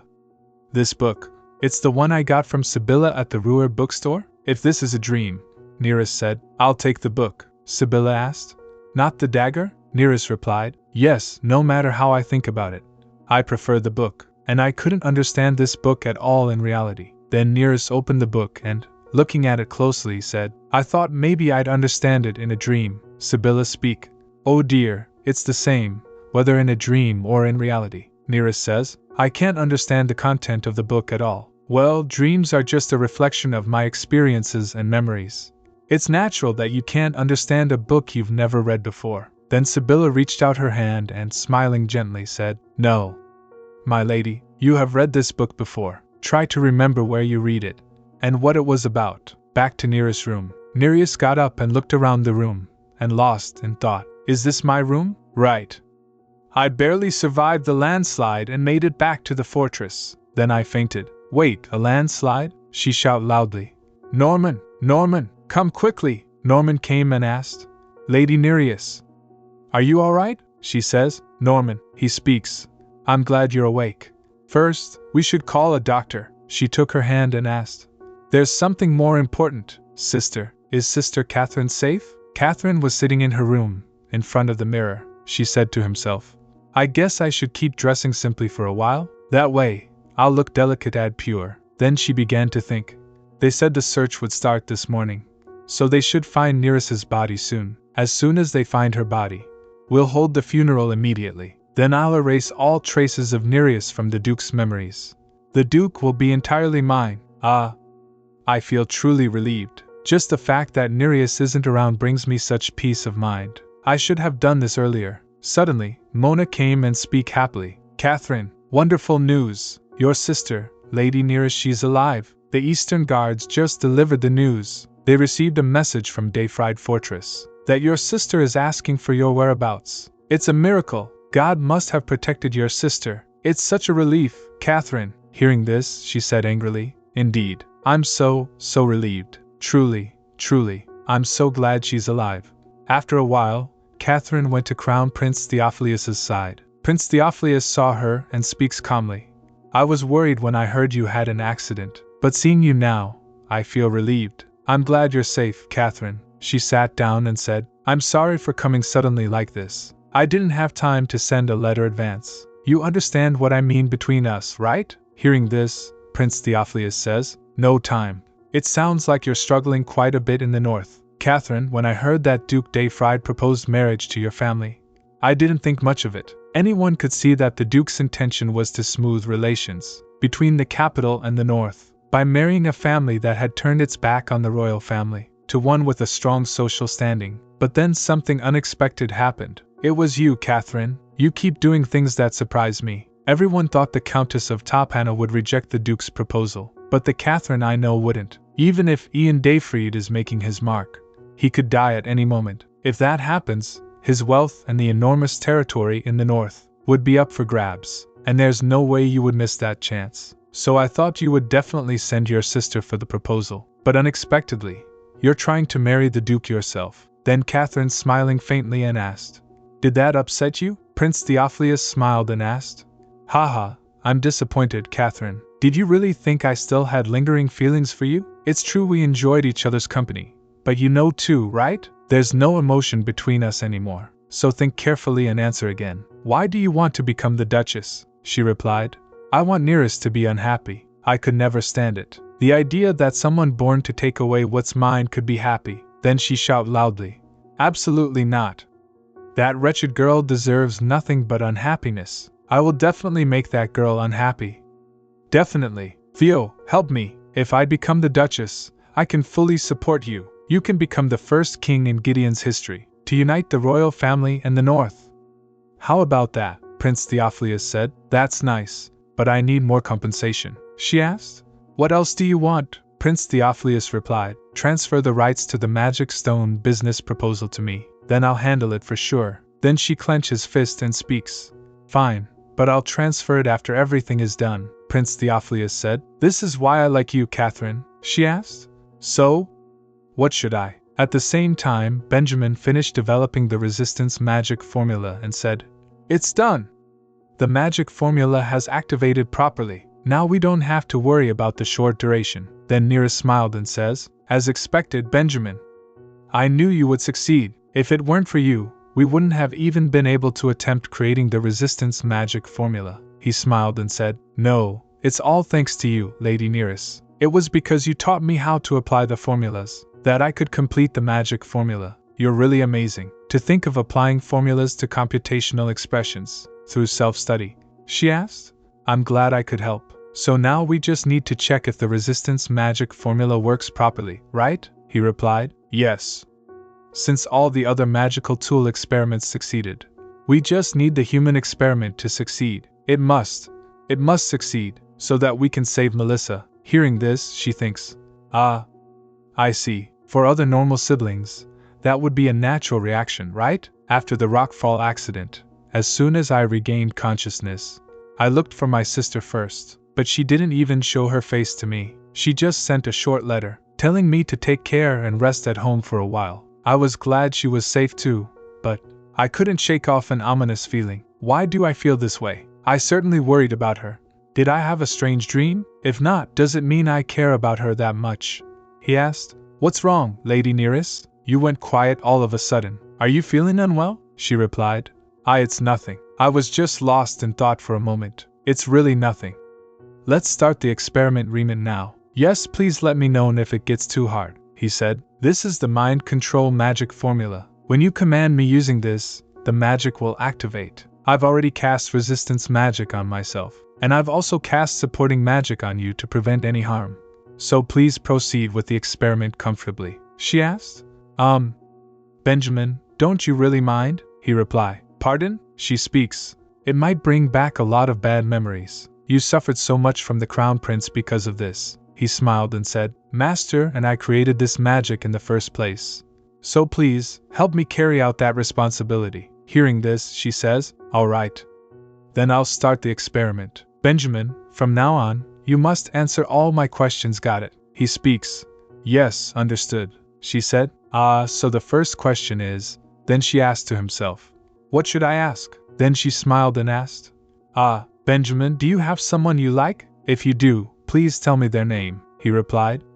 I cannot answer that, Lady Neris. I can never answer that. Please ask something else, Lady Neris, she said in surprise. It worked, Benjamin. The resistance magic worked properly. Congratulations, Benjamin. He's smiling faintly and says, Haha, thank you so much for enduring this with me, Lady Neris. Then he began to think. Now we can finally save Melissa. We'll come to rescue you soon, Melissa. Please stay safe until then. Please stay safe. A few days later, Jean went to Benjamin and said, Nice to meet you, Benjamin. I'm Jean, the lady's personal maid. No, Benjamin, I am Jean, the lady's personal maid. And this stern man here is my twin brother Janta. He belongs to the shadow of the Dayfried family, and he is their leader. He can handle any task, so use him as much as you need. Neris says, Stop fooling around, Jean. Then Neris saw her and thinks, I see. When I first met him, I thought he was no ordinary coachman. Neris recalls that Jean says, He will be responsible for the lady's carriage from now on. He said, I am Janta. So he was Ian's close associate. Suddenly Janta speaks. I apologize for only revealing my identity now, Lady Neris. His Excellency has instructed us to assist you in every way possible. So if there is anything you need, please feel free to command us. Neris smiling faintly and began to think. Ian, you try to support me even from afar. Thank you so much, Ian. I miss you terribly. Please come back safely to my side. Then Neris speaks. 3 days ago, Benjamin succeeded in implementing the resistance magic formula. So now we have a weapon to counter the Crown Prince's control magic tool. I wanted to gather everyone to discuss the plan to rescue Benjamin's older sister, Melissa, who is currently captured by him. But there is a big concern. Benjamin worried and said, My sister might be under the control of the magic tool. Although she has strong willpower, if the Crown Prince has been constantly using the magic on her, she might not be able to resist, and could be under his control. If that's the case, and considering her great talent in combat magic, hearing this, Janta says, we'll have no choice but to use force. We'll be careful to avoid hurting her as much as possible. But if she uses magic, we'll have no other choice. Neris firmly speaks. Don't worry, Benjamin. That's why we are discussing this together. We will ensure that your sister is safely rescued. I promise, Benjamin said. Lady Neris. Suddenly, Jean stepped in between them and said, Excuse me, you're not planning to personally join this rescue mission, are you? Please refrain from doing so if possible. You just recovered from your leg injury, and now to face such danger again, I am absolutely against it. Hearing this, Neris said, Don't worry, Jean. My goal is to minimize the risks and ensure the success of this rescue mission. The royal family has sent me an invitation to the New Year's celebration, and I plan to use it. I see. During the New Year's celebration, Under the king's intent for everyone to enjoy the feast comfortably, guards are usually relaxed, and even magic tools can be brought in, making it the perfect time for our rescue mission. That's right, and since I have been formally invited, it will be easy to move around the royal castle with Mr. Janta, Jean asked. But what if Lady Melissa attacks? Neris showed the necklace and replied, we've prepared countermeasures for that too. Then Benjamin said, this is a resistance magic tool. With this, not only will it prevent control magic from affecting Lady Neris, but it will also nullify the magic of those under control. Neris says, it was effective in our tests. It will neutralize Melissa's magic, so I will be safe. So, Jean, please allow me to go. Okay, Jean said, all right, but you must leave immediately if things get too dangerous. Neris says, okay. I promise. Then Jean said, I will come to get you when dinner is ready, my lady. Neris said, okay, see you later. Then she opened the magic book and began to think. As expected, Ian took good care of things. Thank you for cherishing my gift, Ian. As expected, what I heard in that dream was true. This book, it's an ancient magic book. It's also the magic book I read and studied when I was young. The knowledge I worked so hard to gain at 14. I lost it all because of her. Because of my sister. She recalls that Catherine said, Mother, I feel so sick when I'm near Neris. Mother says, that child must be. Then Catherine said to her, it's certain that she's possessed by a ghost. Help me, Mother, Father, I'm so scared. Someone, please save me. Neris was sitting near the table, looking for something. Then she think, I hope that the unease and danger I felt from your letters was just my imagination. If not, I will pay you back for everything you've done to me. I'll make you pay back every single thing, without exception, I swear it. Later that day, at the residence of the Crown Prince, the nobles were talking among themselves. So, they're holding the New Year's celebration again this year? I thought it wouldn't happen due to the war, a lady said. It seems that the Crown Prince is pushing for a truce with the Western Kingdom. Indeed, the war has dragged on too long, a man speaks. That's right, it would be great to achieve complete victory.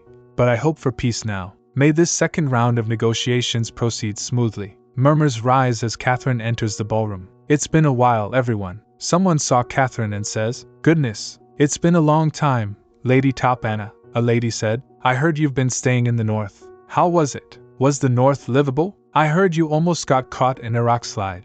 It must have been terrifying. Hearing this, Catherine think, yes, this is it. This is how it should be. This is how the socialite flower, Catherine Topana, should be. Today's operation by Theo will be carried out. Once this operation succeeds, I will deal with everyone presumptuous toward me. Then the north will be just like the capital. That will be when it truly becomes my world. Then she speaks calmly. Thank you for your concern. I'm perfectly fine. Suddenly Neris came and says, I'm relieved to see you in good health, sister. I was very worried about you. Seeing you safe puts my mind at ease. Before enjoying the feast, how about we sisters have some time to catch up? There are so many things I want to talk about with you. Catherine smiling stiffly and said, sure. Let's do that. My dear sister, I'm really sorry I couldn't come to see you right away. At that time, I was also physically struggling because of the shock from the accident. You understand your sister's situation, right? Neris replied, yes, I completely understand. Catherine said, thank you so much for understanding. Then let's talk about today's New Year's party. As you saw earlier, people are very interested in us right now. We had a major accident, and our family, which had been shrouded in mystery, got engaged to the De Fried family, right? But since the Duke's side hasn't officially announced it properly, probably everyone will ask us a lot of questions about our engagement. So if anyone asks about our engagement, answer like this. You can guess as you see fit. Hearing this, Neris replied, yes, I will. Catherine speaks. Great. Now, it's your turn to tell me what you need. What do you want to talk to me about? Neris says, when I was 14 years old. Do you remember the shamanic treatment I received? When I used to have somnambulism, you said this while looking at me. Catherine recalls that. That child must be possessed by a ghost. Then Neris said, thanks to those words, I received an exorcism ritual from a famous shaman in the Western Kingdom. But it was all in vain. Instead, I forgot everything that happened that year. So it's more accurate to say it got worse. Catherine asked, have you regained those memories? Neris replied, yes, the shock from the accident brought back all the memories. Catherine speaks, really? That's unfortunate. The shaman turned out to be a fraud. So our parents were very busy handling the aftermath for a while. You also had a high fever right after the exorcism ritual, and you couldn't remember anything.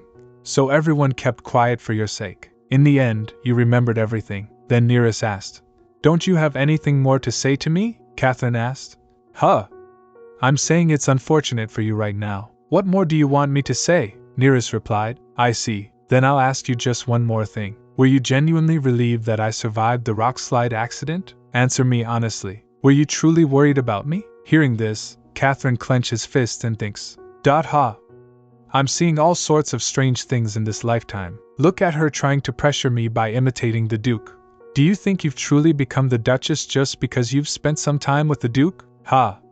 Yes, keep living in your grand delusion, and you'll realize that painfully when you die. No matter how much you struggle, you'll never be like you were in your past life. Never. Then Catherine asked. Of course. What sister doesn't worry about her own sibling? Hearing this, Neris think, I'm completely drained. This is the first time I've acted so impulsively. As soon as I saw my sister, my body moved on its own. Why on earth did I do that? Is it because I want her to apologize for what happened when we were young? Even though I know she'll never do that, so why? Enough. Focus, Neris. You came to the New Year's party to rescue Melissa. Let's head to the garden.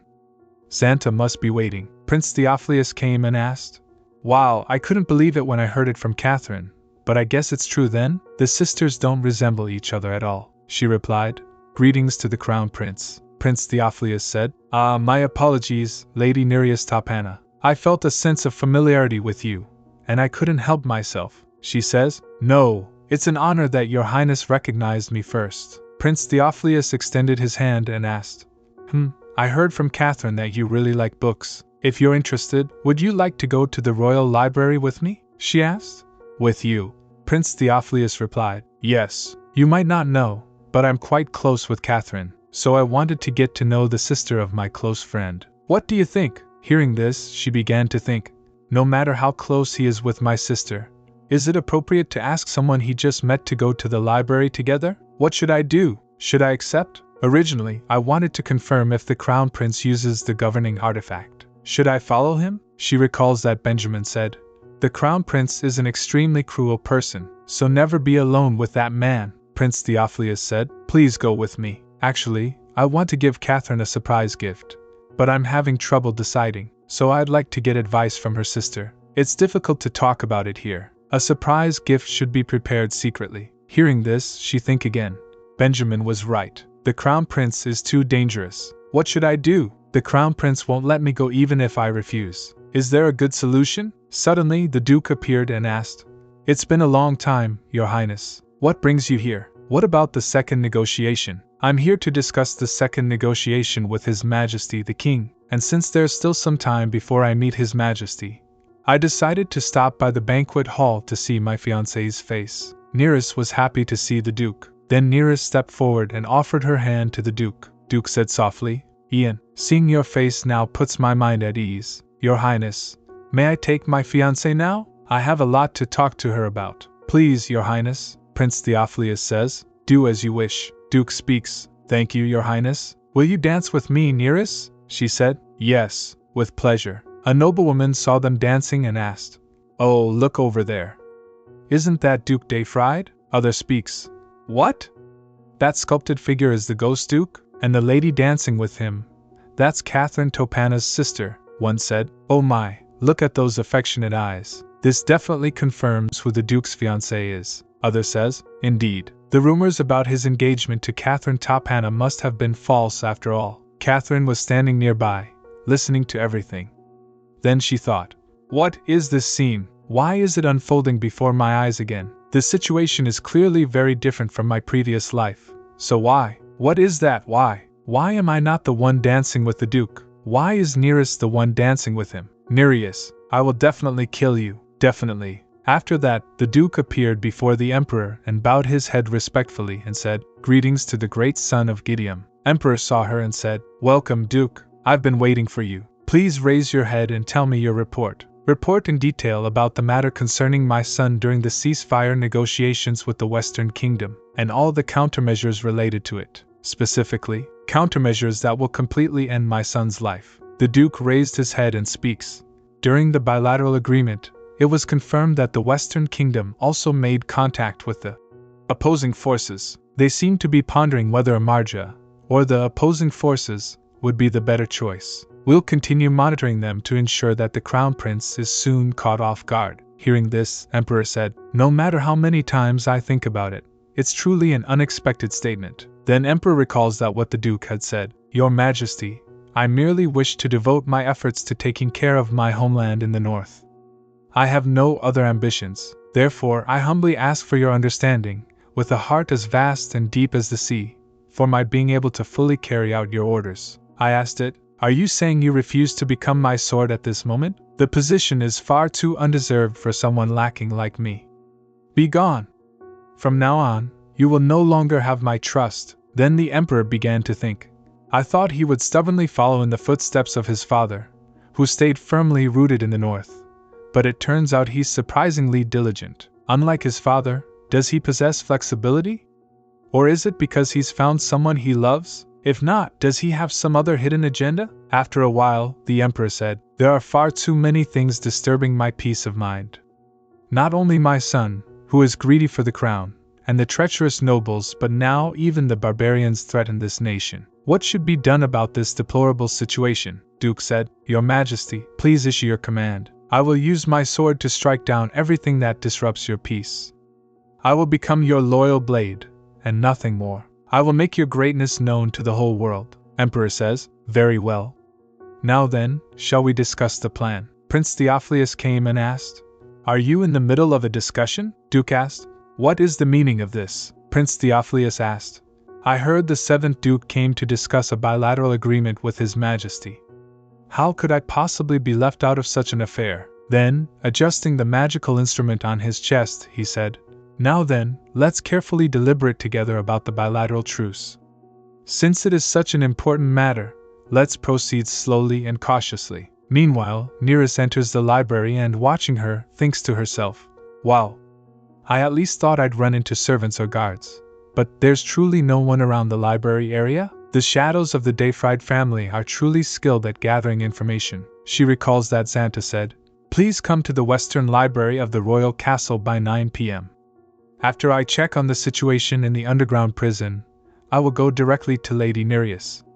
We will execute the rescue operation at that time. Then she thinks again. Fortunately, I arrived here without incident, but earlier, when the Crown Prince suggested going to the library, I was startled. Suggesting out of nowhere to go to the library, just the two of us. There's no way the Crown Prince could know about our plan. Why did he ask me to go to the library with him? A voice echoed. Neris paused and thought to herself. This sound, a sword. She saw Melissa standing above her, sword in hand. Suddenly, without warning, Melissa swung the blade down toward her. Then she thinks, Oh my goodness. If it weren't for the protective magic tool, this could have been a disaster. But Melissa, she's truly fallen under control of the domination magic. I have to save her quickly, she said. Melissa, snap out of it. You can't let yourself be controlled by such an evil magic tool. This isn't you. Fight it, please, for your younger brother's sake. Melissa, are you okay? Melissa says, Don't come any closer. Just run away from here immediately. I can't hold on much longer like this. Neris shout loudly. I can't leave you behind like this. Melissa steps forward, her hand glowing with dark energy. The air around her begins to shimmer with magic. Then Melissa said, I'm telling you, now is not the time to worry about me. Even holding on to consciousness like this is reaching my limit. Suddenly, Duke came and attacked with a sword and shout loudly, You've crossed the line. Still, I commend you for at least trying not to attack Neris. Take a good rest for now. The prince stands looking toward the sky, lost in thought. Ian Dayfried, so, this is how you choose to act, huh? Prince recalls that I asked that. Why did you send the Duke? Did you have a conversation that you couldn't have in front of me? What exactly did the two of you discuss?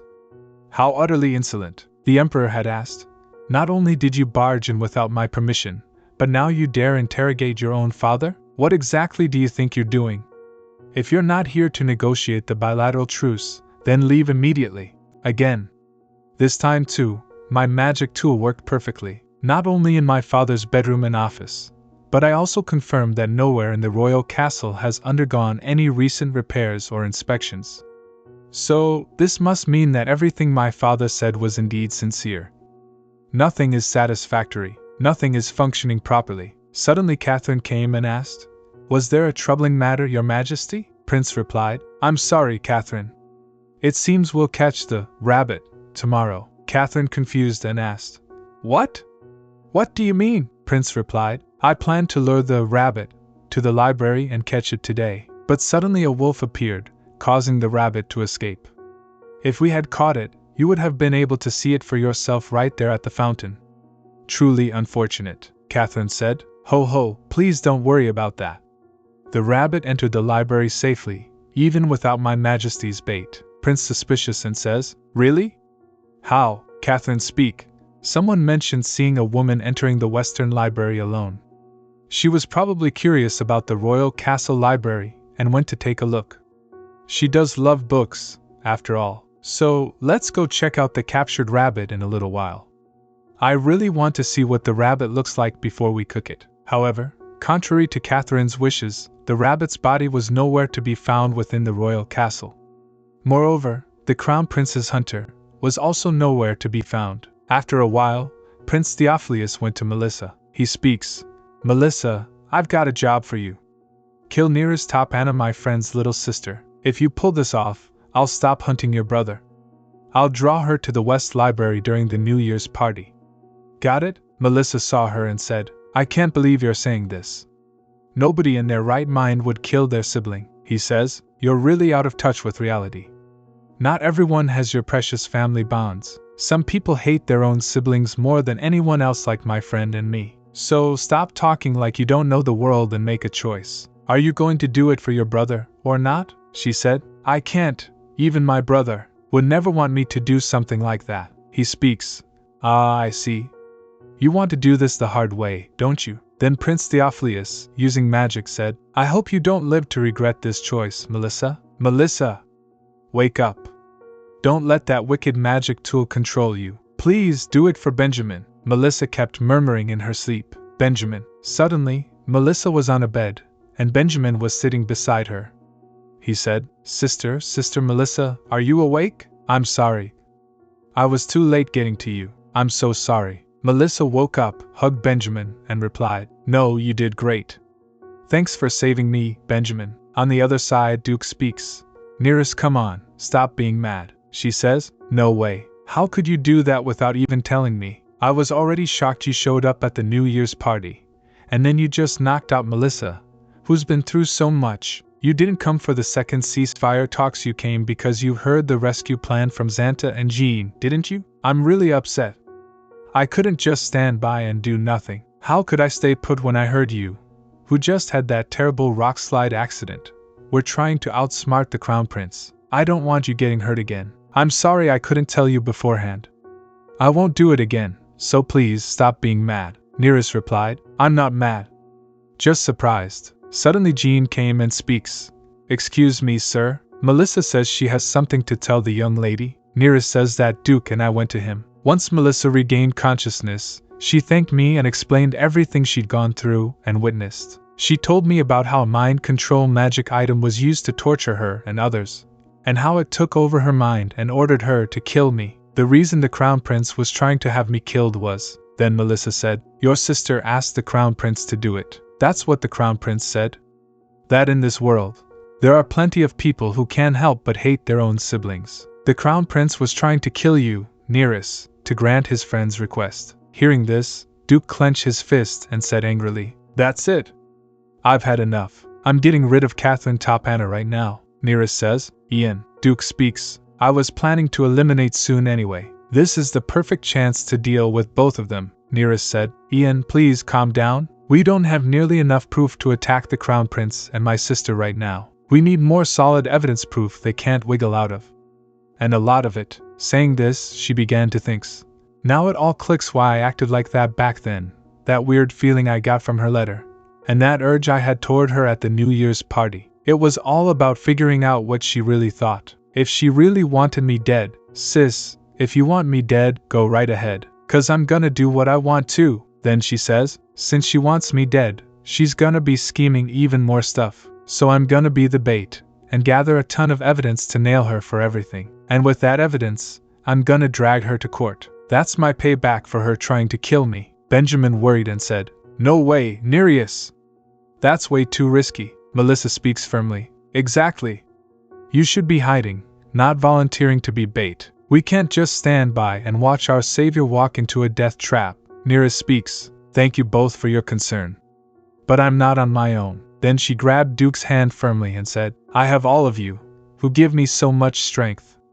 And I have Ian, my precious, so there's no way I'm going to die. So, I'm kindly asking for your help. Help me bring my sister to justice for good. Therefore, Ian, I need to ask you something. Will you help me with this? Duke, kissing the hand, and asked, What do you need me to do? Neris said, I'm thinking of provoking her. My sister has a bit of a hidden temper, so I think we can use that against her. If we poke at her little by little, she'll make a lot of mistakes when she starts moving. Basically, we're going to trick her into screwing up. Duke asked, Is this going to be dangerous? She replied, Ha!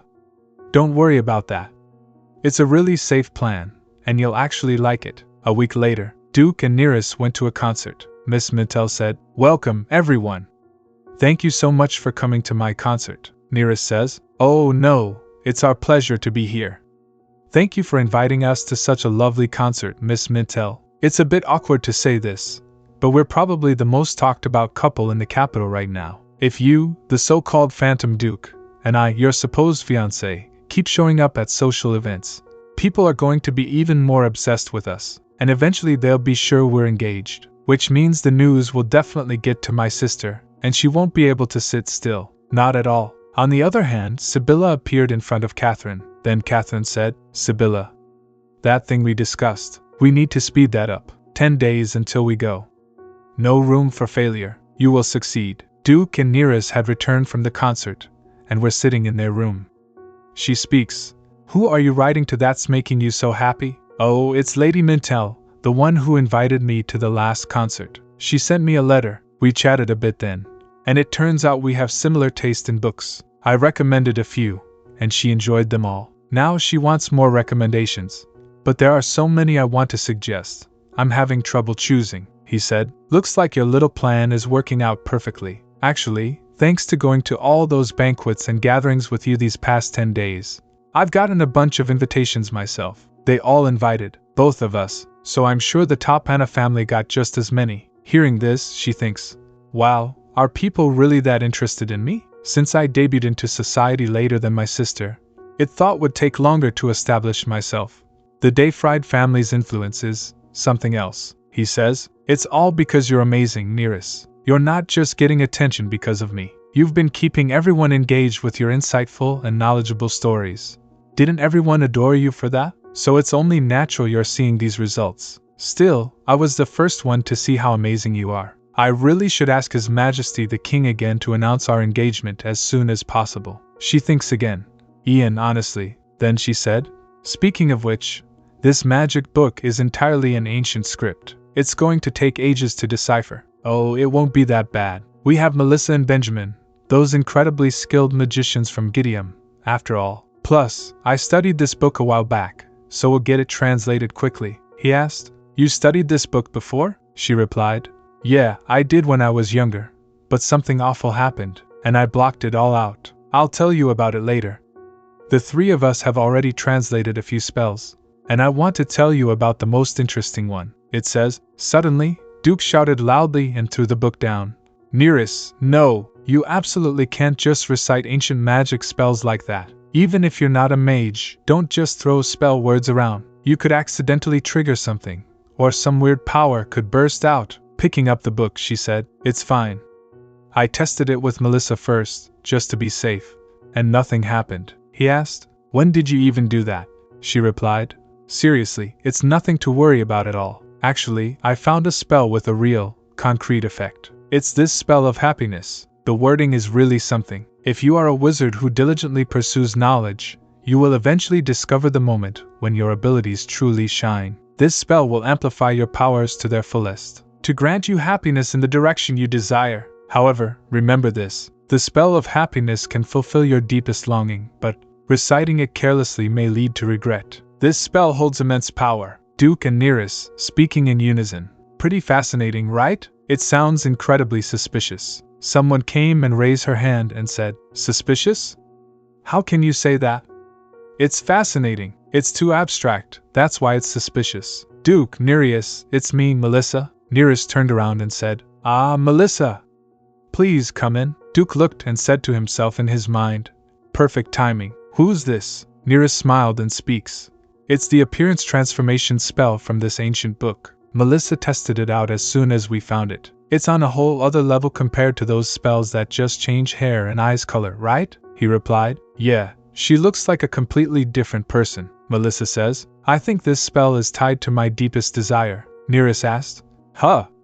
Your desire, Melissa? Melissa replied. I desperately wanted to escape the crown prince. I was disgusted with the royal family for treating my mentor, who was like a father to me, like a slave. And the crown prince was even worse than the king and queen. He was cruel and endlessly greedy. After he killed my mentor, and as I fought against the crown prince's attempts to control me, I prayed desperately. I wanted to be someone he wouldn't even recognize, so he could never get his hands on me again. It seems that wish is what shaped my current appearance. Hearing this, Neris stood up and said, Melissa, you don't have to hide because of him. We'll make him pay for his crimes and you can live freely. We'll do everything we can to help. So, let's get through this together. Melissa speaks.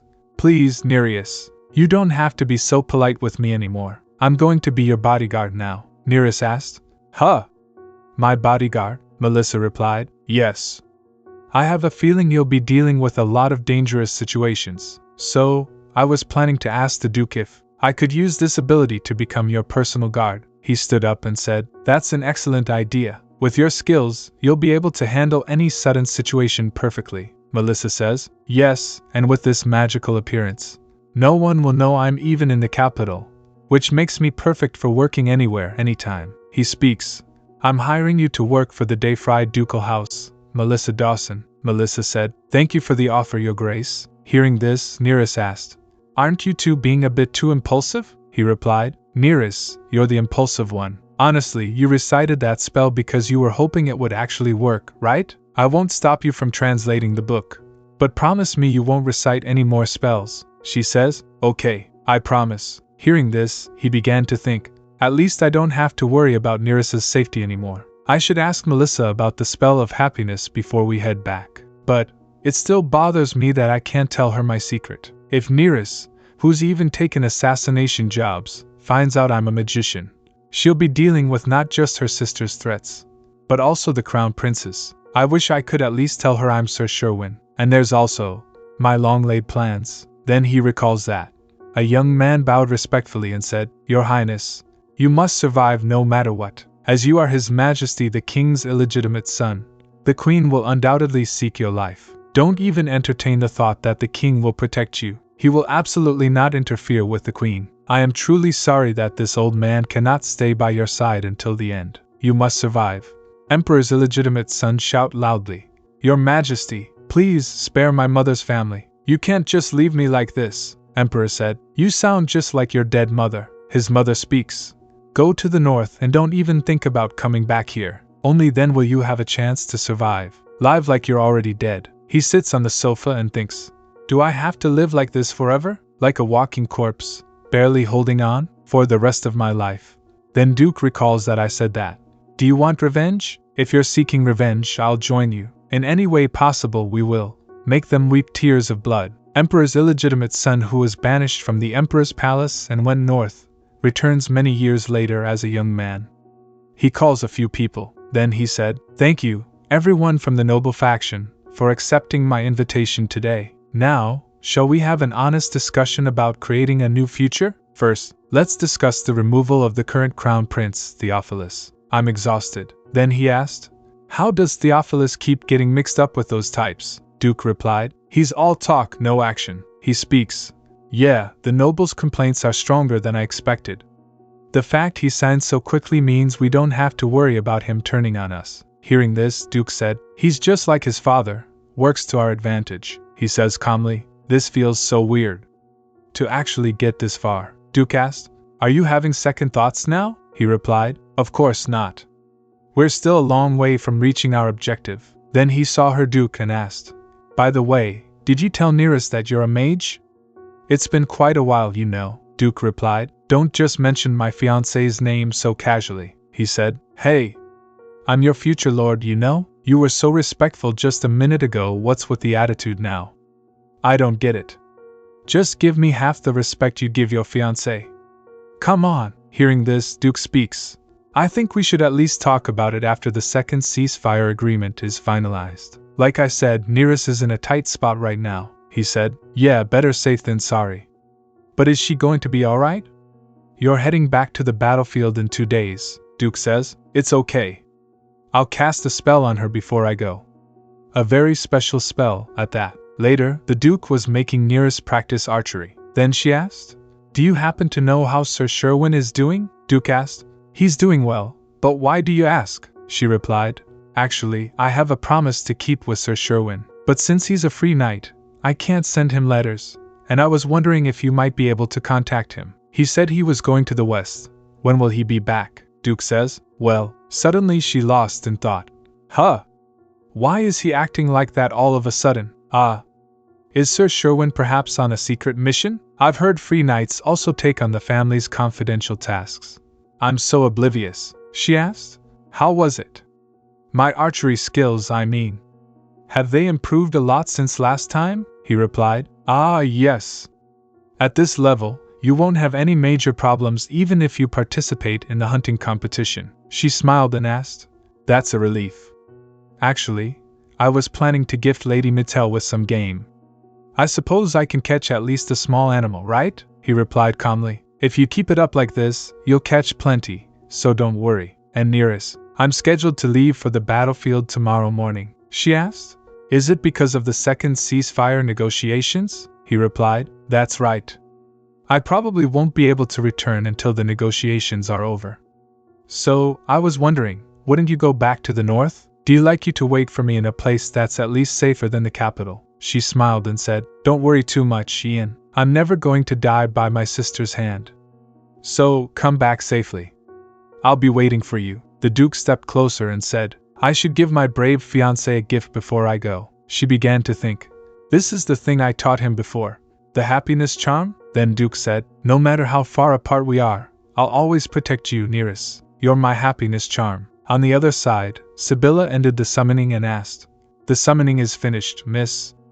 "What do we do with these now?" Catherine replied. "Release them at the hunting competition." Neris was sitting with some women's, drinking tea. Then Sylvia said, "Congratulations on your engagement, Neris. I was really worried when I heard the Duke went back to the battlefield. So, I'm happy to hear about your official engagement." "That was the Duke's surprise, right? Wasn't it?" Neris says. It's not like that, Sylvia." Sylvia speaks.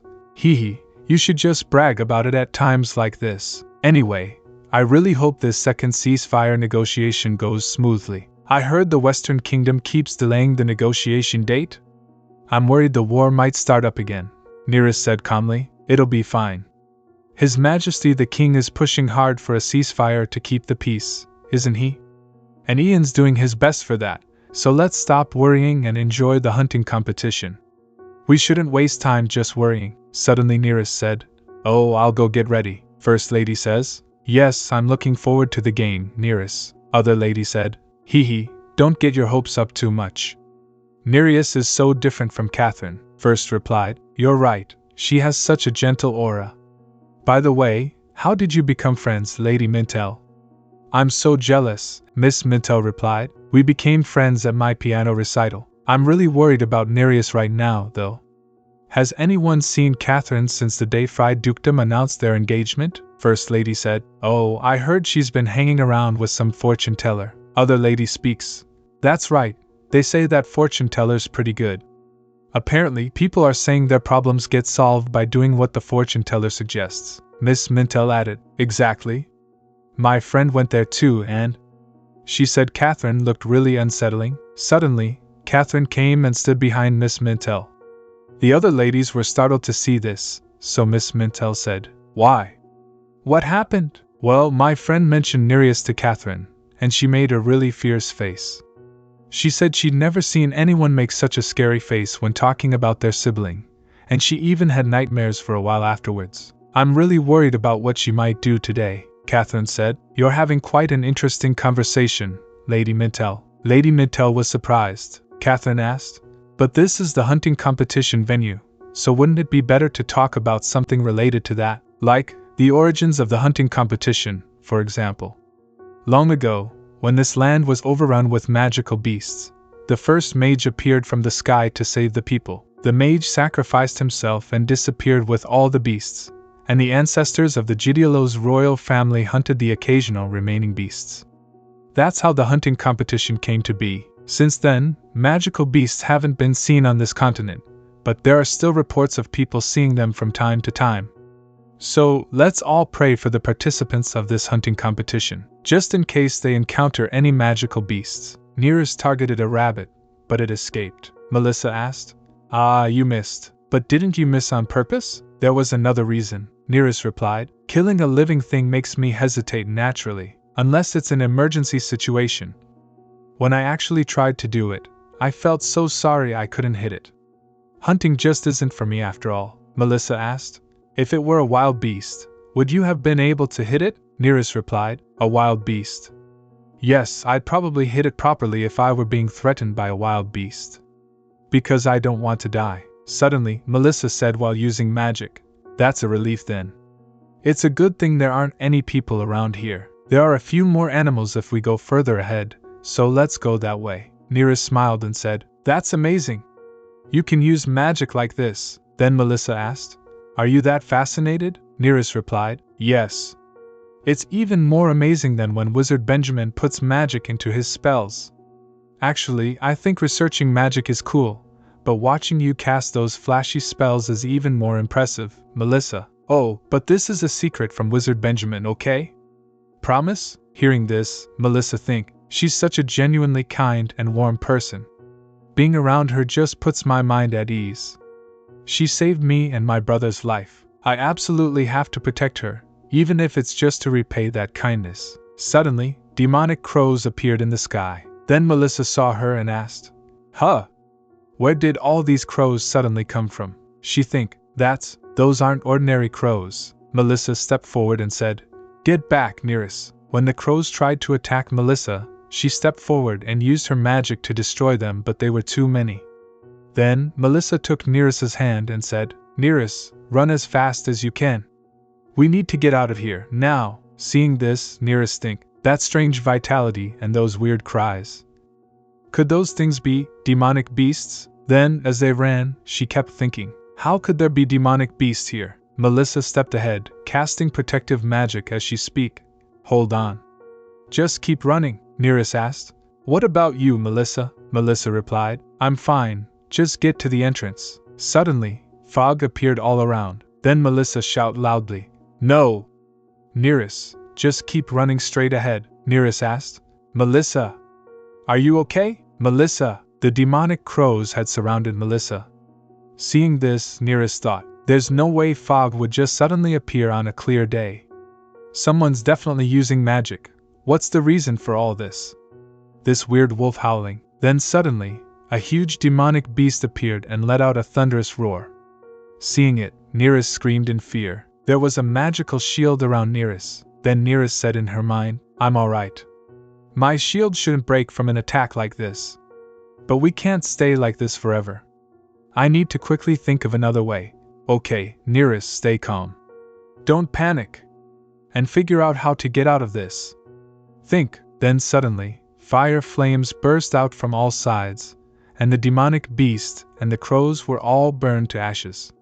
When Neris saw this, she began to think, this is different from the magic Melissa used? The one who saved Neris was Duke.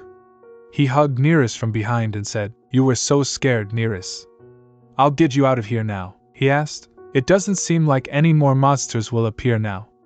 Are you hurt anywhere, Neris? Hearing this, she speaks. Ian, you. Were you a mage? No. You must be a mage. Otherwise, there's no way you could be here, he said. But, no matter how powerful you are, this isn't a distance you could just teleport to instantly, she added. Maybe, it's thanks to the spell of happiness. Didn't that spell say something like, "It will maximize my abilities in the direction I desire, to bring me happiness. And it will grant my most desperate wish?" Created a glowing ball using magic and said, "My wish was to save you no matter what, whenever you were in danger. I didn't want to be away from you again when you were in danger." Seeing this, she smiled and speaks. That spell was truly an incredible magic spell. Not only does it enhance abilities, but it also grants wishes. It's amazing, he said. I should examine that magic book more closely when we get back. Aren't you mad at me? I hid the fact that I was a mage. She speaks. Why would I be? You must have your reasons for keeping it a secret, and I think I can guess why you chose to hide it, he says. It's common knowledge that the royal family keeps the mage house of Dayfried in check, she added, and then there's the crown prince's mind control magic tool. The situation was too bad, so you couldn't tell me to protect me. Am I right? He replied. I'm sorry for hiding the truth, Neris. She touched their face gently and asked, Ian, don't say that. I'm so happy to know you're a mage. Can I assume now you'll be safe no matter what happens on the battlefield? He replied. I promise. I will never die and leave you alone. Suddenly, there was a rustling in the bushes. When they turned around, it was a rabbit. Then he said, It was just a rabbit. She saw her, smiled and says, Then I'll go look for Melissa, he said. All right. In the meantime, I'll take care of the beast's corpses. Be careful out there, she asked. Oh, Ian. I suddenly have a question.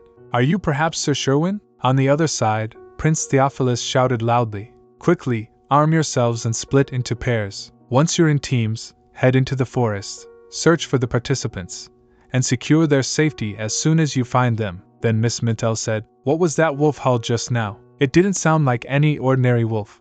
I hope Miss Neris is alright. Then Prince began to think. She really is such a valuable woman in so many ways. I always thought it was odd how she kept that strange old woman around. But I never imagined she'd turn out to be someone practicing black magic. People were already uneasy about the Western Kingdom using black magic during the war.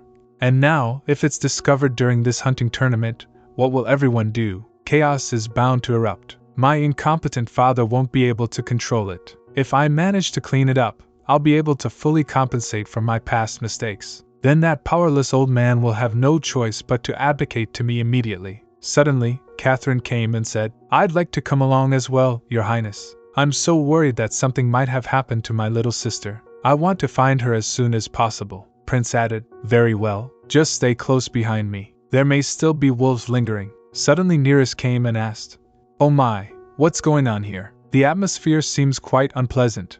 Could the hunting tournament have been cancelled? Then she said, I hope not, because my luck has been particularly good today. Somehow, I ended up catching a wolf, and now I can't help but set my sights on winning this tournament. This surely makes me the winner, right? Miss Mintel saw her, smiled and speaks. Honestly, this might be the most impressive victory in recent hunting tournaments. Catching such a huge wolf, what an incredible feat. Neris, a noblewoman, said, Haha, it seems that bravery is a must-have quality for anyone in the Dayfried family. Even your escort knight is a woman? Having the skill to hire such a talented knight is remarkable in itself. Neris turned around and looking at the prince, and lost in thought.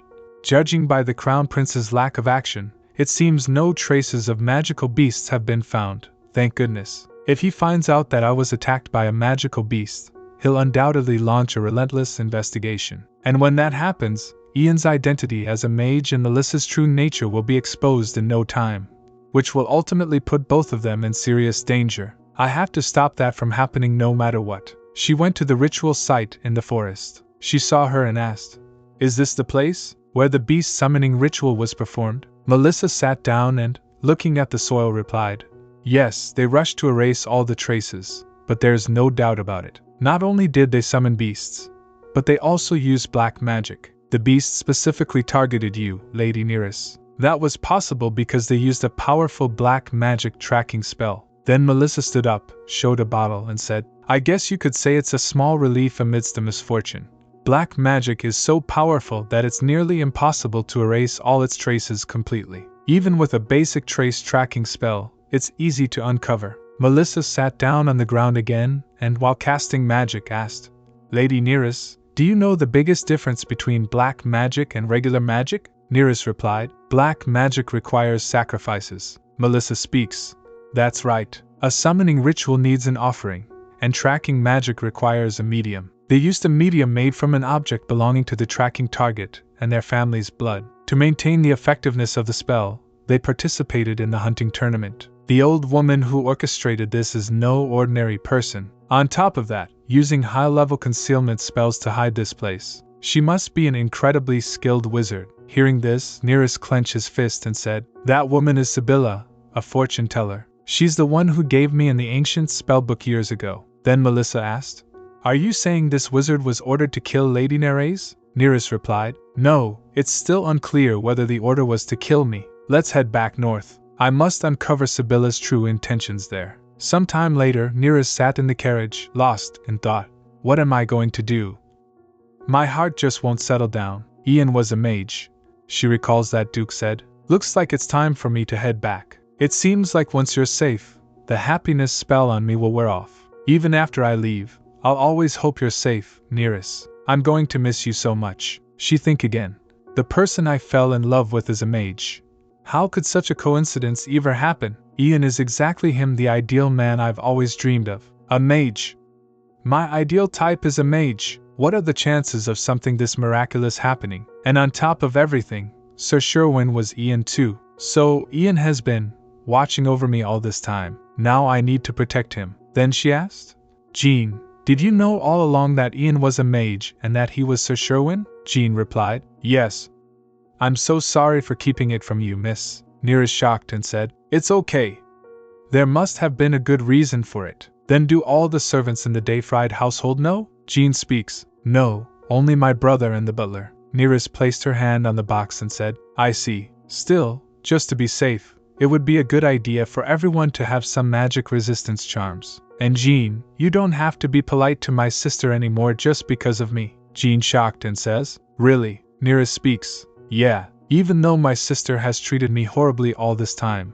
I couldn't shake the feeling that Catherine was still my family. But I don't need to think that way anymore. Catherine Topana is no longer my sister." Catherine, introducing Sibylla, said, "This woman here is a maid I hired privately. She's incredibly good at reading fortunes, and I rely on her quite a bit. All we'd need is one of the maid's rooms for her." "I can vouch for her," Norman said. "Do as you wish." Catherine says, "Hee, thank you, Norman." Norman speaks, "Keep a close eye on things at all times. Don't let your guard down for a second." Servant said, "Yes, sir." Suddenly Neris came and speaks. "Norman! It's been ages." He smiled and says, "Welcome back, Lady Neris. I've missed you terribly. Honestly, if it weren't for those unwelcome guests, I'd throw a party to celebrate your return." "It's such a pity," she said. "It couldn't be helped. To figure out what Sibylla was really up to and make absolutely sure my sister and the Crown Prince were punished, I had no other option but to lure my sister to the north." He speaks. "We understand. We'll keep a close watch on both Lady Catherine and Sibylla, monitoring their every move." She says, "Thank you, Norman." Then Jean opened a box, and inside was a magnificent gift. Neris said, "And this was made by Master Benjamin. It's a magical item enchanted with both protection and resistance magic. Please have all the Dayfried family's servants wear these at all times." He saw her and said, "These are all quite easy to carry around." "Right. Our Lady thoughtfully prepared them just for us." "I see. Thank you so much for your thoughtfulness, Lady Neris." She smiled and speaks. "Oh, it's nothing. Considering the trouble I've put you all through, this is the least I could do." Jean says, "What are you saying, my lady?" "You're not to blame for any of this," he said. "That's right. We're all in this willingly, so please don't feel guilty. We will do our utmost to serve and protect you in place of the Duke, Lady Neris." The door opened. Santa entered Catherine's room. She was sleeping. He looked at her and thought, so this must be it. The diary my uncle found odd. She definitely seems to treasure it quite a bit. But what's so special about it that she won't let go even when she sleeps? He recalls that Norman said, "I hear she hasn't let go of something like a diary since the day she returned to the estate. Go and check it out." Santa quietly reached for a book resting on the table nearby. He opened it carefully and began to think, "All right then, let's see what's inside that she's so attached to." Santa goes near the Neris. Neris asked, "You said there were various legends written in the diary? Would you like to have some tea? Then wouldn't it be a stretch to call that a diary?" Santa replied calmly, "That's what I thought too. I'm fine. but it looked similar to the diaries other noble ladies use, so I assumed it was a diary. She says, even if it isn't a diary, it's still strange that she cherishes something containing common legends and folktales so much. Then she lost in thought. Right, that is odd. Besides, the sister I know would never be the type to keep a diary. She recalls that Catherine said. A diary? That's something only people who can't move on from the past would do. She think again. What's more, my sister hasn't done anything for 5 days since coming to the north. The old her would have invited the northern nobles to a tea party to try and put me down. But instead, she's been quietly spending time with Sibylla, my sister suddenly having a diary. She picked up the cup of tea and said, "Thank you for worrying about me and looking into this, Santa. I don't think there's any need to put this off any longer. Please ask Jean to arrange a meeting with Sibylla for me right away." After a while, Sibylla was called.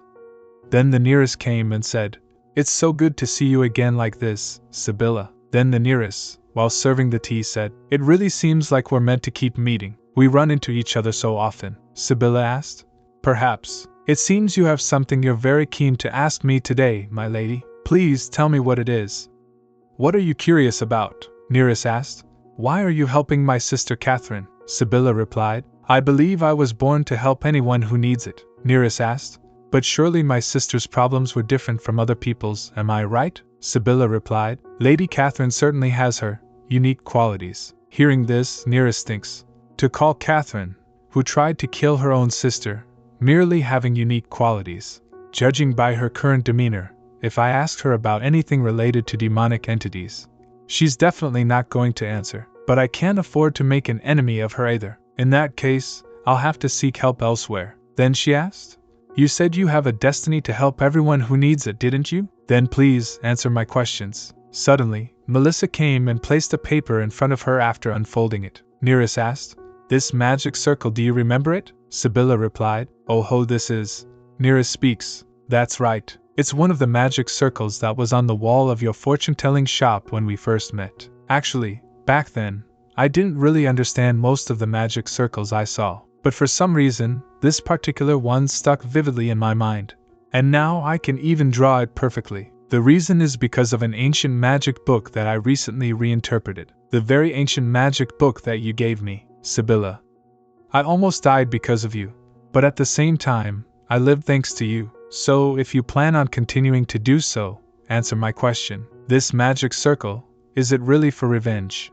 Suddenly Catherine came and shouted loudly, "What do you think you're doing, Neris? Sibylla is my guest. She can't just talk to anyone she pleases without my permission. Tell me right now what you were talking about immediately." Then Catherine asked, "Can't you hear me? Tell me what you two were talking about. Why are you speaking with Sibylla?" Neris asked. "Sister, that book you're holding, is it a magic tome?" Catherine asked in surprise. "What? What are you even talking about?" Neris smiled and replied, "Well, you know how much I love studying magic. These days, every book looks like a magic tome to me. If it is one, would you mind letting me see it?" Then Catherine replied, "Seriously? You mistook an ordinary diary for a magic book? Your passion for studying has turned into a full-blown obsession. Don't act like that in public, you'll make a fool of yourself." Hearing this, Neris speaks. "Is that so? Coming from a sister who clings to her diary because she can't let go of the past. I don't think you're in a position to lecture me. Don't stroke that diary like it's a teddy bear, sister. You look miserable." Catherine stepped forward, placed the book onto the magic circle on the table, and said, "Ha! Your intentions are so obvious. Did you really try to provoke me over a diary? How childish. Go on, take a look. See for yourself whether it's a magic tome or not."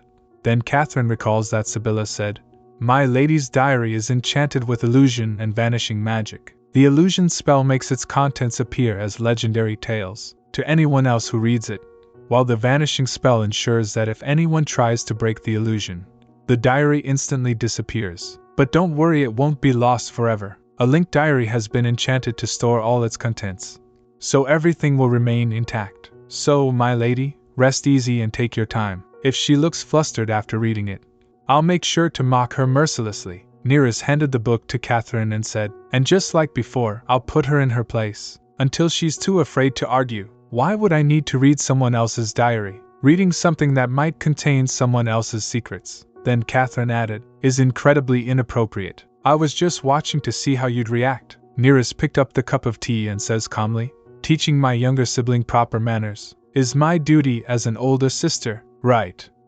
Now please leave. I'd like to enjoy my tea in peace. Catherine turned back. Neris says angrily, Melissa. Melissa gently touches the circle with her fingertips. Suddenly, the circle flares with bright, shimmering light. Then she speaks. I never imagined such ancient magic existed.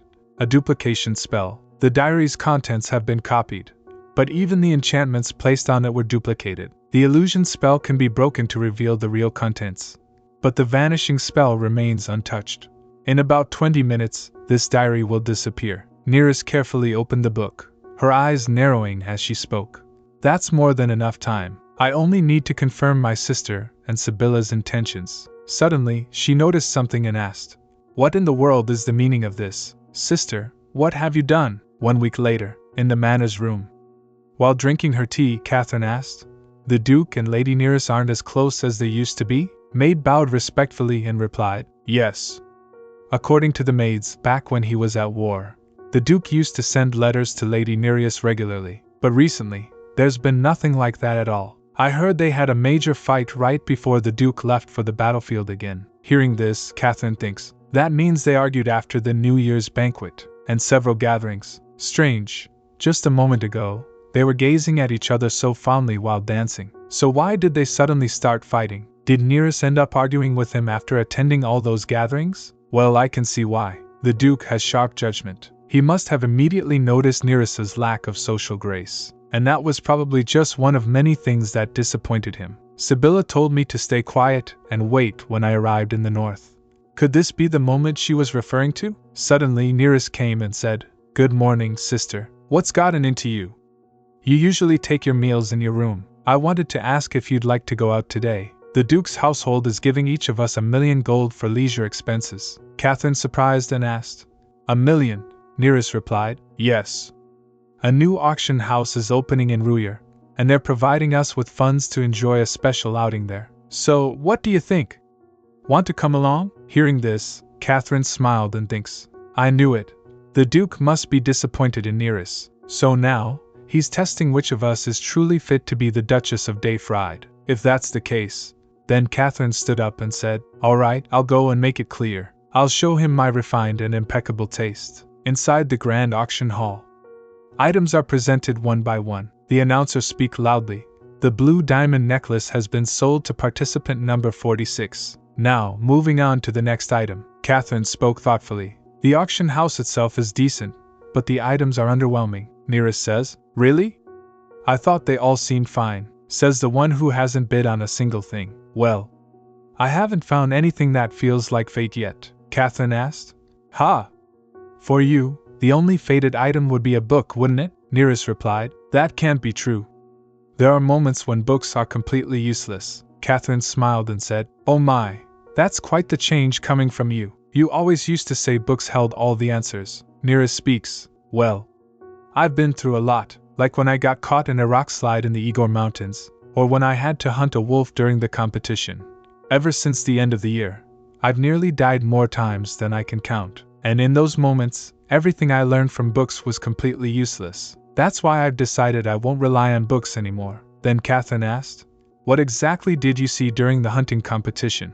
The announcers speak loudly again. Now, let me introduce the finest item in today's auction, a mystical artifact that grants its owner vivid dreams and soothes the soul. The bidding for the soul rest begins now. That's it. Seeing this, Catherine's surprised and thinks, That's it.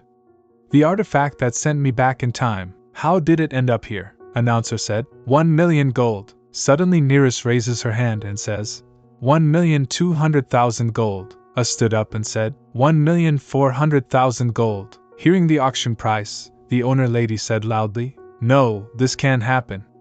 At this rate I'm going to lose it. After hearing this, Catherine began to think, That belongs to me. It's mine. 2,500,000 gold. Then she stood up and shouted loudly, 2,500,000 gold. Announcer speaks. Yes, 2,500,000 gold. We have a bid of 2,500,000 gold. Anyone bidding 2,600,000 gold? 2,500,000 gold. Going once, Catherine said to himself. 2,500,000 gold, going twice. Yes. With this, that artifact is mine. Suddenly, Marquis Hento raises her hand and said, bid from number 30 for million gold. Announcer says, for million gold, going once, for million gold, going twice. Sold. Congratulations. Lady Catherine bursts forward, distraught. This she said. Marquis Hento, please, just hear me out, Marquis Hento asked. You throwing a tantrum because you lost the auction, Lady Top Anna? She replied. I apologize. But I desperately need that magical artifact. I'll give you anything you want, she pleads, trembling. Please, hand it over to me. Seeing this, Santa said, You've done well, Lady Neris. Neris asked. Not at all, actually, you worked harder. What was the situation in the West? Santa replied. Just as you predicted, my lady. There's an epidemic spreading through the Western territories. It started in small border villages near the Western Kingdom. At this rate, it'll spread across the entire Western region soon, Neris says. I see, then she thinks. It was true, after all. It all matches what was in my sister's diary. Then she said to himself. A week ago, I read the diary my sister had created using copy magic. Its contents were utterly shocking. When the war was nearing its end, the House of Dayfried began trade negotiations with the Dalavis Kingdom. Using revolutionary magic stones, Catherine thinks, that's strange. In my past life, there was definitely a rockslide accident in the Igor Mountains. How is Neris still alive? Everyone except Mona should have died. Then Neris said to himself. Around spring, an epidemic broke out in the western regions. The Tapana territory, located nearby, is also in danger. I've regressed, this time without fail. I'll become the Duchess of Dayfried. The fact that my sister had regressed. It sounded so absurd and unbelievable, but to verify it, I decided to bait her. She recalls that I said that. There's something I'd like to ask of you all now. First, investigate whether the epidemic has truly spread in the western regions. To confirm the truth of my sister's diary, I prepared the auction house and decided to craft a magic tool, identical to the regression artifact described in detail in my sister's diary. Listed as an auction item, and observe her reaction. Truthfully, I was terribly anxious that she might notice my plan midway. But seems I worried for nothing after all. Catherine speaks with her hands clasped tightly. Marquis Hento, I wish to gift that magic tool to win Duke Dayfried's heart without fail. Please, help me fulfill my love. Huh! I'm begging you, Marquis Hento said. Ha, very well. But on one condition, she says. Yes. Any condition is fine, he speaks. You will transfer all rights and business plans for your magic stone enterprise to me. Then I'll hand over this artifact without taking a single coin. She says, yes. I'll deliver everything to you by today. Then she smiled and think. Compared to this magic tool, that business is just an illusion. She stretched out her hand and said, then take it with you. Saying this, she think, this gives me even more opportunities now. As expected, the goddess of luck is clearly on my side. Suddenly, Xanta and Neris came. Then Xanta speaks. It seems the magic stone business has been resolved satisfactorily, Neris says. It's all thanks to everyone here. Neris recalls Dejin said. And make sure you go around telling everyone that the young lady and the master don't have a good relationship. Got it? You all helped spread the rumors. And thanks to you setting up this auction house, everything worked out perfectly. Even Marquis Hento willingly lent his assistance. Then Neris said to himself. And now, I have no choice but to acknowledge it. The fact that my regressed sister covets my fiancé. To receive the miracle of regression only to use it for stealing your sister's fiancé. I'll never forgive you. Xanta handed over a letter and said, This is the reply His Excellency sent. Neris took the letter, opened it, and started reading. Dear Neris, while Catherine Topana's regression is truly unbelievable, the second ceasefire negotiations seem to be proceeding exactly as described in the diary. The Western Kingdom's Orkan and Crown Prince Theophilus continue to deliberately prolong and stall the negotiations, dragging out time as if it were prearranged. It seems that either the ceasefire negotiations have collapsed, or someone is planning another move. Soon, even sending letters like this might become difficult. But I will return to you safely, no matter what. So please, don't overexert yourself. Just wait a little longer. Ian. Lastly, regarding the gift you sent, thank you so much. After reading the letter, she drifted into deep thought. I had hoped the second ceasefire negotiations wouldn't unfold exactly as they did in the journal. she notices a torn page. The torn page from my sister's duplicated journal. Only that single page was missing. Because of that, I couldn't piece together everything written in it. What on earth was written on that page? Why did my sister go to such lengths to keep it hidden? Inside the royal palace, Prince Theophilus meets Lady Catherine. Then Catherine asked, "Theo, I brought you a gift that'll make you very happy. So how about hearing me out?" He replied, "Well, rather than that, why don't you tell me how you knew I'd be in the capital for a while?" "I came for the second negotiation report, and security must have been tight," she said. Have you forgotten? "I have a prophet skilled in dark magic," he asked. "Let's talk here." "What do you want this time?" she replied. "I want you to amend the engagement laws preferably before the second ceasefire negotiation ends. If you do that, I'll give you this, a poison that leaves no trace. No magic, no matter how powerful, will ever detect it." "What do you say, Your Highness? Do you have any interest in hearing me out further?" he said. "There's no doubt now my brother has joined hands with Orkin, elsewhere in a war." Duke de Fried and Hartman whisper. Hartman said, "Otherwise, there's no way they'd be dragging out the ceasefire. Neither of them actually wants to end the war." Duke says, "Keep your voice down. We need to lay low for now." Hartman raises her hand and said, "By the way, your fiancé is amazing. Not only protective magic, but she even sent an artifact that grants resistance magic. If everything works out, you must introduce me to her." Duke said, "Fine." Hartman says, "Yes. Promise me. You have to introduce me." Duke speaks. "I said fine. Enough talk about that." He suddenly freezes and then lost in thought. What is this ominous presence? Since when has this been lingering? Whatever the case, we can't stay here. We need to leave now. Then he held Hartman's hand and speaks. "Hartman, let's go." "Huh? What about the negotiations?" "I'll explain later. Just get out of here for now," Prince Theophilus said. "Where do you think you're going before the ceasefire negotiations?" Duke de Fried, "Just because you're close to my younger brother, don't assume I'll tolerate all of your insolence. The Prince of Orkin from the Western Kingdom will be arriving soon, so don't even think about leaving. Stay here. I'll speak with my lieutenant briefly and return." Then Prince asked, "Oh? Are you defying me now?" Hartman bowed respectfully and says, "My apologies, Your Highness." "Haha, brother. Please, no need to be upset. You know how he is. We'll be quick. Just give us a little time, alright?" Prince asked. "Do you think this is your playground?" Hartman shocked and replied, "No, it's just that we also need to discuss the truce negotiations." Suddenly someone came and said, "Ha! Let's leave it at that." Crown Prince of the Western Kingdom, Orkin. Prince Orkin says, "Truly enviable. Your brotherly bond must be strong if you can afford to quarrel like this." Prince Theophilus speaks. "I apologize for the disgraceful display, Orkin," Prince Theophilus said. "No need. That's just how siblings are." Prince Orkin says, "So then, today let's finally put an end to these truce negotiations." Suddenly a red light rose from the magical circle. Seeing this, Duke think, "This can't be happening. Our knights are attacking each other. Could this be?" Prince Theophilus asked.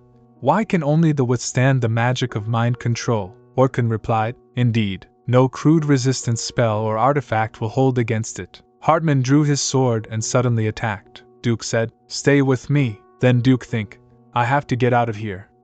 Damn it, Neris, please help me." Magic begins to surge in the air. Orkin smiled and said, "So that's what it is. If the Duke isn't a mage, there's no way he could withstand this vicious dark magic. But because of that, you will eventually lose your life." On the other side from the shadows of the palace columns, Lady Neris emerged quietly.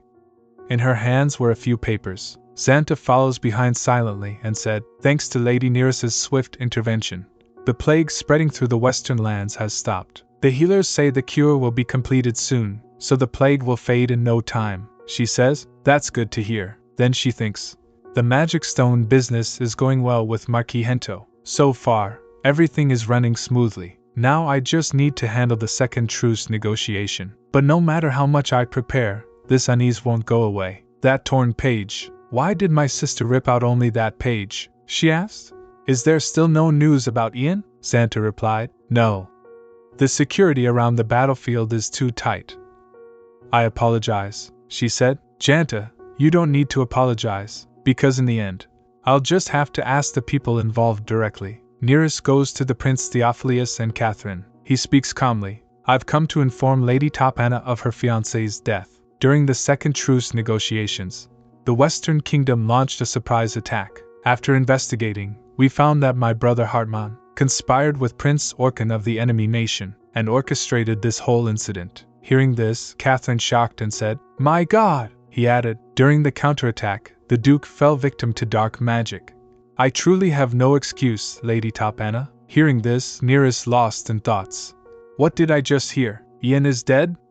Why are they saying Ian is dead? Catherine smiled and says, "Neris, you don't have to suffer too much. You'll forget everything once you meet new people at the academy. Actually, the law was revised recently." Neris think, "What?" Then Catherine asked, "Now, if one's fiancé dies, the engagement is to be immediately annulled. Isn't that right, Your Highness?" He replies, "That's correct. Because of the war, there are many cases like yours. I hope you can quickly overcome your grief." Then Neris asked, "Where is my fiancé's body?" He asked, "Are you saying you don't believe my words?" Neris replies, "How could I possibly doubt Your Highness? However, I only wish to have a final look at my fiancé with my own eyes, so please show me the body of Duke Ian de Fried. Until then, I will not accept any annulment, nor any forced engagement. I have things to do, so I'll be taking my leave. Forgive my rudeness, Your Highness." Hearing this, Catherine shouted loudly, "What?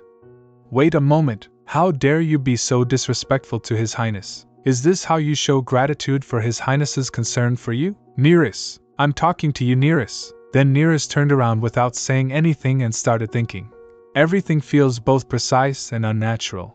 Even though I am his close friend's younger sister, the Crown Prince who was so ruthless to Melissa and Benjamin, came personally to inform me of Ian's death? During such a crucial moment, when he should have been handling the truce negotiations, and suddenly engagement laws were rewritten? It's ridiculous. There's definitely something going on, she said to himself.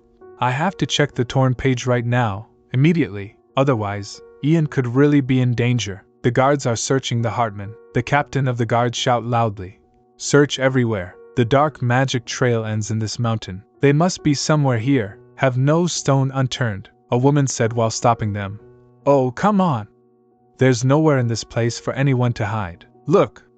This is just a storage room full of junk, Captain said. Check it, guard says. Yes, sir, a woman said again. I'm telling you, there's nothing in this storage room. What exactly are you looking for? A guard drew his sword and struck it forcefully, but Hartman, who was hiding on the other side, he escaped. Woman speaks. Why are you tearing apart someone's house like this? At least give us a reason. Hartman thinking, damn it. How did things turn out like this? Ian must have sensed this danger. That's why he was so desperate to escape. And I just wasted time instead of realizing it sooner. If I had figured out what he was trying to do earlier, none of this would have happened to Ian. Woman shouted loudly. Please stop. Are you going to destroy my poor house completely? Stop, just stop. Hartman is taking Duke with him. Ian became weak after using teleportation magic. The Duke suddenly walks off into a dark night and says to himself, where am I? I'd barely managed to use teleportation magic to flee north. Did my spell go wrong somehow? Impressive. Spiela was already present there, she said. Back then, the Crown Prince of the Western Kingdom used dark magic to block all spells and artifacts, but you amplified protection magic and resistance magic, broke through, and teleported away. Your quick thinking is commendable, but that was reckless. To break through such powerful dark magic, you pushed past your limits. Anyone else would have had their mana core destroyed and died instantly. Then Duke asked, did Catherine send you to kill me? She smiled and said, oh no. Of course not. I came to help you, Duke. The Duke asked angrily. Help me? You who tried to kill Neris under Catherine Topana's orders? She replies, I have no excuse for that. Truly, I owe both of you a great apology. The artifact I created ended up intertwining the fate of a regressor and you. If not for that, Lady Neris and you would have lived a happy life together. Then, he took out a dagger and a book, and asked the Duke just like he had asked Neris. But thanks to it, I now have a chance to atone for my sins. So, what will you choose, descendant of Tatar? The Duke thought for a moment, then grabbed the book and asked, Is the winter flower a secret? She smiled and said, Ho, you've made the same choice as your fiancé. How fascinating, but I think you should hurry. Your lady is about to do something drastic. As the Duke opened the book, he saw that Neris was about to kill herself. He said aloud, "No, Neris, don't do it. I'm alive! I'm alive! Neris!" The Duke used teleportation magic once again and arrived right beside Neris. Neris was in his arms. When she saw him, she asked, "Ian, is it really you?" He replies, "Yes, Neris, I'm back. I'm sorry. I made you worry, Neris." She smiled and says, "I'm so glad, Ian. Truly. I'm so relieved. I was honestly terrified." About 12 hours ago, Benjamin and Melissa were busy with their work. Jean and Neris are watching them. Then Jean said, "It seems the two of them are struggling quite a bit, my lady." Neris replies, "Yes, but they'll definitely succeed. Benjamin and Melissa are highly skilled mages. They'll pull it off, I'm sure." Neris approaches Norman and says, "Norman, as perfectly timed as all of this seems, I also think it's far too unnatural. The fact that the Crown Prince personally came to inform me of Ian's death, and then the sudden legal change regarding engagements. It's all too suspicious. I'm certain they have something else planned." He asked, "Are you saying His Grace might still be alive?" She replies, "Yes.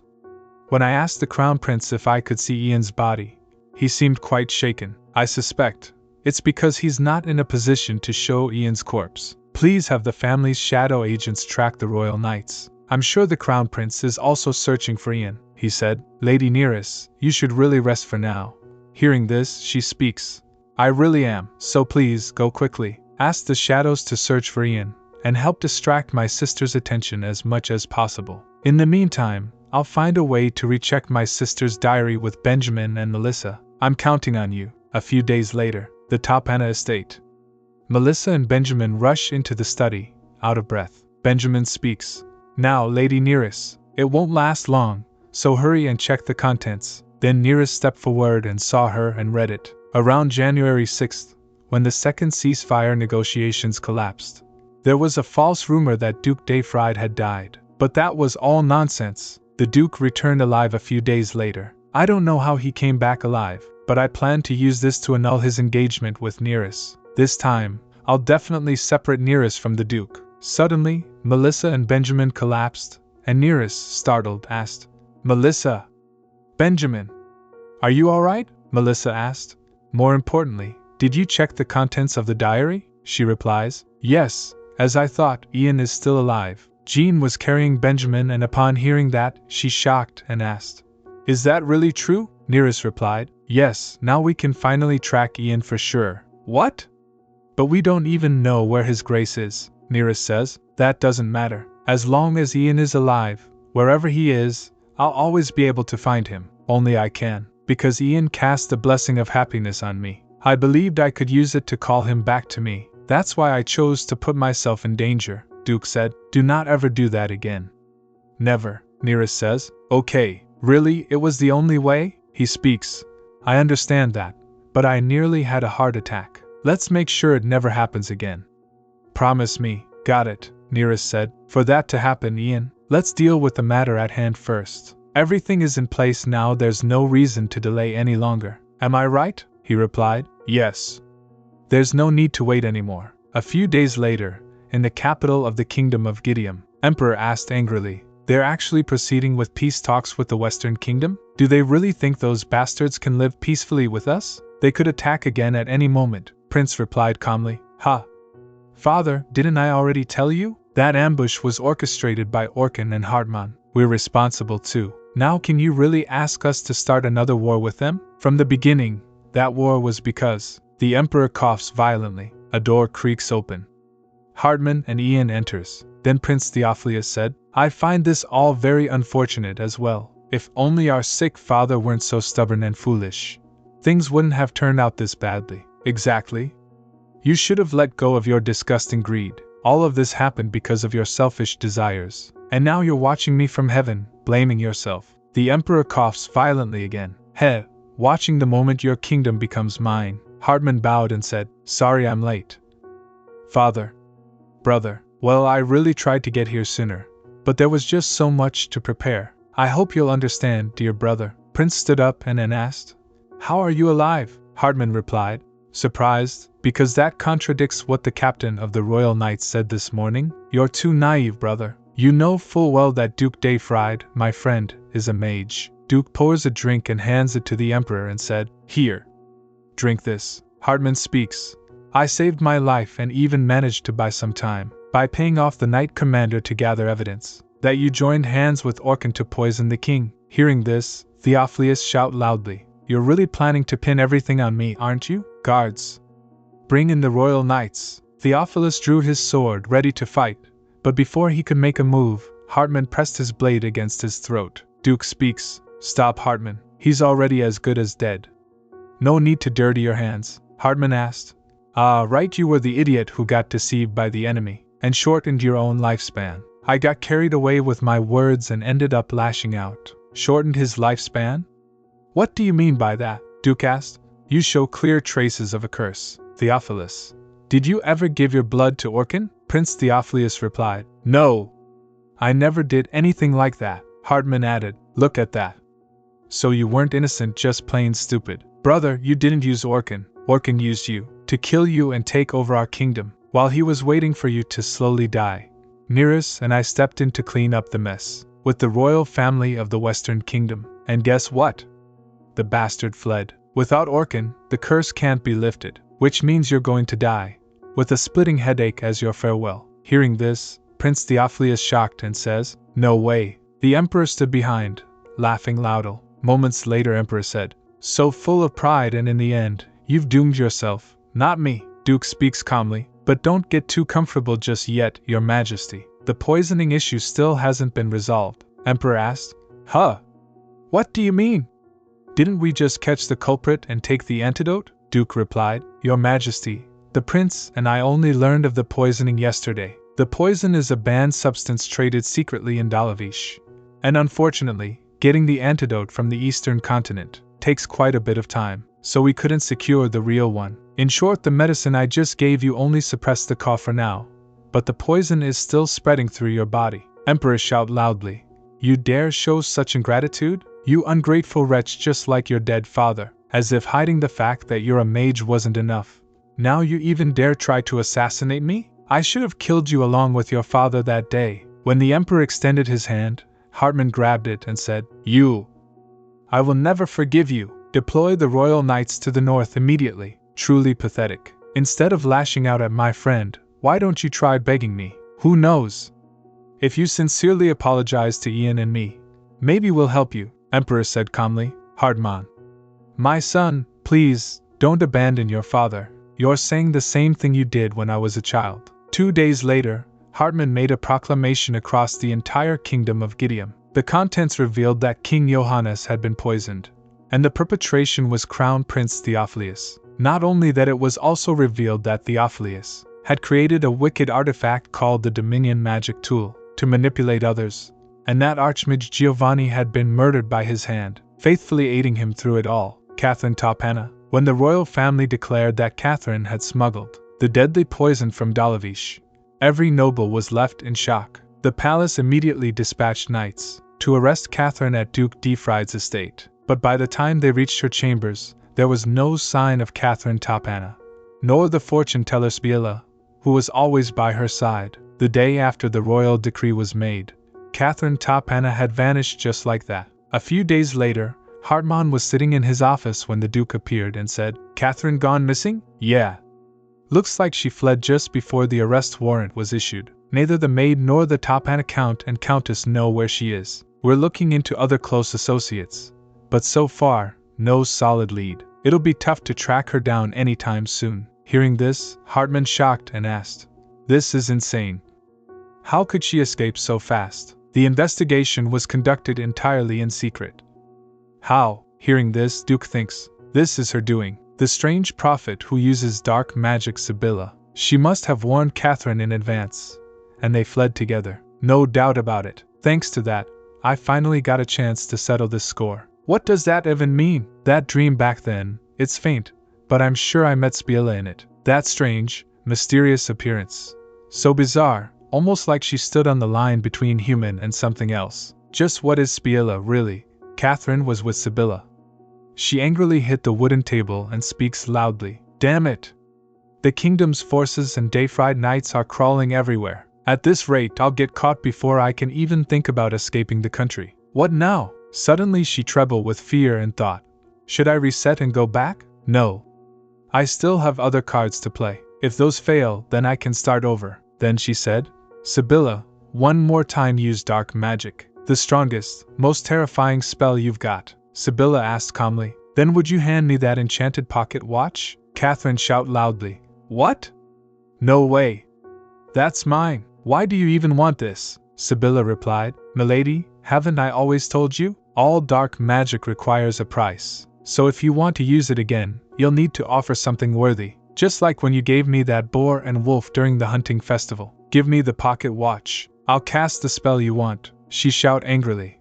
Don't be ridiculous. I'd rather die than give you this artifact. Use something else as payment. I don't care what you take from me. Sibylla stretched out her hand and said, How foolish. That ring will let you cast any dark spell you wish. It'll grant the power you're looking for. Once you've done what you need to, come find me. I'll grant your true heart's desire then. Catherine saw her, smiled and said, I'll be careful not to break the ring, or you'll face dire consequences. In the estate, Neris asked, Should we take this book too? Oh, right. I still need to pack the herbs. Let me drop by Jean's real quick, Melissa replied. Lady Neris, how about giving the rest next time? That's way too much to carry all at once. Neris shocked and says, Oh, you're right. But even this feels like too little to give Sir Diego, Melissa asked. He's managing the estate in place of Count Tauhanna, right? Neris replied, Yeah. He's been working really hard because of that. Then she began to think, my father's wild business and gambling ruined everything. He never intended to leave the family to me or my sister. Instead, he brought our cousin Diego into the house and made him the heir. In reality, though, he just dumped all the estate management on Diego and stole all the profits. He constantly blackmailed him for money, sold off ancestral land without a second thought. And now all Diego's left with is barren land to manage. I thought he'd resent our family, so I was shocked when he replied to my letter. I'd written to warn him our estate was at risk due to a spreading plague in the western region. But Diego discussed solutions with me, gave me information on herbs, and helped me make a cure faster. I thought he was forced into these lands, but he genuinely cared for them. And when I found out he loved books as much as I do, it made me so happy. If only I'd shown more interest in the estate sooner. Then Neris said, This time, I want to take care of our lands properly. Melissa, is the title transfer to Sir Diego going smoothly? Melissa replies, Yes, everything's going through without issue. The documents you prepared were accepted by the royal court right away. He gambled, embezzled, committed fraud, you name it, he did it. Neris picks up the books and says, Right, and then he had the nerve to demand profit from Diego. He's my father, but he was never fit to be a lord. I'm thinking of working with Diego to restore our estate. First, today, I want to talk about the herb business with him. Suddenly Catherine came and asked, Still haven't learned your place, have you? Neris turned and saw her. Catherine smiled and speaks. You're going to manage the estate with Diego? Please.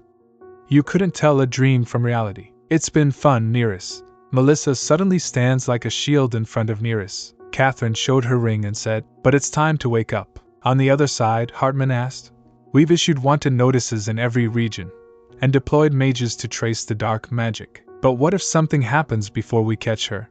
Duke replies, We have to find her first. That greedy woman won't go down quietly. Suddenly someone came, bowed respectfully and said, Your Highness, a mage named Melissa from House Dayfried has arrived injured. Hartman shocked and asked, Injured? What happened? She was attacked at the Dayfried estate. The attacker was Catherine. She's abducted her sister, Neris, and vanished. Duke asked. What? Catherine asked. How much longer is this going to take? Sibylla replies, Just a little more. Neris unconscious, lying on the ground. Catherine shouted loudly, Hurry! They'll be here looking for it any minute. Suddenly Neris wake up. Catherine saw her and said, Oh my! Right on time. Neris asked, What kind of ritual is this? Sibylla replies, Memory manipulation magic. An ancient dark spell thought lost. Then Catherine smiled and said, You'll be the offering, so everyone forgets you ever existed. All of this will be rewritten like I had nothing to do with any of it. Isn't it the perfect magic? Hearing this, Neris asked, Why go this far? Catherine shocked and asked, What choice do I have? You ruined everything. Then she sat beside her and said, If you'd just listened to me from the start, none of this would have happened. Why did you get greedy and go after my fiancé? At least now, be useful to your big sister. Then everything can go back to how it was. Then hearing this, Neris shout loudly. Enough with the delusions. Ian was never yours. Even before I went back in time in both lives he was always mine. Didn't you see it for yourself? And the mana stone business too. You still don't know why you failed at that, do you? Of course not. I was the one who developed the equation that applied the spell formula. How could you manage it? You can't even handle basic arithmetic. You didn't even try to understand and still tried to steal Ian from me. And when things didn't go your way, you tried to kill me over and over again. You were granted the miracle of regression, and still you only tried to take what was mine. Your whole life has been about tormenting me, chasing selfish desires. Nothing you're obsessed with was ever yours. Not a single thing. Catherine shout loudly. Stop spewing nonsense. Then she used magic, and many ropes appeared that surrounded Neris. She said, You're the one who took what was mine. You're worse than a ghost. Get out of my life. Suddenly, Duke appeared there using teleportation magic and saved Neris. Seeing this, Catherine said to herself, Ian, how did the Duke use magic? Catherine was standing on a magical circle when suddenly the magic started. She began to rise into the air, and her ring was slipping off her finger. She shouted loudly, No! My ring? Then Duke saw her and says, I'll shatter you just like that ring. Sibylla appeared and said, No need, Your Grace. There's no need for you to dirty your hands. It'll happen regardless. Just watch. Catherine was scared and anxious. Then looking at Sibylla, she asked, What is this? Sibylla, what the hell is going on? Hurry! Get this thing off me, Sibylla replied. Milady, you really should have listened to the others. That artifact was forged with your very soul as its price. I warned you not to break the ring. It hurts. Somebody help me. Somebody, please! She screamed in pain and then died. Then Sibylla said, Thanks to you too, my task is complete. I'm grateful and sorry. Lastly, Lady Neris, may I take this pocket watch artifact? Neris speaks. Ah sure, I guess. But why? It's just a sleep aid. Sibylla smiled and said, I can't say why, but let me give you something else instead. After all you've endured, may you live a happy life. 1 month later, Hartman had become the emperor. Then he said, Thank you, Duke de Fried, for handling the peace negotiations with the Western Kingdom so well. From this day forward, the royal house of Gideon and the de Fried family shall put the past behind us and begin anew with a strong, friendly alliance. You will always be my one and only friend. Duke speaks. It is an immeasurable honor, Your Majesty. Suddenly Neris walked in, clapping her hands and said, Long live the benevolent King Hartman. Glory to Duke de Fried, hero of the war. Then she asked, Ian, are you really not going to the celebration? He replied, I'm good. He'll just use it to brag about how he saved my life. Again, she said, but he did. If His Majesty hadn't carried you to safety during the chase, you wouldn't have made it, he says. True, I suppose. She smiled and said, Haha, I'm so jealous. Having a friend like that. Do you think Miss Mintel and I could be that close someday? He replied. Closer than that, actually, she asked. Huh? Closer than that? How? The Duke, proposing to her, said, Neris, will you become my wife this June? I vow to love and cherish you. She was shocked, and then she hugged him and replies, Yes, I'll love you always, just like you've loved me. I love you, Ian. Then Neris kissed him. Thank you for loving my sister who regressed once my fiancé. So far. Please remember to like and subscribe if you enjoyed the video, as it really helps our channel grow. Thanks.